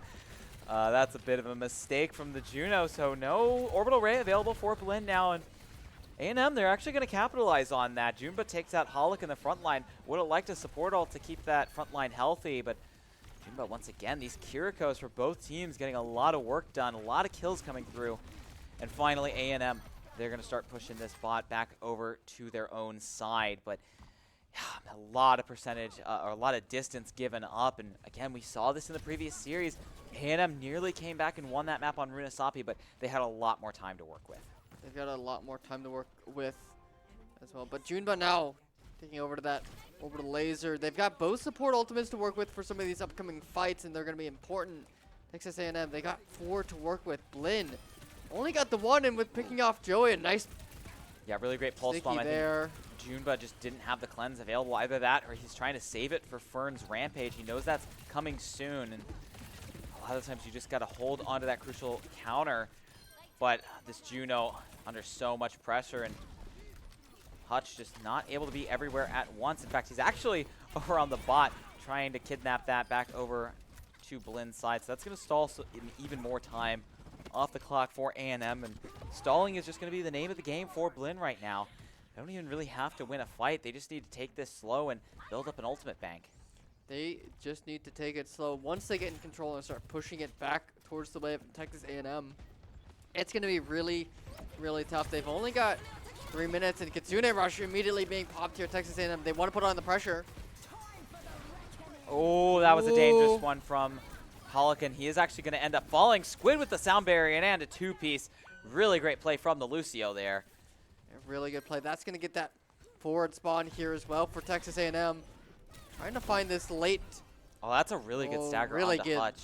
Yeah, finding Hutch real late there. Well, actually, though, because the cap came through, he's actually just going to respawn instantly, so not as much value as he would have liked. He is also going to have the Kitsune Rush ready for the next fight. And A&M, they threw both their support ults into that, so still, Fern has a Rampage. If they're able to bait the Suzu out, this could be very valuable in A&M right now. Not wanting to push this bot. They want to play around this high ground and force Blinn to come into them. And it's a great pulse bomb coming through from Momfragger. Kitsune Rush out, but Hutch forced to TP away, and a really great Rampage comes through from Fern. Catches on to 3, but still picks going away of Blinn. Momfragger Trying to needs to find clean it, up but this. nice. Yeah, and they're able to clean up those anti-targets, so a little bit of a scary situation for A&M. Only 3 players left alive, but they are going to continue pushing slowly and slowly, taking chunks out of this lead. Under 2 minutes, though. Under 2 minutes. They did invest quite a few ultimates in that fight. Blinn, they're only burned, I think, 1. Hutch was the only one who used it, but now they've got Regime with that orbital laser. Sky Sniper, if they can find a good pulse bomb, and that's going to be the overclock. They're just going to try to fight now. Yeah, overclock coming out from Joey, putting out a lot of damage, but Segs is going to use his second, and that duration is going to outlast the one coming out from Joey. A lot of damage being put through, but still not able to find any kills. Squid is able to get one onto Joey, but only one. Regime and Co. just keeping the team healthy. And I'm forced away with that orbital laser, but it's expired now, and they're going to try to turn this fight around. Yeah, Holic is just forced to back up, especially with the Kitsune Rush coming straight onto him, but he's doing a great job pressuring Fern. Still, the Suzu comes out, keeps that Junker Queen for A&M alive, and it's just too much for Holic to stand up to. Just isolated in that corner, no healing available. 60 seconds now. They're getting ever closer towards that checkpoint. Yeah, A&M. I don't think Blinn's I don't think they can get on the point. Blinn's going to take the lead, or A&M's going to take the lead. A&M takes the lead now for the first time. They're going to keep pushing. They're going to get as much space as they can get here. Yeah, And they're now actually getting Blinn, close to the cap. they're going to go for the cap. Blinn is in a very tricky situation, having the lead for so long, and now Texas A&M have been in a good situation, good control with ultimates to work with as this last couple fights are coming up. Yeah, I mean, 30 seconds left. This is last fight. Blinn has to win this and then march the bot all the way back over, get an extra 10 meters onto their extremely close capture progress, and that's not a gimme. They're going to be fighting right outside of A&M spawn, and A&M, they're content to just leave the bot here and fall back to a favorable position. Fighting around this corner is probably going to be the best situation for them, but with Squid falling, he dies with sound barrier. I think A&M, they're just going to play for a fight at the middle of the map with this ultimate bank they built up. Momfragger just trying to be a nuisance in the backline, finally falling. Blinn does get control of the robot. They're going to start pushing back now, but 5 ultimates for overtime. A&M. Yeah, they've I got mean, everything. But you're playing into some powerful ones from Blinn. Both support ults available, including that orbital ray. And that is just, again, I've said it multiple times today, but it's the most powerful ultimate in the game. It's so much healing, so much damage boost that you have to respect it, either with your own support ult or just kite it entirely. Holic also playing extremely far up. He's going to get the boost from the Kitsune Rush. Segs trying to break A&M out of this choke with the overclock. This is the fight. They're going to try to find Rampage something. A layered big in as overray! well. Segs. A nice pulse bomb from Sky Sniper, though. Gets the damage onto Fern, gets the kill onto Segs. But Fern, he's still ripping and tearing with these jagged blades. Carnage Swing comes through, and Fern stands tall. The Rampage is enough, and A&M will not go quietly into the night. They are going to keep this series going. A&M, they strike back. They want to keep this game going. They don't want to let this game go out in a 0-3 fashion. They want to take things to game 4, hopefully game 5. They want revenge for what happened in that upper bracket, and they want to take this all the way to game 5 and try to get into that grand finals. Yeah, I mean, that was a crazy comeback on push as well. I mean, down 123 meters to 0 at one point, coming back to win the map with just 4 minutes to push. I mean, that's the real kicker for me is that Blinn, they took so much time off the clock, even compared to that series, that push map against Mizzou that A&M nearly came back on. But again, they had so much more time in that one compared to this. But this is the one they end up winning.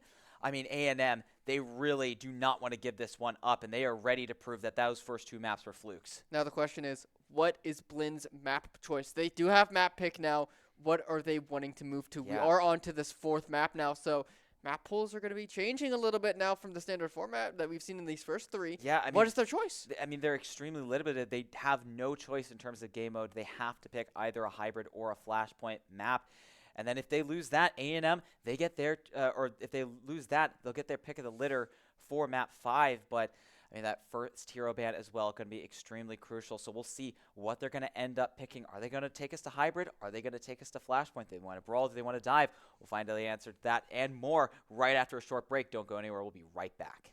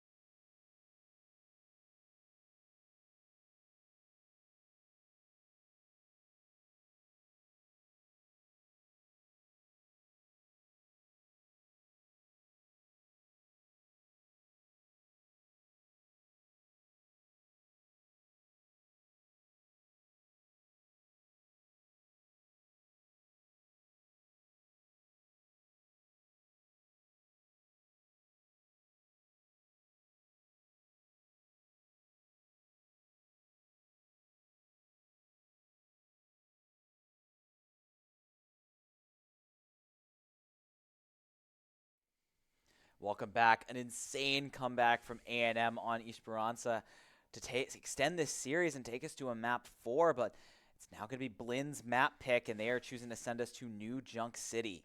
Yeah, they've decided to go on to New Junk City. It is map number 4 now, so it is not another 3-0. And Texas A&M, they lost earlier yesterday in a 3-2 fashion. They want to get revenge here as bans Junker Queen and followed up by that Kiriko. Yeah, this is a bit interesting. I think the Junker Queen is something that Blinn has liked to play, but losing out in the mirror on that last match, I guess they just don't want to take any chances. So they are going to get rid of the Queen here. A&M banning out the Kiriko as well. I think that's a smart pick. Blinn has been known to play these pretty greedy backlines like the Kiriko Moira and the Kiriko Juno, so this plays more into their style. I think A&M, they very much favor the Juno Lucio backline, so bringing themselves onto something a bit more comfortable as well. And I feel like also, I mean, this kind of forces Regime onto a Lucio most likely, and we've seen him been getting a lot of mechanical value in these double flex support comps, so this might just be targeted at Regime, forcing him onto the Lucio, a hero that he's not going to be able to get as much value onto. I think some smart bans from both teams across the board. Yeah, we'll see if it is going to be at Lucio. It could be potentially something else. We have seen Moira picked up, but I don't think it's going to be that as you were talking. Actually, wait. Oh. There is an Ana here. Okay, yeah. Like I said, Regime on the Lucio. Oh, Holix hovering the Rhine. I'd love to see it. I'm not sure it's the play, but I would love to see it. And Fern on the Orisa. I'm surprised we haven't seen more teams trend towards the Ramatra. I do think that is still a strong pick, but not wanting to play it into an Orisa is understandable, and it is just going to be an Orisa mirror across the board. Sky Sniper as well, picking up that Venture. I do like this pick, but playing into Sojourn Tracer, it's going to be a little bit tougher for Hutch to stay alive, I feel. Still, Jimba on that Ana going to be very vulnerable in the back line. Yeah, I'm excited to see how this Venture plays out on Sky Sniper. We haven't seen very much Venture. I think they're pretty good. Well, see if it's able to be effective here. We saw it on map number 1. It didn't look the best, but I mean, Sky Sniper finding that first pick is a good look already. Yeah, I mean, Venture's able to get in there, take out the main source of damage from Segs, and Momfragger's still dancing around trying to find something, but with the team being backed out of this choke, it's just really hard to engage without that damage. So they're just going to wait for the Sojourn to get back here before attempting to re-engage. Blinn now, they have the point. They just need to hold here. But nice flank here. Momfragger gets a tap onto the point, but I mean, oh wow, oh my god, the damage to the choke, it's just getting shut down. Yeah, I mean, the main difference between this map and Suravasa's, the two Flashpoint maps, they play very similarly. They enable similar comps, but the big difference for this one is just the abundance of extremely tight choke points, especially on this first point.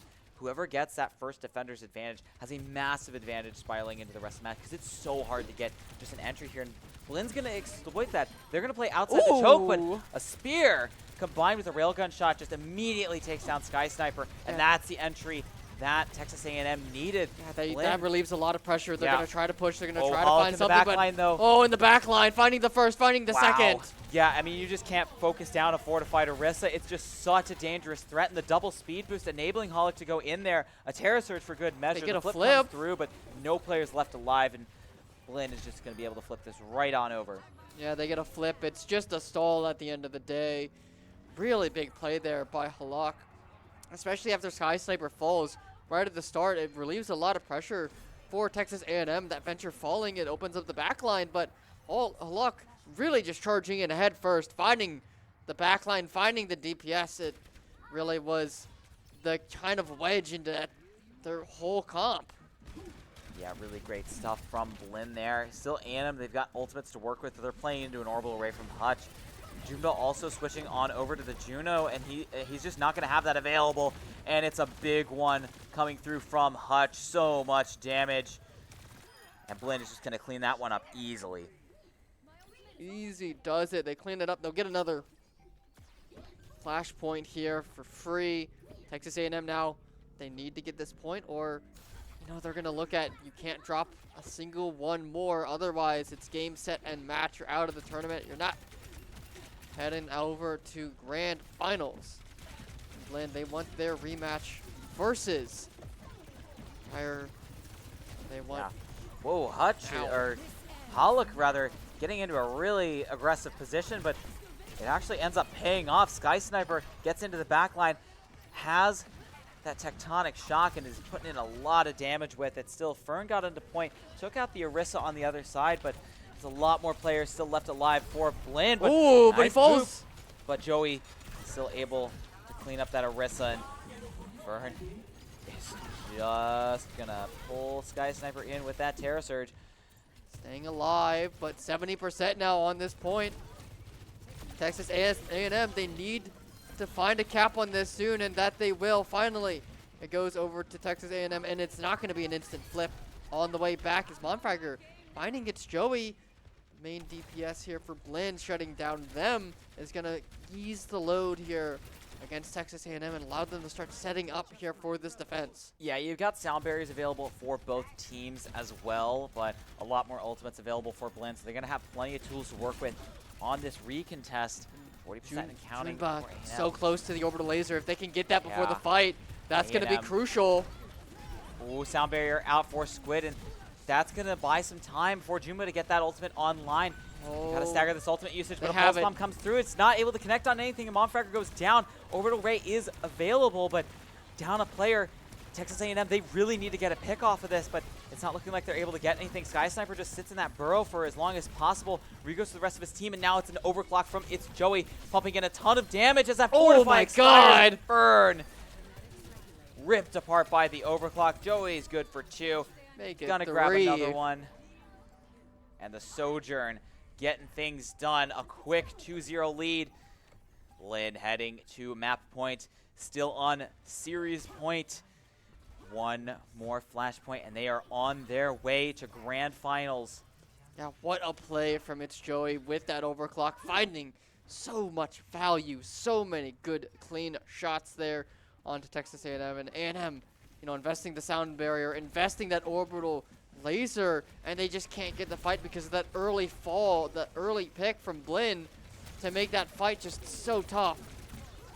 Yeah, Hollick as well, taking the early initiative, getting some good damage and forcing out the Fortify early. Oh, The supercharged spear Oh, the connects laser. on to the overclock, and it's going to shut down Segs with this help of Sky Sniper still. Junba's good for 1. The torpedoes are going to take out the Sojourn on the other side, so both teams down to DPS, but now A&M, they're down to support, and it's their Juno, and this is going to make it so much harder for Fern to stay alive. Sniper alive with 2 HP, doesn't fall.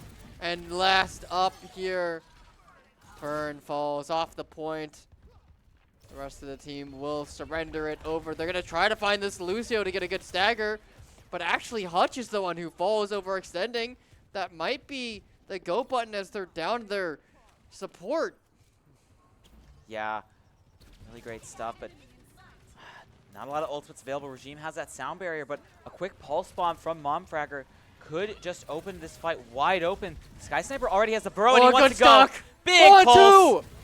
I think the enhanced range on that one is just able to clean up both DPS. Really great read from Momfragger, seeing the burrow expended and just immediately going for that DPS. And that is the opening that Blinn needed. A sound barrier from Regime was never going to stop that, and he just ends up holding on to it. So now it's a sound barrier for both teams heading into the next fight. Momfragger, a clutch play when they needed it most to keep this game alive. Finds both the DPS with the stick. Really, really good use of the pulse bomb there to open up the fight in favor of Texas A&M. They have the sound barrier, and both teams do. Sky Sniper, though, that's their ultimate as well. Junba waiting so close to the orbital laser. Needs just a little bit longer to keep that. And there it is. It's up. Oh, so much damage getting pumped into Fern right now. Sound barrier has to be used. Junba by finding Squid. Joey. And yeah, Junba able to find a kill with the orbital razor. Still, both support ultimates dumped into that fight, and Blinn, they're managing to turn this around. Regime cleans up the Lucio, and the Tracer is down as well. This headshot perk from the Juno, it's so strong. So much damage being pumped into Fern, and the Orisa is just not going to be able to stay alive for much longer. Still, Texas they A&M need to get on 90%. point fast. Yeah. They are going to be able to regroup, but 80% and counting. They do not have a lot of time to get back here. And Fern, or Holic rather, holding this choke point. He has the spear. He wants to try and deny the touch, and I don't even think anybody they can need get to there. get the touch, but Yeah. they're not going to be able to. They do It get looked the like touch. Momfragger was actually able to get in there, and Fern manages to pick up a kill onto Joey of all people. Oh, the back cap. Back cap comes through, 95% and counting. They need a touch. Blinn, they're not going to get to the point. And Texas A&M, they just steal that one away. Yeah, the back cap there by the DPSs of Texas A&M. As the fight immediately after goes the way of Blinn. Unfortunately, if they couldn't do that sooner, because the game would be set and match. That was just a little bit faster. Yeah, I mean, really lucky there from A&M. They're able to just sneak behind Blinn. I think it was Monfragger. He just gets the cap, and there's just not, with the amount of time that Blinn left on the board, the point just ticks up, and no overtime is even triggered. If there was an OT fight there, I think Blinn just straight up wins the map and the series, but instead, A&M, they keep things going. Interesting that Sky Sniper actually doesn't go for the enhanced range perk on the Venture. He goes for the extra survivability, thinking he's going to be going in close on more of these engagements still. Once again, Fern just forced to burn Fortify so early, and this Orisa is just under so much pressure from Blinn. They're doing a really good job of focusing this tank down, and now it's an overclock from Joey. So much more damage on the table, especially with that overcharge perk. And Blinn just forcing A&M back. Into the cap here. Yeah, they find Fern early into the fight, and the rest of Texas A&M has to back away. A nice javelin, but they can't capitalize on it. Monfragger falling as well, and we're going to see the late swap over to the Winston. I really don't know about this. This is really late. I mean, you're playing into full level 3 perks on the other side. You're not going to have yours available for a pretty decent time, but they want to immediately go on to over laser onto Hutch, but it doesn't work. Sound barrier out from Regime, as well as Sky Sniper claims Squid with the tectonic shock. And a Terra Surge out from Holic is just going to pull the entire team in, deal so much damage, and the Winston managing to stay alive towards the end of this fight, but gets nothing done in the process. Yeah, that's going to be a late stacker, and now at 70%, Texas A&M, they need to start fighting. They need to get this touch. So much damage from the adhesive scythe, and that sticky disruptor shot is just so devastating. And Blinn, they just want to take the fight. They're just pushing out. Oh, it's going to be a back cap from Monfragger, but 90% and counting for Blinn. They found the pick onto Segs. The Winston just has to try and get back over. The flip comes through, but they're down a player. Blinn, they're moving back in. A&M is extremely separated, and the pulse bomb goes wide from Monfragger. He's just not able to find the stick. That could have kept things going. Still, the Lucio so low. Regime taken out, but Fern, he's going low himself. So much pressure onto the tank here, and Juba, he has to reload. Fern just goes down while the Juno is trying to reload the gun, but Squid, he's going to keep things going. He has a sound barrier. He's looking for the Sojourn. He's going to find it with the help of Monfragger. He's staying going alive. So low, though. There's still an Orisa on point, but they're extremely low. The Venture. Jumba's still alive, though. He's keeping the team topped off. They've capped. It's going to overtime now. They're just looking to stall. Monkey on point now. And they're trying to get the swap back over, but this Orisa is such a problem. Fern's so close, but he can't get... He can't get there. He can't get the ultimate to stay alive. And Texas A&M, they can't take us to game 5. Yeah, just really unfortunate stuff there for A&M. That point was so winnable. And the back cap coming through from Monfragger, it really looked like they were going to be able to do it, but they just cannot find Hutch. So slippery on the Juno, and him staying alive throughout that entire extended team fight just meant that the healing kept getting pumped out, and the sustain onto the Orisa kept going. Fern just had no chance against that tank in the front line. I mean, he was so reliant on his team to clean up those supports, and it just doesn't work out for A&M in the end, and that's where their tournament runs end. So that sets us up for a rematch of Blinn versus Briarcliff in Grand Finals. Grand Finals, there is an advantage, though. Notably, Briar do have a 1-map advantage going into this. It is a best of 7, but Briarcliff only need to win 3 in order to take it home.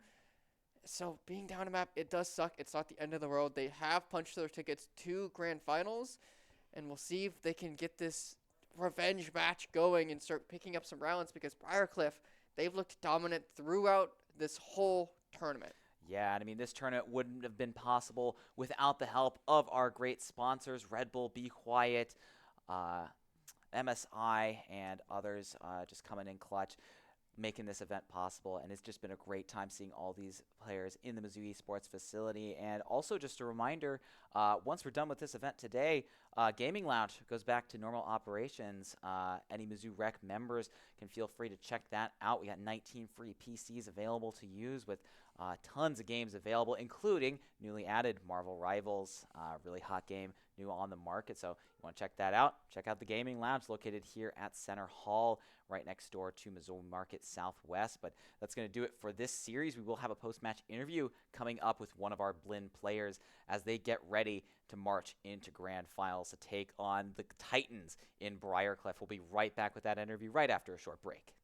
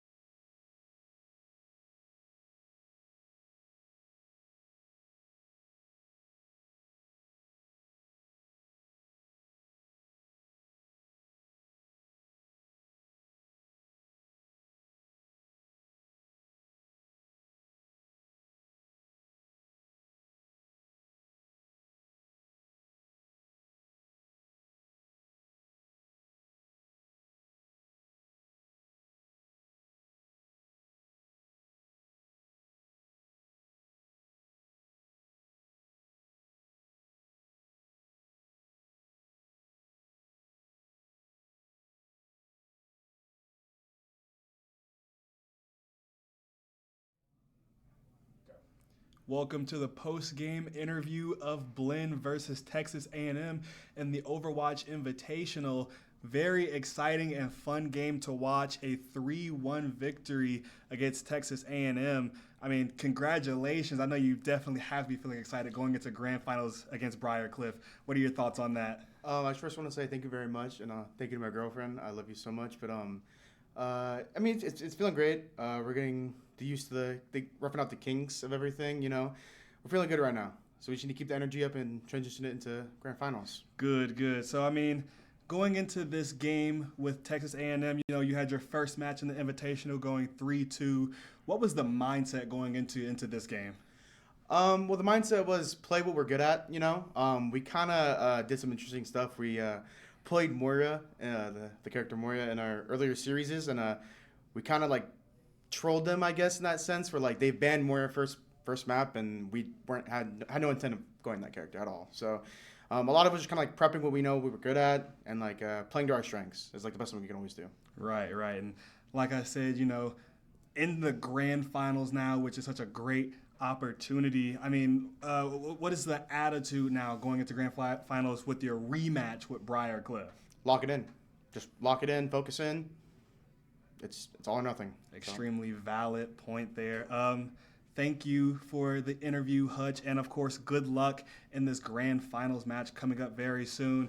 Thank you for watching the post-game interview of Blinn versus Texas A&M. We will be right back after a short break for the grand finals of the Mizzou Overwatch Invitational.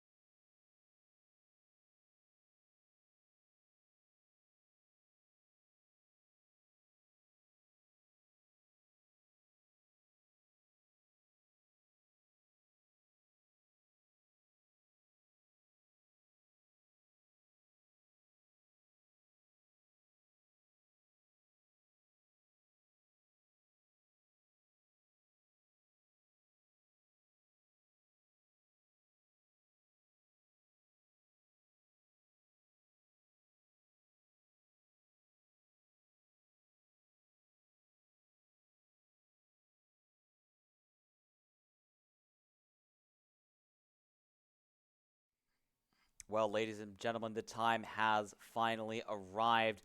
We are here. It is grand finals at the Mizzou Esports 2025 Overwatch Invitational. I am Son of Gary, joined by my co-caster Aurora for this final match of the weekend, and it is going to be a good one.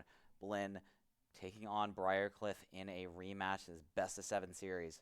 Yeah, it is going to be the rematch. They did play them earlier up in that finals for the upper bracket. It was a clean 3-0 sweep for Briar, but Blinn is going to try to make a comeback here. One thing they have to worry about is because they are coming up from that lower bracket, Briar does start out with a 1-map advantage, and we are going into the map number 1. It's going to be Legion Tower. Yeah, Blinn as well, though they are still the higher seed. Actually, looks like we may have switched things around a little bit. So Briar, this is going to be their map pick and the hero ban, and they are going to ban out the ball first.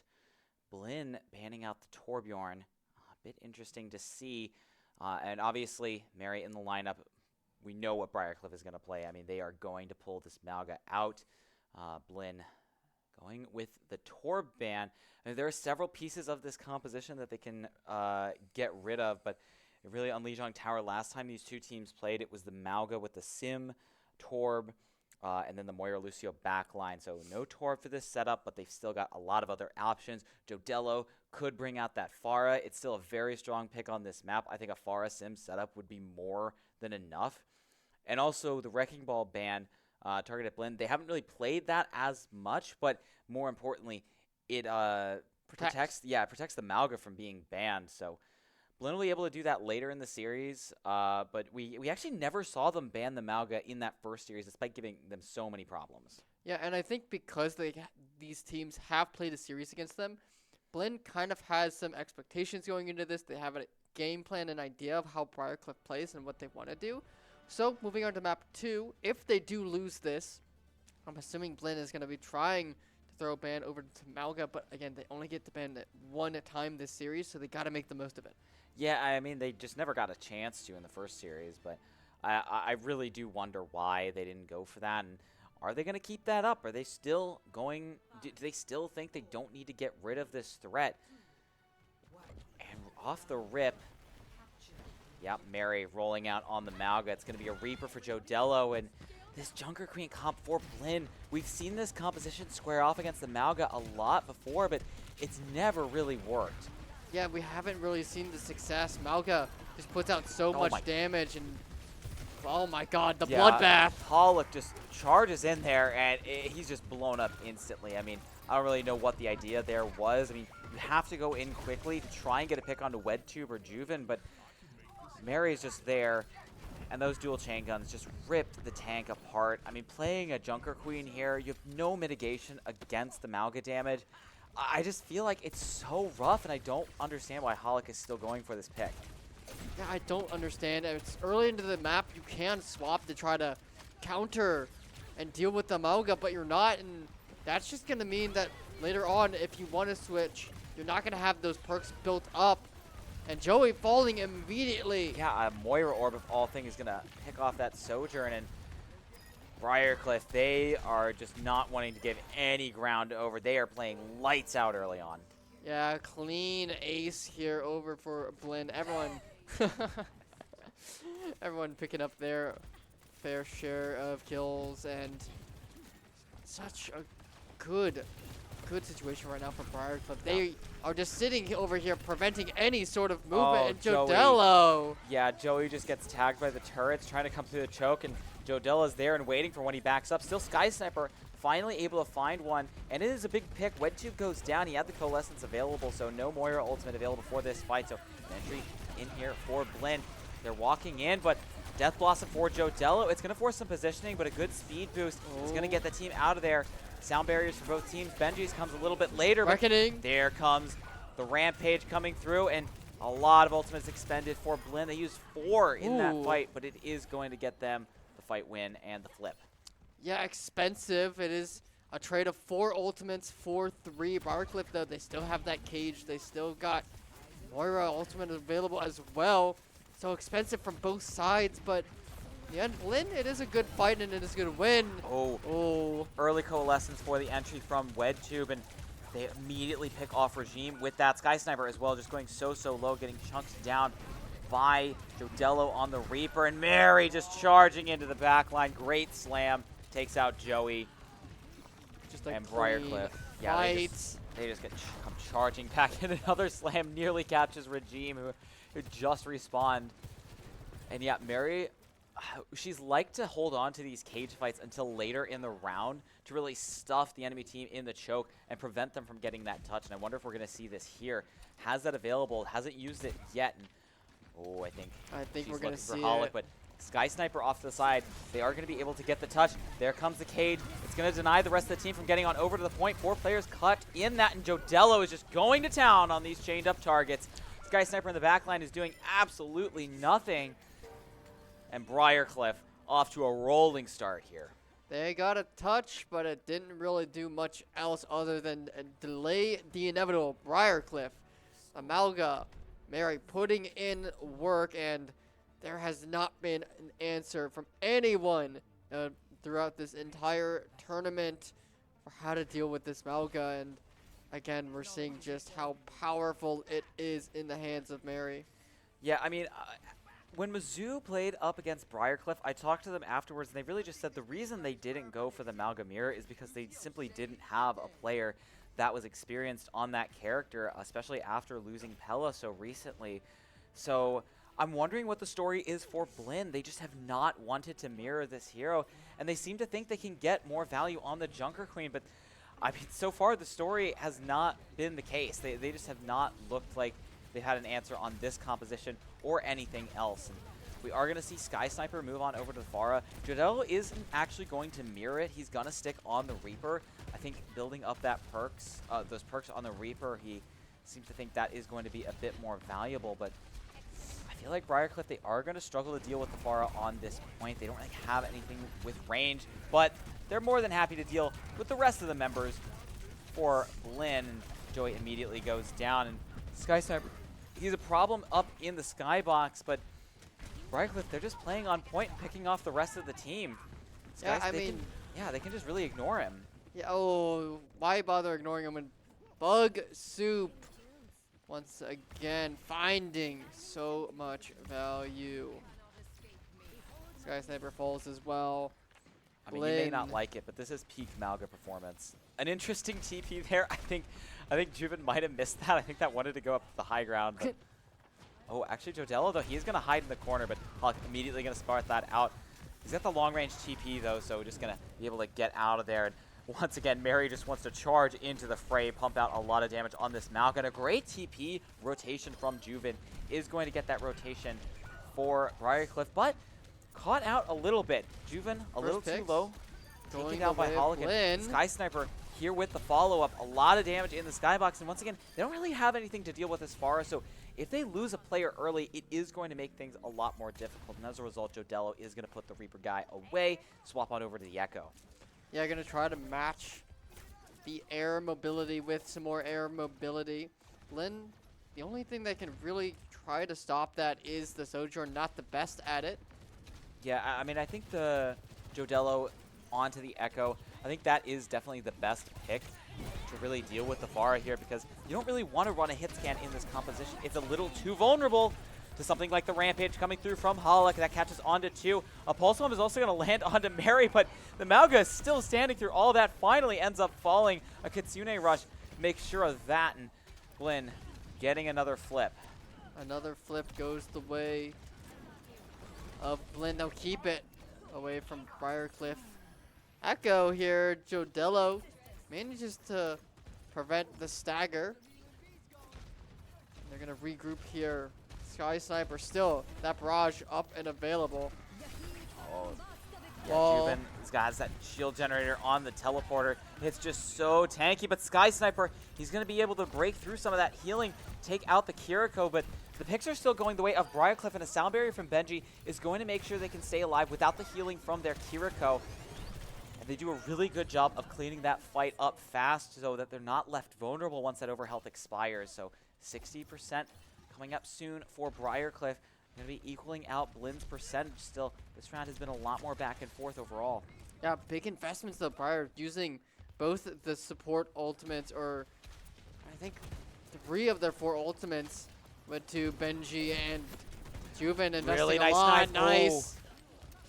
Almost catches Udello though, Oh, but big Mary fight. has caught something of her own, and it's gonna be the Junker Queen bursted down inside that cage. A really great ultimate. Now Mary just hiding in the corner there, and 86% and counting. Blin's got to go for a quick reset.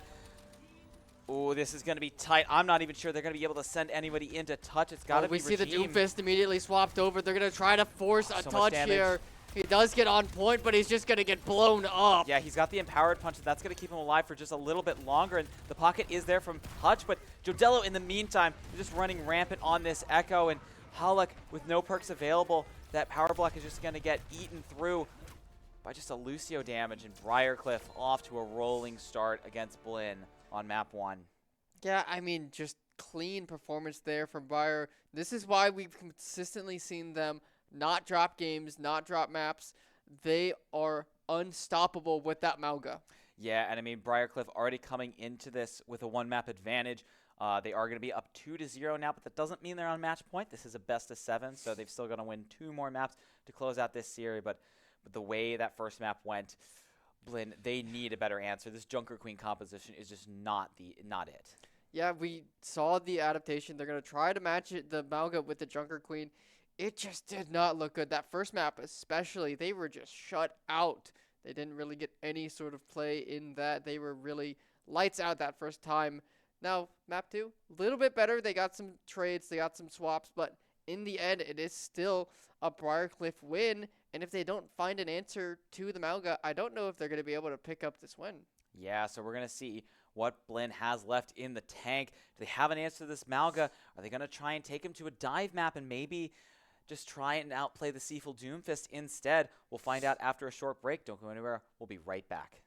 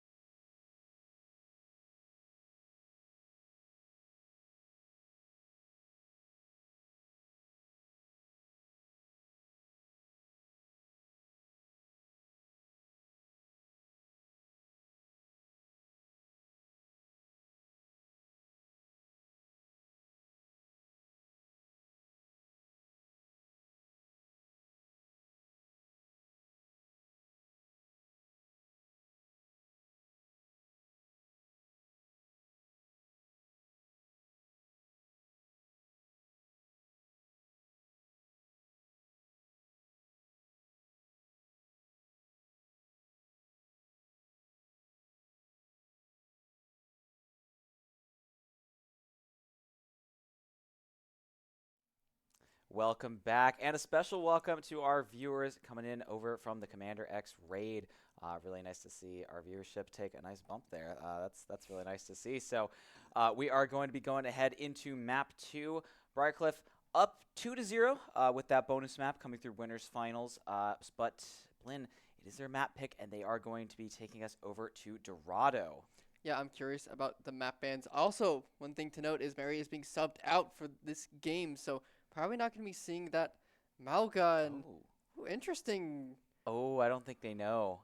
Okay, so Blinn, they banned the Diva, but I mean, Briarcliff, they really haven't gone for this on their dive maps. They've been more so leaning towards the Winston and especially the Doomfist.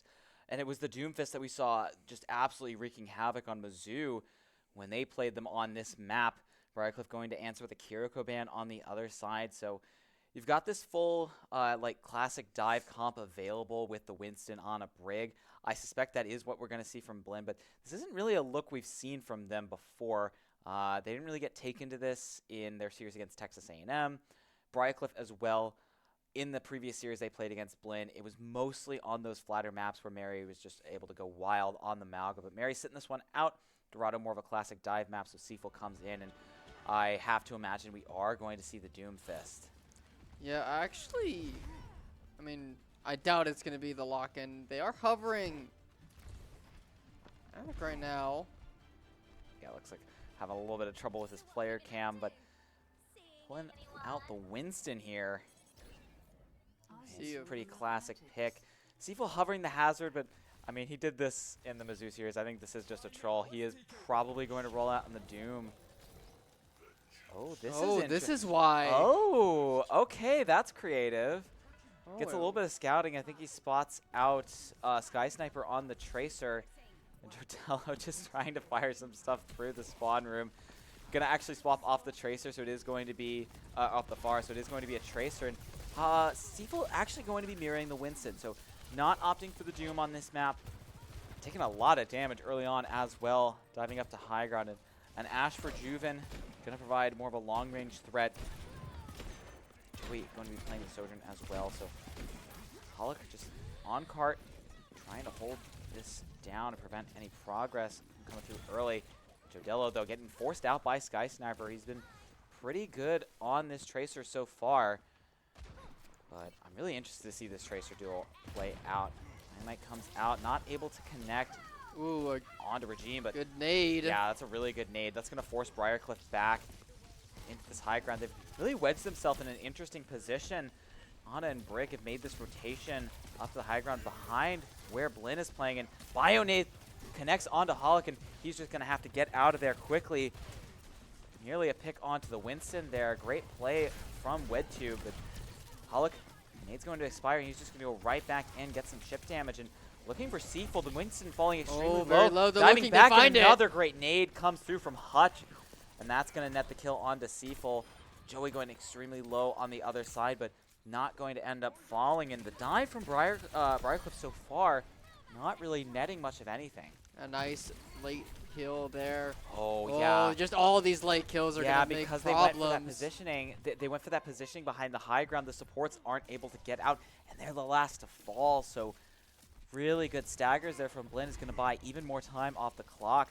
Almost 2 minutes already have been expended on Briarcliff's offense, and they're just now making their way up to some of these ultimates. Nano available for WedTube for this next fight.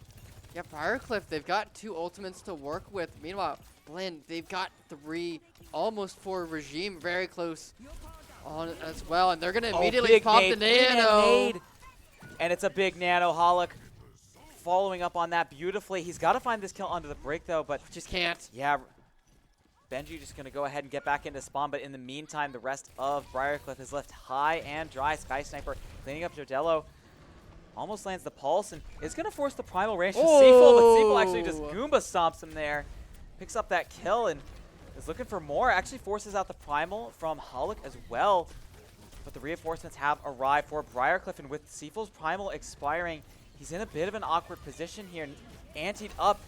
A lot of damage coming his way, but the damage coming through from Juven on the Echo is meaningful in Regime. Rally trying to hold them back as well, and nice picks going over the way of Blinn, and they're going to run him all the way back to spawn.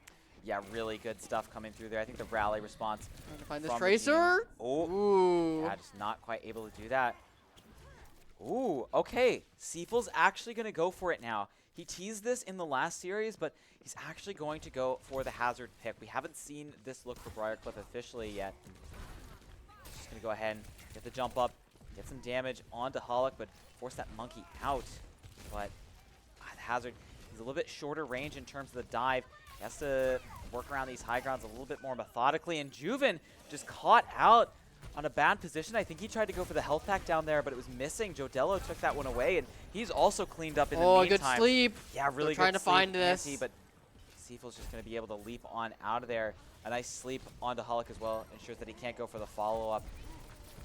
3-man Bionade connects, but there's just not a lot of time left. And with Regime finding Benji, Briarcliff is about to get held here. Yeah, they need someone to get on point. They need to tap in as more and more of Briarcliff are falling. Juven. Does Jodello have the hero play? He's already found 2 in this fight, but it's Joey with an overclock. Takes out the duplicate, finds Juven. Hollick cleans up Jodello, and it's just 1 left alive. Benji trying to stall, trying to sit on this point as long as he can. Now Doomfist, the swap over. Oh, but a good nade. Oh, it's going to give him the empowered punch, though, and that's enough to take out Hollick.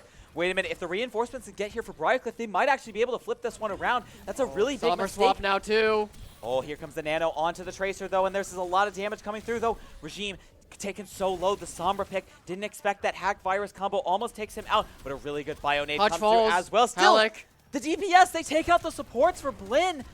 And what looked like it was going to be a full hold for Briarcliff, they are pulling this out. And Seaful, though, goes a little too over-aggressive. And Hollick, he's back with the Primal Raise. I may have spoken too soon. Blinn, they're managing to turn this one back around. A back-and-forth affair on the offense. And Briarcliff are going to get stopped up. They made it look scary at the end, though. They really did, but a good hold from Blinn to start off map number 2. And I think that Primal Rage at the end was really what saved Blinn from having to deal with that first point being captured from Briarcliff. A good play. And it was just an interesting read there from Briarcliff, having Seaful on Winston. Normally we see them on that Doomfist, the lid swap over to Doomfist. It looked pretty good, but I mean, it's so late. You're really just panicking at that point. Yeah, I mean, it really was a panic swap to just try and get back to the point as fast as possible, and it was really a bit of a mistake from Sky Sniper. He was a little early on the pulse bomb, and it just gives, instead of taking Seaful out, it gives him the empowered punch and nets that kill onto Hollick, and that's what almost turned that fight around. Briarcliff nearly winning that out, but a really good re-engage from Hollick with the Primal Rage is able to turn things around once again. And yeah, just the fight just swinging back and forth. That was a fun one, but Briarcliff, they are going to bring out the hazard again. It really didn't look that great, but Seaful wasn't on it that long. I don't even think he got up to a downpour, so yeah, I don't think they he are going did. to try this on their defense. Yeah, I don't really think Hollick's definitely not going to stick this. Probably not. Yeah, going to swap over. Blinn does not need to get far as long as he can get out of these choke points. Blinn has a very good shot here at taking the first map away, the first game from Briarcliff. They haven't dropped anything in this whole tournament, have been rocking 3-0s for the majority, and looking to drop a map here in the grand finals. This is what Blinn needs to get some confidence back. Yeah, we've seen some crazier comebacks though, but that's a really good way to start for Briarcliff. Seaful immediately taking out Joey, and ooh, Hollick almost gets an exit frag onto Jodello, but the real kill comes through. Still a really big anti-nade comes out from Hutch there and almost nets a trio of kills, but but these instead, supports are in such a bad spot. Yeah, instead they just get caught out in the same position that Benji and WedTube found themselves in early on their offense. So back to the drawing board for Blinn. Blinn's have just a got chance to to regroup, but back away, regroup, reheal, and get ready for this next fight. Hutch getting close to the Nano, so might be looking to use that. Briarcliff, everyone's sitting about even. The first ultimate probably going to be Hutch if we keep up this momentum. yeah, Hollick though, ooh, walled off. Good he needs his team to wall. break that.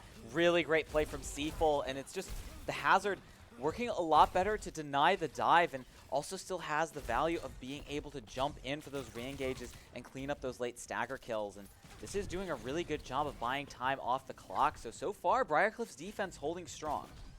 Holding strong, but they still have to hold for another 2 minutes and 20 seconds. Nano available, and I think they just want to use it.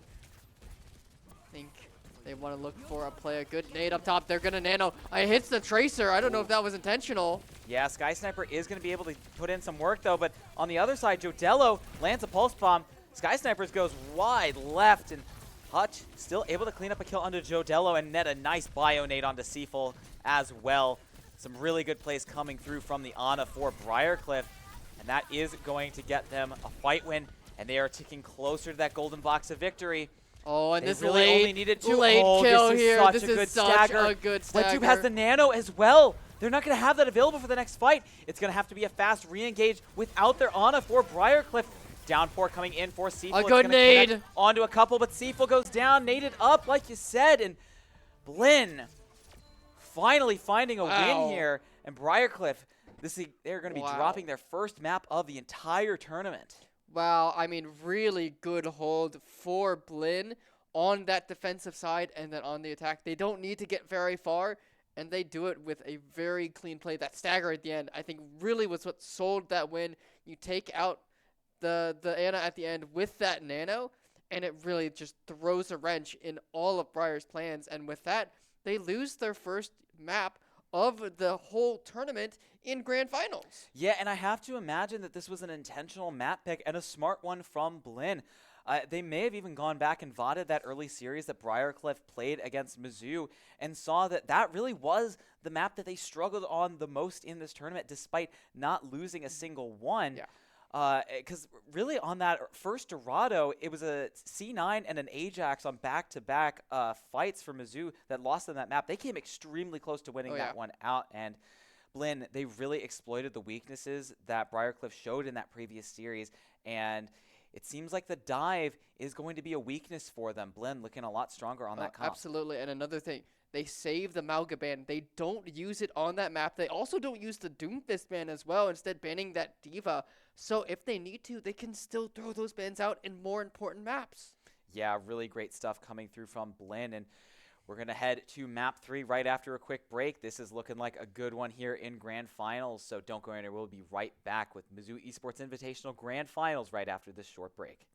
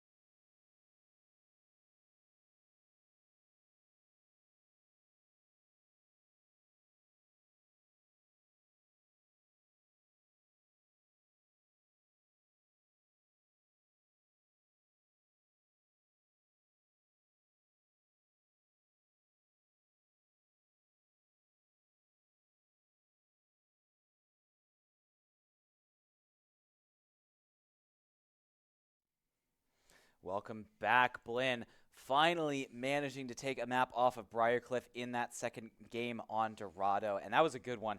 A really great hold from Blinn, and they've looked like they found an answer to what Briarcliff wants to do, and it is going to be the dive comp.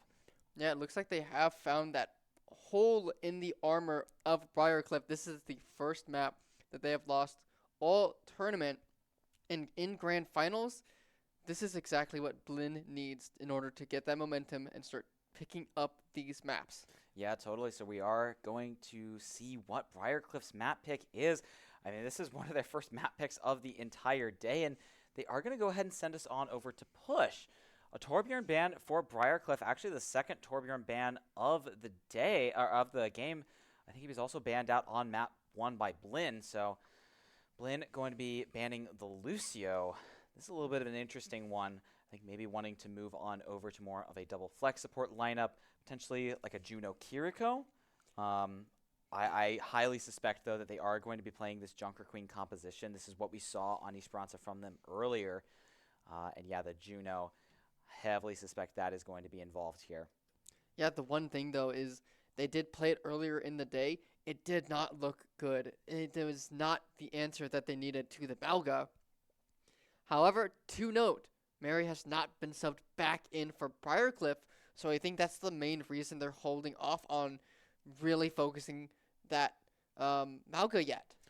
Yeah, and once again, we'd like to give a shout out to our sponsors for the Mizzou Esports Invitational today. Thank you to Reactor Gaming, Red Bull Advanced GG, MSI, Corsair, and Be Quiet. All of those sponsors providing valuable support to the stream here today, to this tournament, and also providing a lot of great goodies for our players, especially on our winning teams. I know whichever team taking this match away is going to be walking away with some great prizing, and we are going to see some interesting strategies coming out for Briarcliff. Interestingly, Mary is not in the lineup for this map. We actually saw Esperanza get played in the previous series between Bryn and Briarcliff, but it was a Malga composition. Mary was in the lineup, and instead, Seafel is going to be in. He's going to be piloting this Hazard into an Orisa from Halleck.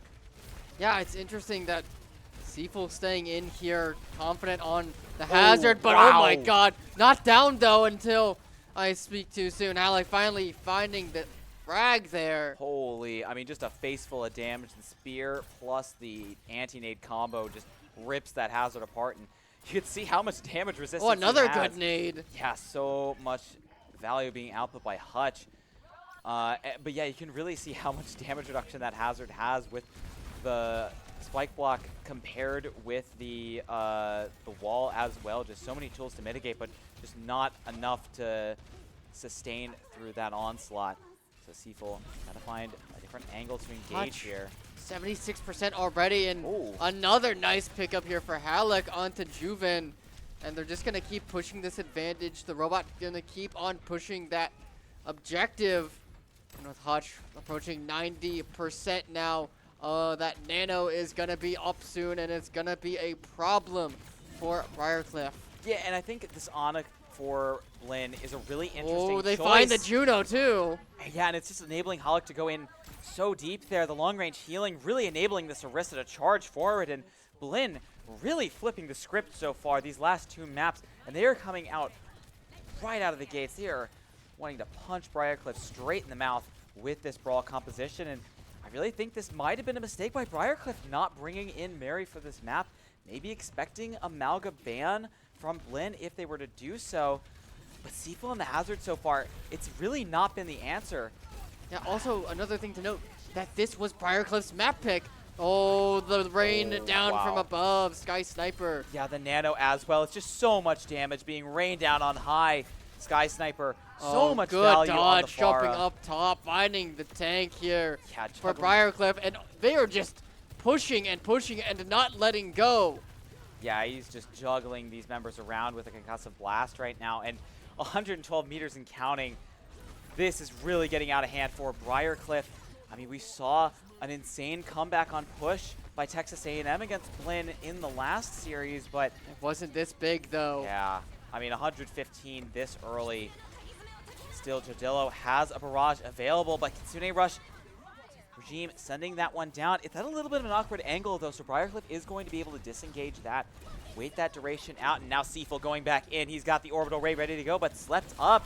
A really great anti-nade sleep combo, and he's taking they're so trying to much find it. damage. Oh, they can't. The anti is so good, but it's just not quite enough to stop the dive, and Jodello, Juven comboing in there, getting the damage they need, and they are going to move the bot back over to the other side of the map, only having to expend the orbital ray to do so. Yeah, plenty of time still. They've got 6:30 left, but it's a big uphill battle. 115 meters they've got to get. They did burn a trade of support ultimates for there. The Kiriko for the Juno instead of Briarcliff. So 1-for-1 in the end, but Briarcliff still confidently having the ultimate advantage right now with 3 in their back pocket. Yeah, I mean, this downpour, we haven't seen too much value out of this ultimate, but they do also have the barrage available, and here it comes from Jodello. Still, WedTube goes down in the meantime. It's a trade of supports, but Hutch going down. That's a lot of healing off the table. It's just going to be Regime trying to keep everybody alive, and Sky Sniper going so low. Jodello really wants to take this far duel and try and get those direct air shots. They just can't. It's only the one, but that's the pressure that they need to keep this push up. Halak trying to get in the midst of things, trying to block before this spawn point gets pushed forward. It's Joey having the overclock as well. There's going to be the Kitsune rush. Ooh, Nano onto Halak, though. And the Sarissa is going to be able to stand tall through this boosted damage from the rush, but downpour comes through. Just going to be a fortify. Oh, they find one. And the Terrorcert is going to get a kill and protect him from the downpour, but Juven cleaning that one up in short order. Still, Blinn doing a really good job of holding Briarcliff at this choke. And Sky Sniper with the barrage. It's going to get canceled out by a Suzu.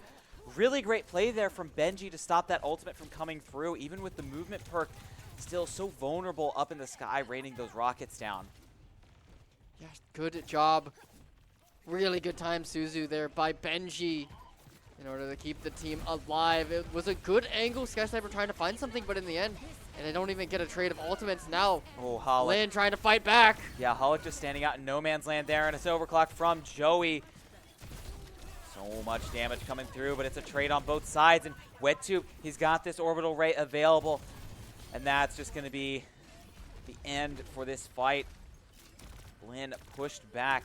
So much to deal with that Juno ultimate, and it's really one of the biggest things that Blinn is losing out on here trying to run the Ana. Yeah, it's definitely a problem here. Now, these major perks starting to come in. Blinn, the Kiriko Regime has the double shuffle now. Hop around twice. Deo going up top. There's not really much really pinning him down when he goes up in the air as Joey taken quite low. Yeah, Jodello also getting poked down, but a lot of Suzu. spam damage coming on to both teams, and Halak once again just taking so much damage in the front line, forced to burn that fortify as the Kitsune rush comes through, but Joey finds the pick onto Juven, got so Nano. no Sojourn to follow up on that rush, and Nano. here comes the double Nano. Just like you said, Farah going in, trying to find a pick. He's looking for these supports, but a really good speed ring actually from WedTube allows him to get out, but still, it's going to be the hazard caught out in no man's land, but he is going to actually be able to just jump onto Joey, get that kill, gets the Suzu to survive. Barrage doesn't do much. Yeah, really great there from Sky Sniper. Trades back and forth, though, and this is favoring the defense. They are going to have the favorable spawns here for Blinn, and a downpour comes in from Seaful, trying to find something with that, but I just haven't seen too much value from that ultimate coming from Seaful so far.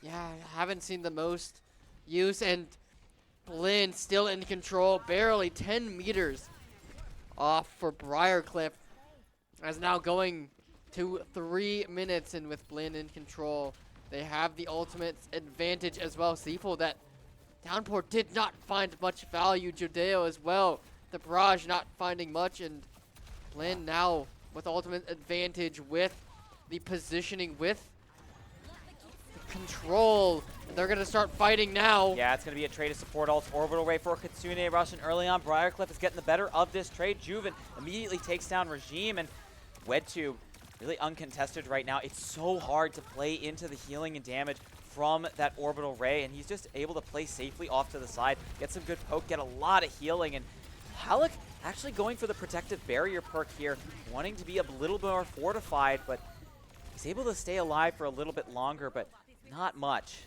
And still, Stays- Briarcliff actually got a really good push on that last engagement. They're going to march the bot back over. 104 meters for them. They only need about 10 more to equal out the lead for Blinn. Red Tube, really good use of that orbital ray. Already 40% up now, so potentially going to be seeing that very soon. But Blinn, 4 ultimates now to work with. Briarcliff, they've only got 1 ticking over just now, and Blinn, they don't want to give any space. Oh, double nano comes out. Nano barrage. But Sky Sniper finds the value. Rocket Barrage lands onto Benji, and he combines for another one onto Seaful. And just really showing off the power of that Ana. That double nano perk is just so valuable. Yeah, really, really good play there by Hutch and Sky Sniper. Hutch really leaning in to pocketing and nanoing Sky Sniper when those barrages are up. It's such a powerful combo. Briarcliff have to respect it, even with the healing that, you know, nano damage with the barrage is just so much, but they're going to try to get this flank up right now. Yeah, Terra Surge available for Haluk. It's Joey also has that overclock, but he's just immediately going to get shut down. Oh, Jodello Jodello also dying blows himself too. up, though, and Benji rips out the Kitsune Rush, not able to get much value and falls shortly thereafter, and Haluk just does not have to invest that ultimate in there. Doing a lot of work on this Orisa, just staying alive, so tanky, so hard to deal with, and speaking of hard to deal with, this Hazard just staying alive, being a nuisance, but Blinn finally going to swing the bot back over Oh, on they're trying to find their this. side. Ooh. Ooh, they can't. Yeah, not quite. WedTube doing a good job of taxing the team around and keeping them topped up, but we're under 30 seconds, and the bot's moving back in over to Briarcliff territory. Blinn, they want to get some more meterage to pad their lead, to make it so much harder for Briarcliff to come back in this map. Orbital Laser online for Briarcliff. They've got 3 to work with. Blinn have 3 as well, but there's nothing really to stop that.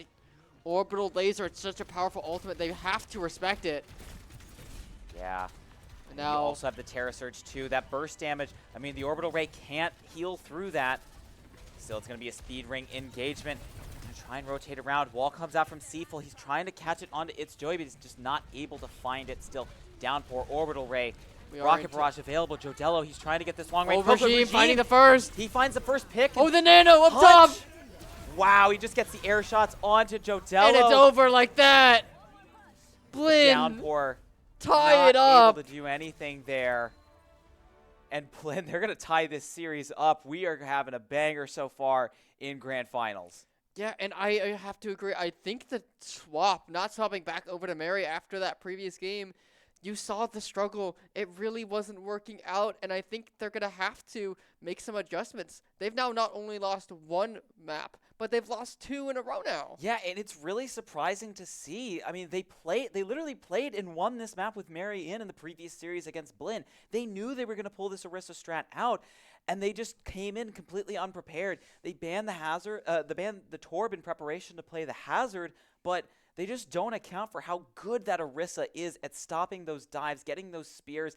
And the Ana, I think, was the secret sauce for Blinn, just constantly peppering Seaful with antis and making sure he could get no value, no healing, especially when he was constantly getting stunned up by Haluk.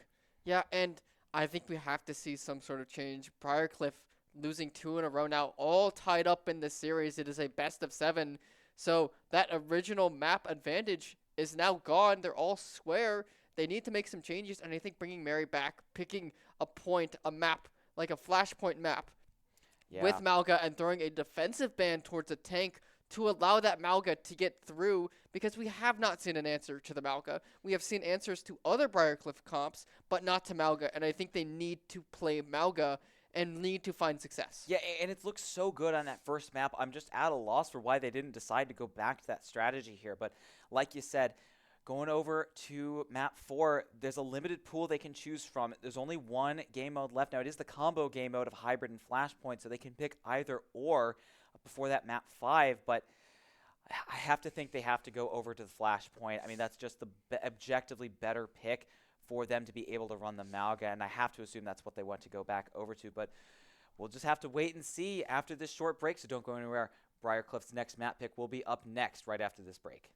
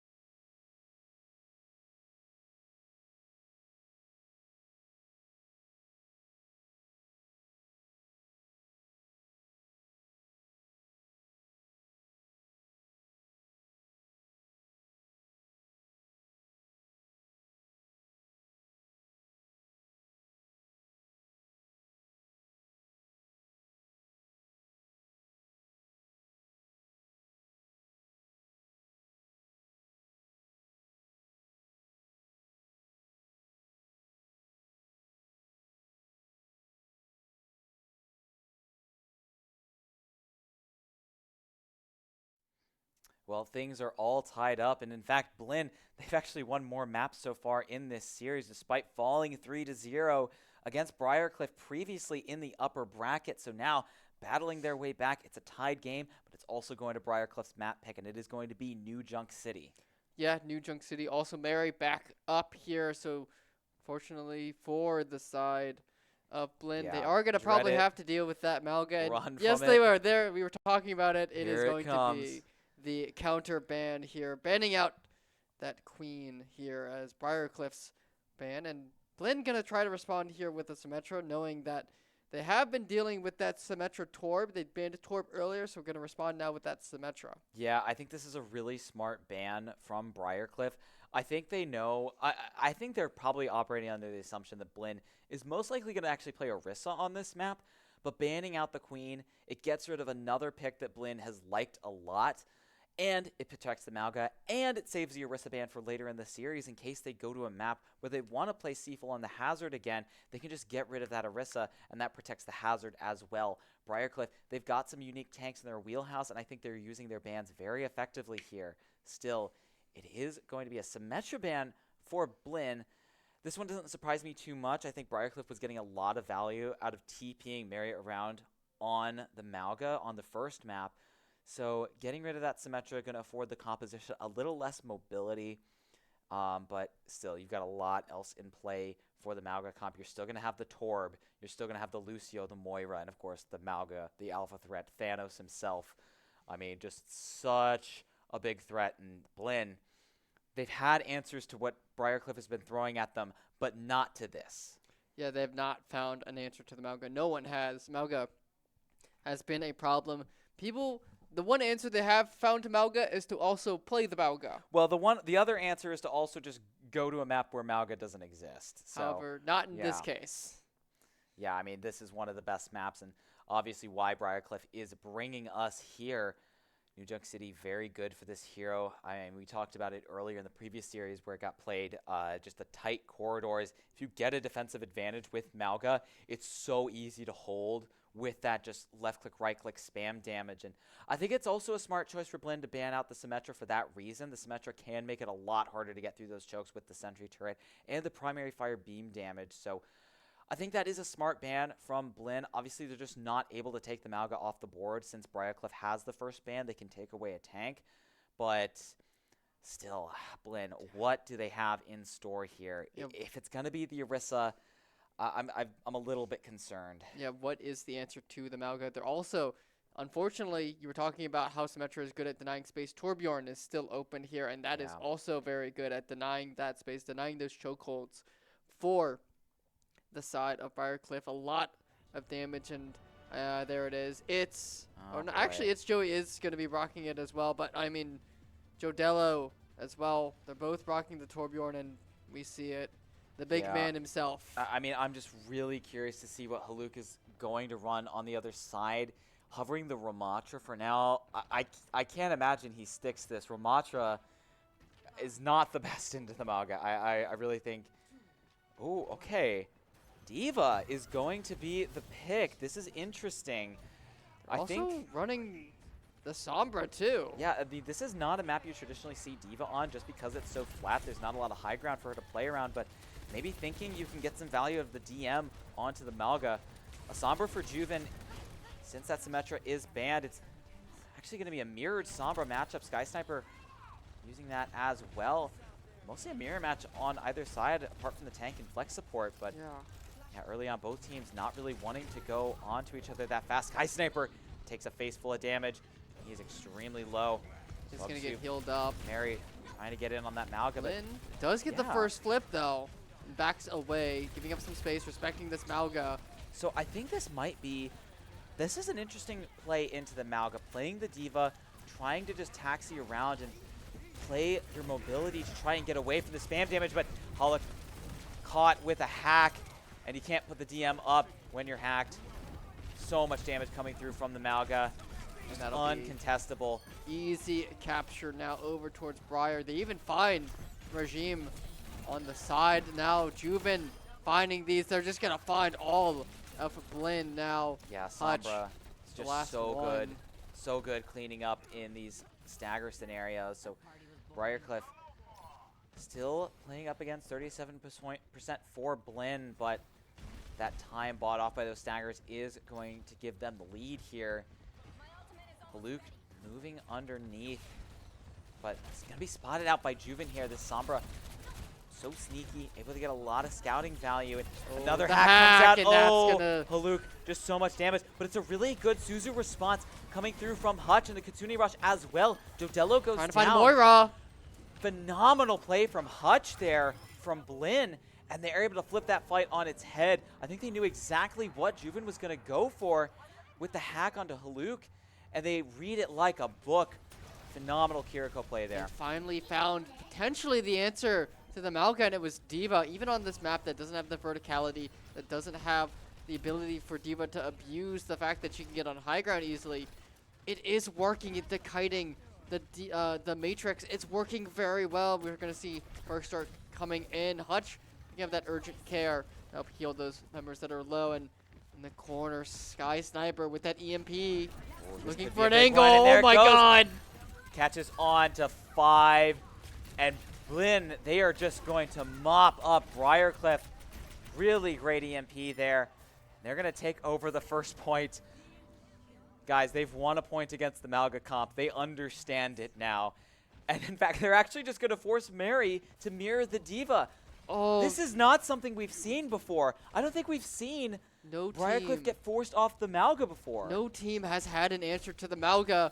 And finally, and when it matters most, Blinn has found the solution. Yeah, another hack onto Haluk. And the EMP is going to come out as well. Only catches onto 2, though, and Regime is just going to lay down the sound barrier. We're just dropping everything to try to win this fight. Oh, Mary going so low. Sky Sniper falling first. Haluk gonna drop. Yeah, D.Va Bomb goes out. Briar doing a really good job of kiting that out. Kitsune Rush on point from Blinn, but they're losing members. Regime goes down, and Haluk just trying to get some value in here, but the healing from WedTube is doing a great job of keeping Mary alive. And Briarcliff, they're just going to go ahead and get the cap here. A lot of investment for Blinn into that fight for not a lot of purchase. Yeah, not a lot. Big investment. Briarcliff, the swap has paid dividends. As Mary now onto the mirror matchup of that D.Va. Still plenty of time on this second point, and Blinn having captured that first one means that they aren't the most worried if this one does not go their way. Yeah, I mean, immediately Haluk is just going to go ahead and swap on over to Zarya. Just wants to get a counter onto this D.Va, so a lot of counter swap coming in, but Jodello immediately laying down the Molten Core, and Blinn just backed into a corner. They're going to use the speed boost to engage off of this, and Joey, with a Molten Core of his own, finds 2, and Blinn on the re-engage comes thundering back onto the point. Fade already forced from WedTube, and Sky Sniper's going to hunt him down. Juven, though, looking for some members in the Blinn backline. Going to find one, but not before Blinn finds the flip. Still 99%, 91% for Briarcliff and Barry. Just a merry-go-round of tank heroes for both teams. Going to go ahead and mirror the Zarya. Oh, these mirror matchups. Briarcliff is just behind the ball on the mirrors. Haluk, a good flip over to Zarya for the fight. And now, immediately after, Mary trying to swap over. Both turrets are destroyed. It's a contest here as Briarcliff is making space. Oh, Haluk going so low, and Mary picks up 2 off the back of that coalescence from WedTube. A really great play, and yeah, these members of Blinn just falling left and right with the point already at 99%. Briarcliff is just going to walk away with this one. Does Haluk change? Are they going to stick it here with more Zarya? It looks like they are, at least for the next start of Flashpoint. Yeah, both Sombras have that EMP available. Sky Sniper notably taking a while to get his online. I believe the last one we saw was on that first point final fight, and he's just now got this second one available. So looking probably to use that this next fight. Not many other ults available for either team, though Benji and Haluk getting close to theirs. That Graviton Surge could be pretty devastating once Haluk gets that online, but still, I think it's going to be a matter of which Sombra gets the better EMP in this fight. Yeah, also these perks, these Sky Sniper level 3 setting up for characters it. coming online. Sky Sniper's trying to find a good flank. He's Oh, actually gets just going to hacked. get the Oh, he's virus. going to look Here for it. comes. There it is. It's a big one. Catches on to 4 still. Jodello able to kite that damage out. Graviton Surge immediately met with a sound barrier from Benji, but Haluk picks up that grab perk and is actually able to get the kill onto Mary. Still an orbital right here for Regime. It's keeping the team alive, but for how long? Jodello Luke still alive. throws Max out the charge, multi-core. trying to stay alive here. And he is. He's protected. His team's got his back. So 20 much HP damage. is all he needs. So much damage, and Haluk making the Zarya work in the mirror. Still an expensive fight, but they do get out a lot of key ultimates. Joey almost has his ultimate online as well here. Okay, so Juven hovered the Bastion, but is actually going to go ahead and play the Cassidy instead. Definitely a response to Sky Sniper wanting to counter out that Sombra, but how much success it's going to get. The Cassidy a little bit inconsistent at times, but the cast Torp setup's going to make it really hard for this flanker. Molten Core coming out. Oh, answered good out. hack. Oh, really good hack. Yeah, that cancels out the Coalescence from WED2. But Benji finds a kill. Joey, though, the Molten Core, so much space denied, and they're just going to walk straight into the crosshairs of this very angry Torbjorn.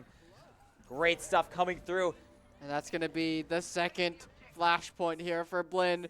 One more, and they take the lead in Grand Finals and put themselves on tournament point. Yeah, I mean, Blinn, the turnaround cannot be understated. Even with Juven going on over to the Cassidy, with the Cassidy and Torbjorn backline, I mean, it's just, they're trying to get the pressure onto Sky Sniper, but how much value realistically is that getting when Haluk and Joey are getting so much value in the front line? Is the Sombra really the threat that they're worried about the most? What are they worried about? Still no swaps. Mary has their Graviton here for this upcoming fight. Yeah, the and I think grab. they're looking for it. Oh, the grab could be pretty big. And in Kitsune fact, rush. yeah, it's going to come out. I'm not really sure who that caught onto, though, and not really able to get a kill. Still, Sky Sniper goes down. Health bar is going low for Briar Cliff, though, and another grab. Oh, and answered it finds out two. from Haluk. So There's much nothing damage. to do. Really great play, and Blinn. A 5K for Haluk in that fight. Or at least getting involved on every single kill. It's a team kill, and Mary making another swap, going over to Ramatra. Jodello onto the Mei. They're panicking. You Yeah. can see it. They haven't faced this kind of oppression yet. And now with Bug Soup moving on to Ramatra, they're trying to find these last-minute answers. Yeah, they're really trying to find this pressure onto Haluk in particular, thinking that Sky Sniper really isn't the threat they're going to be focusing on most, but they got to watch out. Sky Sniper, he has that EMP available, and with as much time as Blinn has already bought off the clock, a really good EMP here at the right time could potentially just seal this map away. He has it available. He's holding, looking he's for it. looking, he's going. And it's a big one, lands onto all 5. Is the follow-up there? It is. Regime and Haluk, they're getting the kill, 72% and counting. And this has to be a regroup for Briar Cliff. Are we going to see last-second swaps to agents with a little bit more mobility? Yes, Oh, we yes, we are. are. They need a touch. They need to get onto this point with 10% left. Yeah, the All only Blinn needs to disadvantage do is there- hold. The only disadvantage there for Blinn was they kind of killed them too quickly. Support ults come out for Briar Cliff. They're able to touch the point. With that group respawn, they're all They back might actually at the get a same flip. time. Yeah, they actually get the cap through, but the Molten Core thrown down on point. Joey, it's so much aerial denial, and it's pushing them straight into the sightlines of Haluk and Sky Sniper. They're getting picked apart here. This last-minute comp, it's not working. It's not going to be able to evict Blinn from this point, and they are going to take the lead and send us to match point They're here. just trying to stall here. They're just trying to get on this point. And I think, we're seeing a little bit more delay, but with that final kill on, I spoke too soon. They've gotten some more touches, but Ball might be able to get on as well. No! Not quite able to get there. Blinn, I mean, the turnaround. They finally found the answer, and this is dire straits for Briar Cliff. Briar Cliff now has lost not 1, not 2, but 3 maps in a row, and now they're ace in the hole. The Mauga, they don't even need to ban it. They found an answer, and now with Briar Cliff on backs against the wall, they need to find something because now we're wondering, Briar Cliff, what do you have to do to answer this? Yeah, I mean, just finally finding an answer to the Mauga comp. It took them 4 maps, what with combining the last series and that first map. in this one, but finally moving on to New Junk City, they find the answer, and it's the D.Va and the Zarya. A really interesting setup for Briarcliff on on a map that's really not favorable to the D.Va, and then of course forcing the Zarya. Mary just not opting to play the Malga into the Zarya as well. An interesting move. So maybe moving on to the next maps, will they play the Malga again? Do they think it could work into the Zarya? Do we maybe see a D.Va? Well, actually, no. Briarcliff already banned the D.Va on that second map, so We're not going to see a D.Va ban. What is Briarcliff's option? They are going to have map pick and first ban, but and of course, it's heading on to map 5. The map pool has reset, so they can pick any game mode they want, provided the map has not already been played. So, I mean, do you take us? You could, in theory, take us to a second Flashpoint map in a row. Do you think you can make it work on Suravasa where it didn't on New Junk City? We'll just have to find out. So we're gonna go to a quick break. Briarcliff backs against the wall on match point. I mean, they've just not found themselves in this situation. You're not gonna want to miss this next one. We'll be right back.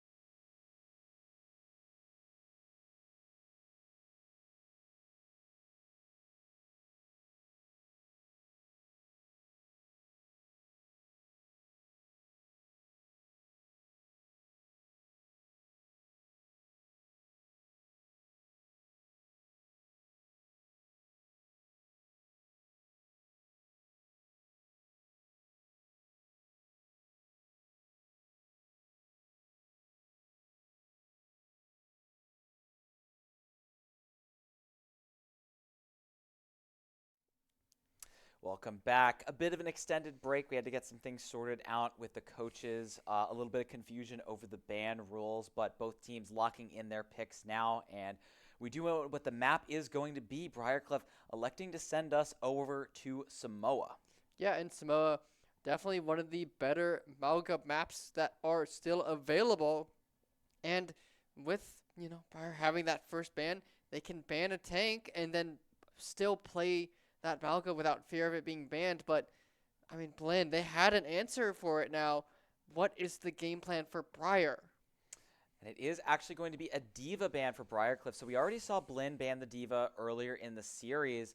But Briarcliff, it gave him a lot of trouble on that previous map. It was the first tank pick that we've seen that actually gave the Malga some trouble. Still, though, Blinn moved on to the Zarya later in that round. So I don't know. And especially with the Juno getting banned here as well, that's a little bit of an interesting choice for Blinn, but they're kind of running out of heroes to ban on Briarcliff's to really poke any holes in their comp. The Juno really hasn't been getting played by them too much, though. They've mostly been sticking with Moira. So I'm really curious to what we're going to see. Seafull is staying out of the lineup. It is going to be Mary in. So I do expect to see Malga. And, it's a very fitting map for it. Samoa, literally his house is here. That's a fact. Yeah, and I think the D.Va ban is a pretty good one. Despite, New Junk City being not known as a good D.Va map, it was a good matchup against the Malga, despite it being a somewhat less optimal map for D.Va. It still put in the work. It still definitely did its job. And we're going to see Haluk on this ball now, and we're also going to see Mary once again. Yeah, this is a pretty good ball map as well, particularly this first point on beach is very good for ball, but Mary actually hovering the Sigma for now. I wonder if she's actually going to stick with this. If she sticks with this is going to be interesting. And oh, okay, so it's not going to be a Malga here. So Sigma versus Ball. Still a pretty similar lineup. Well, actually, WetTube on the Ana as well. Still going to be a Torbjorn for Jodello. He's been so good on this hero so far in this series. Sky Sniper, though, on this Pharah. Really living up to his name. Yeah. Raining fire from above on this Pharah. It's been really good the so anti. far. Juven gets taken down. Really nice nade comes through from Hutch there, and Haluk is there for the follow-up. Still, he gets slept in the process, and Mary is able to take him out. So, Haluk, one more ball. Mary on point. Has this early space. This underpass on the point is just really good for the Sigma to bunker in, and immediately Haluk switching over to the Zarya.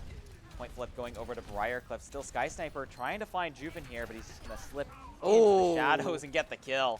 Yeah, and right behind Mary finding Joey, but Regime finding a trade back, and now Haluk with the swap over to Zarya is going to try to find some space, find some of these. Yeah, and especially with Mary going down, it's not the best situation. Oh, what the? Okay. All right, so it's going to be a dive for Briarcliff. Mary switching over to Winston, Juven on over to Tracer, so they want to go faster onto this Zarya. A lot of counter swaps coming through. This is not something we've seen a lot so far. I think the perks oftentimes disincentivizing it, but we're also seeing the Venture as well here for Sky Sniper. Yeah, and they're going hard onto Jodello. Haluk getting in on the action there, finishes off that Torbjorn, and Nano down, can't get that off. Yeah, really great stuff, and with Jodello getting taken down, just a lot of pressure off the table. Saw the Torbjorn turret. Pharah once again. Now this time for Jodello. These swaps back and forth, we haven't seen this all series, all tournament.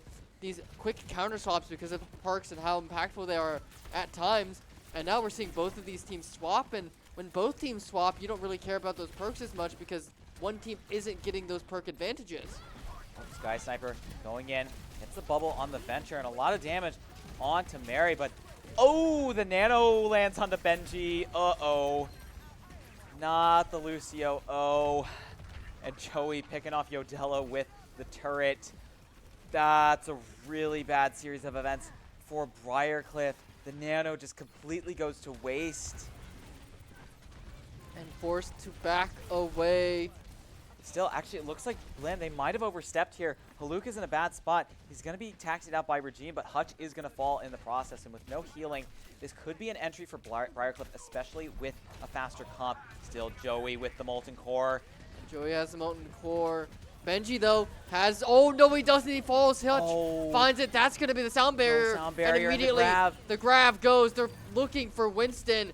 Forced to run away. Blinn is looking to take this first point. Oh, this is so devastating. They might have one to touch, but 92% and counting. You don't want to go to all 3 points here for Briarcliff, and you especially don't want to drop this first one on match point. They've got the touch. They're going to trigger OT, and here comes the sound barrier from Benji. But Joey rather, going to throw that Molten Core onto point. The floor is lava, literally for Bug Soup, but Jodello, he finds Hutch. That's going to put a lot more pressure on Haluk, and they are going to find the kill onto the Zarya. Primal Rage for Mary.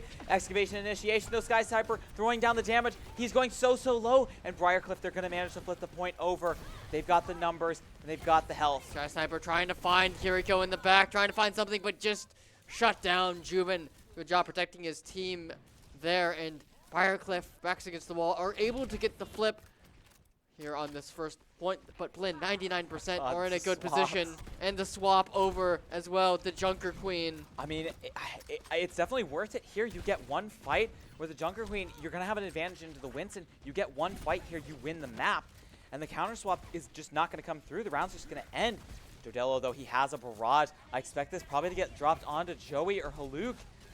But here comes Safara. Suzu already expended. Barrage coming through.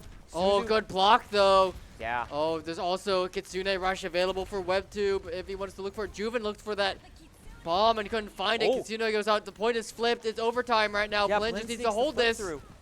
Blinn seeks the flip through, but there's a Kitsune Rush on point for Briarcliff, and they're going to be able to win this one out. Benji getting a nice 2-piece for the Lucio. Make that 3. The Kitsune Rush from WebTube, a really good setup. Still, Mary didn't actually fall in that fight, so she's not going to have the Haluk now moving on. What? Oh, it's the swap up. Now Haluk is going to be on. Now you play Malga? Now he decides to. Of all times, now you pick Malga. As far as in the air, Jodello taken quite low. Does have WebTube to keep him alive. Regime close to getting up that sound barrier too. That's going to be big for this fight. I mean, I think this is good for Blinn. This is a good idea. The Malga is just going to be so tanky and put so much pressure onto the Winston. Sound barrier as well. Mary, she's got to turn tail and run. And Jodello barely gets out of there. Oh, that pick on the far would have been huge. And Don't find it. He's going to find it. Mary just desperately trying to dance around. Flip. That flip's going to come through, but Juven takes out Sky Sniper. Still, this Malga is such a massive threat on the point. They don't have the damage to deal with it.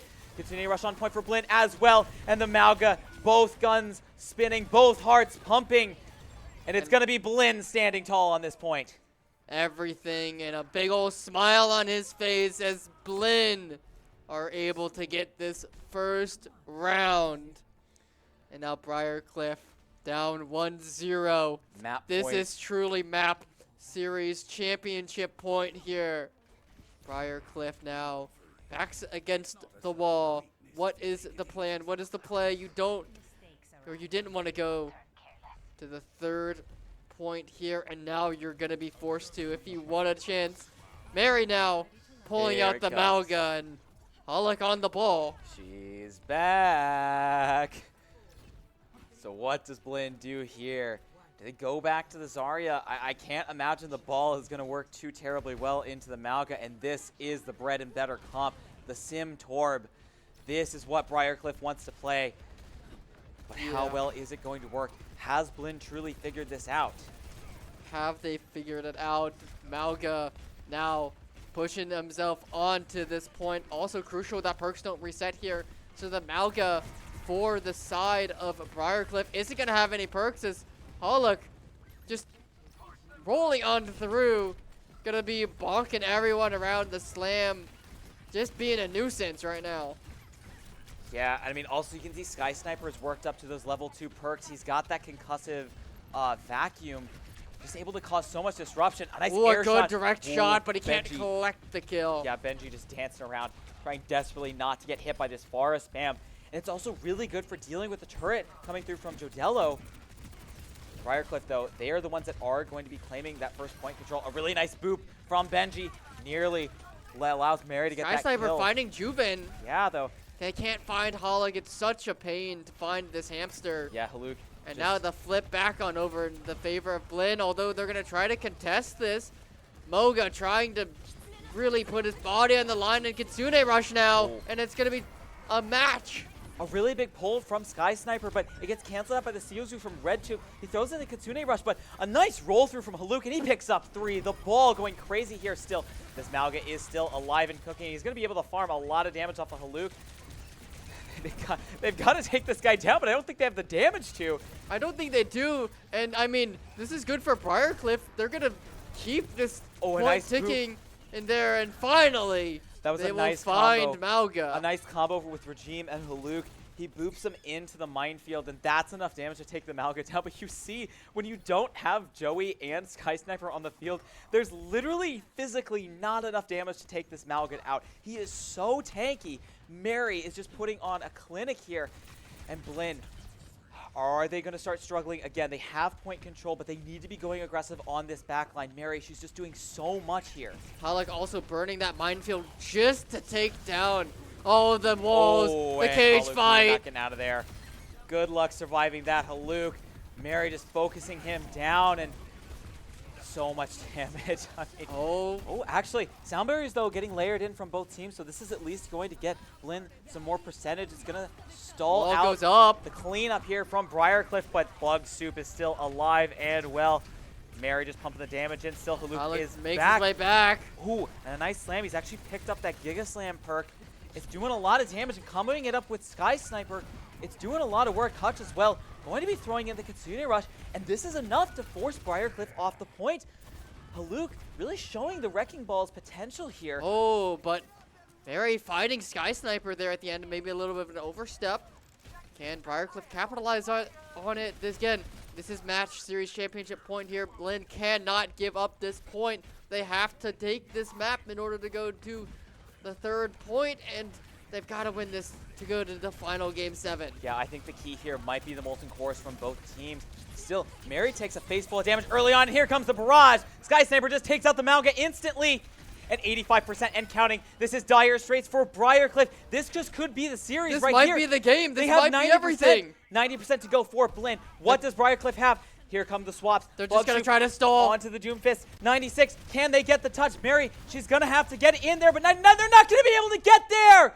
And Blinn fighting back through adversity. And they're going to be able to take this series in miraculous fashion. Blinn fighting all the way through that lower bracket with the revenge match against Briar. They dropped 0-3 to them the first time, and in a very, very good fashion, they solved the answer. They found those missing puzzle pieces, and they clean up the game and take the series 4-2. Yeah, I mean, just not much to say there. I mean, kudos to Blinn. I mean, they deserve all the credit in the world for figuring out a solution to this composition. I mean, reminder, they got swept, and it was not particularly close in their first series against Briarcliff. But coming into this match, they kept their mental, even despite an extended series against Texas A&M in the first match. They fight through, they find the solution, and just a really smart usage of map and hero bans, and also just figuring out what is going to finally work into the Malga comp, and they find the Achilles heel, they exploit it, and just a dominant performance at the end there. Yeah, really, really well played there. Again, the adaptability here from Blinn, finding these answers. No one could figure out how to answer the Malga. They swept through the upper bracket, never dropping a map, 3 zeros across the board, and when it matters most, Blinn has found that answer, that crack in the armor, and they exploit it to its full potential. Yeah, and I mean, Blinn, they come in here, down a map, they lose the first one, and then they just win 4 in a row to take the series and take the championship here at the Mizzou Esports Invitational. I mean, just a phenomenal performance across the board, and one special player is also going to be able to take home that Grand Finals MVP, so you're going to want to stay tuned after this match. We'll have the reveal and an interview with the winning player right after a short break, so don't go anywhere. We'll be right back.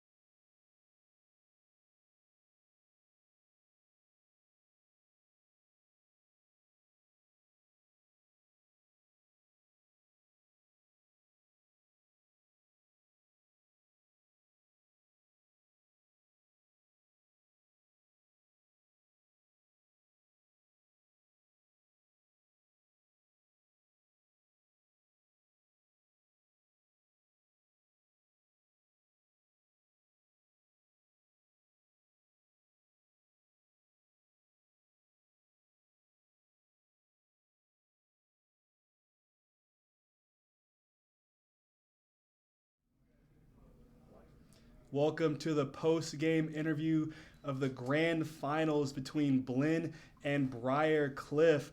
A very exciting game, a 4-2 victory for Blinn, and we can announce the MVP of this tournament is Blinn's Flex DPS Sky Sniper. Congratulations on the victory. Thank you. And here is your trophy wow. for you. How does it feel? Oh, that's great. Once That's again, amazing. very exciting. Just very well played right there. What was the attitude, the mentality being down 0-2 in the beginning and then coming back for that 4-2 victory?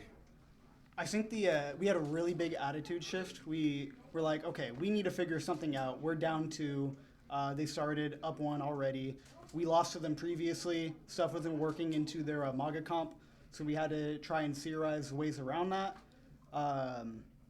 They actually put in another player to play different comps, which we're pretty comfortable, like outside of the MAGA stuff apparently. We didn't think it'd be that hard.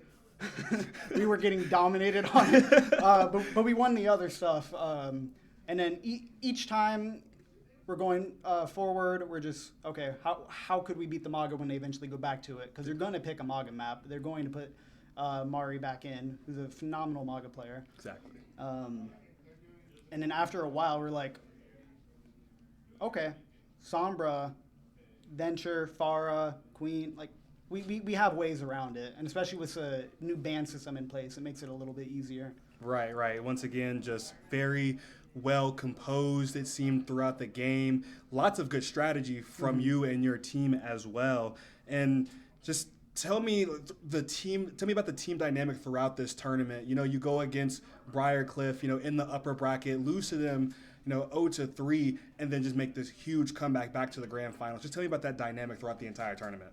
I think the overall dynamic, we were very confident coming into it. We definitely had our lows coming into it. We've had very close matches like Texas A&M. We lost 0-3 to the team we just beat, Briarcliff. But I don't think we ever thought for a moment we were going to lose like this tournament. Like, we were confident pretty much all the way through. And then having Hutch, our team captain, just being really motivating, passionate, just throughout the whole thing, like, really pushed us forward. Right. The confidence definitely did show, especially coming back from that 0-2 deficit. Yep. I have to say, turned a lot of heads there, silenced a lot of doubters throughout this tournament. Any shout-outs you would like to make while we are here? Oh, definitely. A certain player that's helped us a lot is a player named Graveyard, currently with Shikigami for OWCS. Very good NA flex support. He's been doing phenomenal work helping our players independently grow occasionally. Thank you for that. Once again, congratulations on being the inaugural Mizzou Overwatch Invitational champions. Thank you to all of our viewers out there watching this stream for the last 2 days. Thank you to all of our sponsors as well for helping us make this possible. And a fantastic tournament to show you all. Everyone have a good night, and we will see you all soon.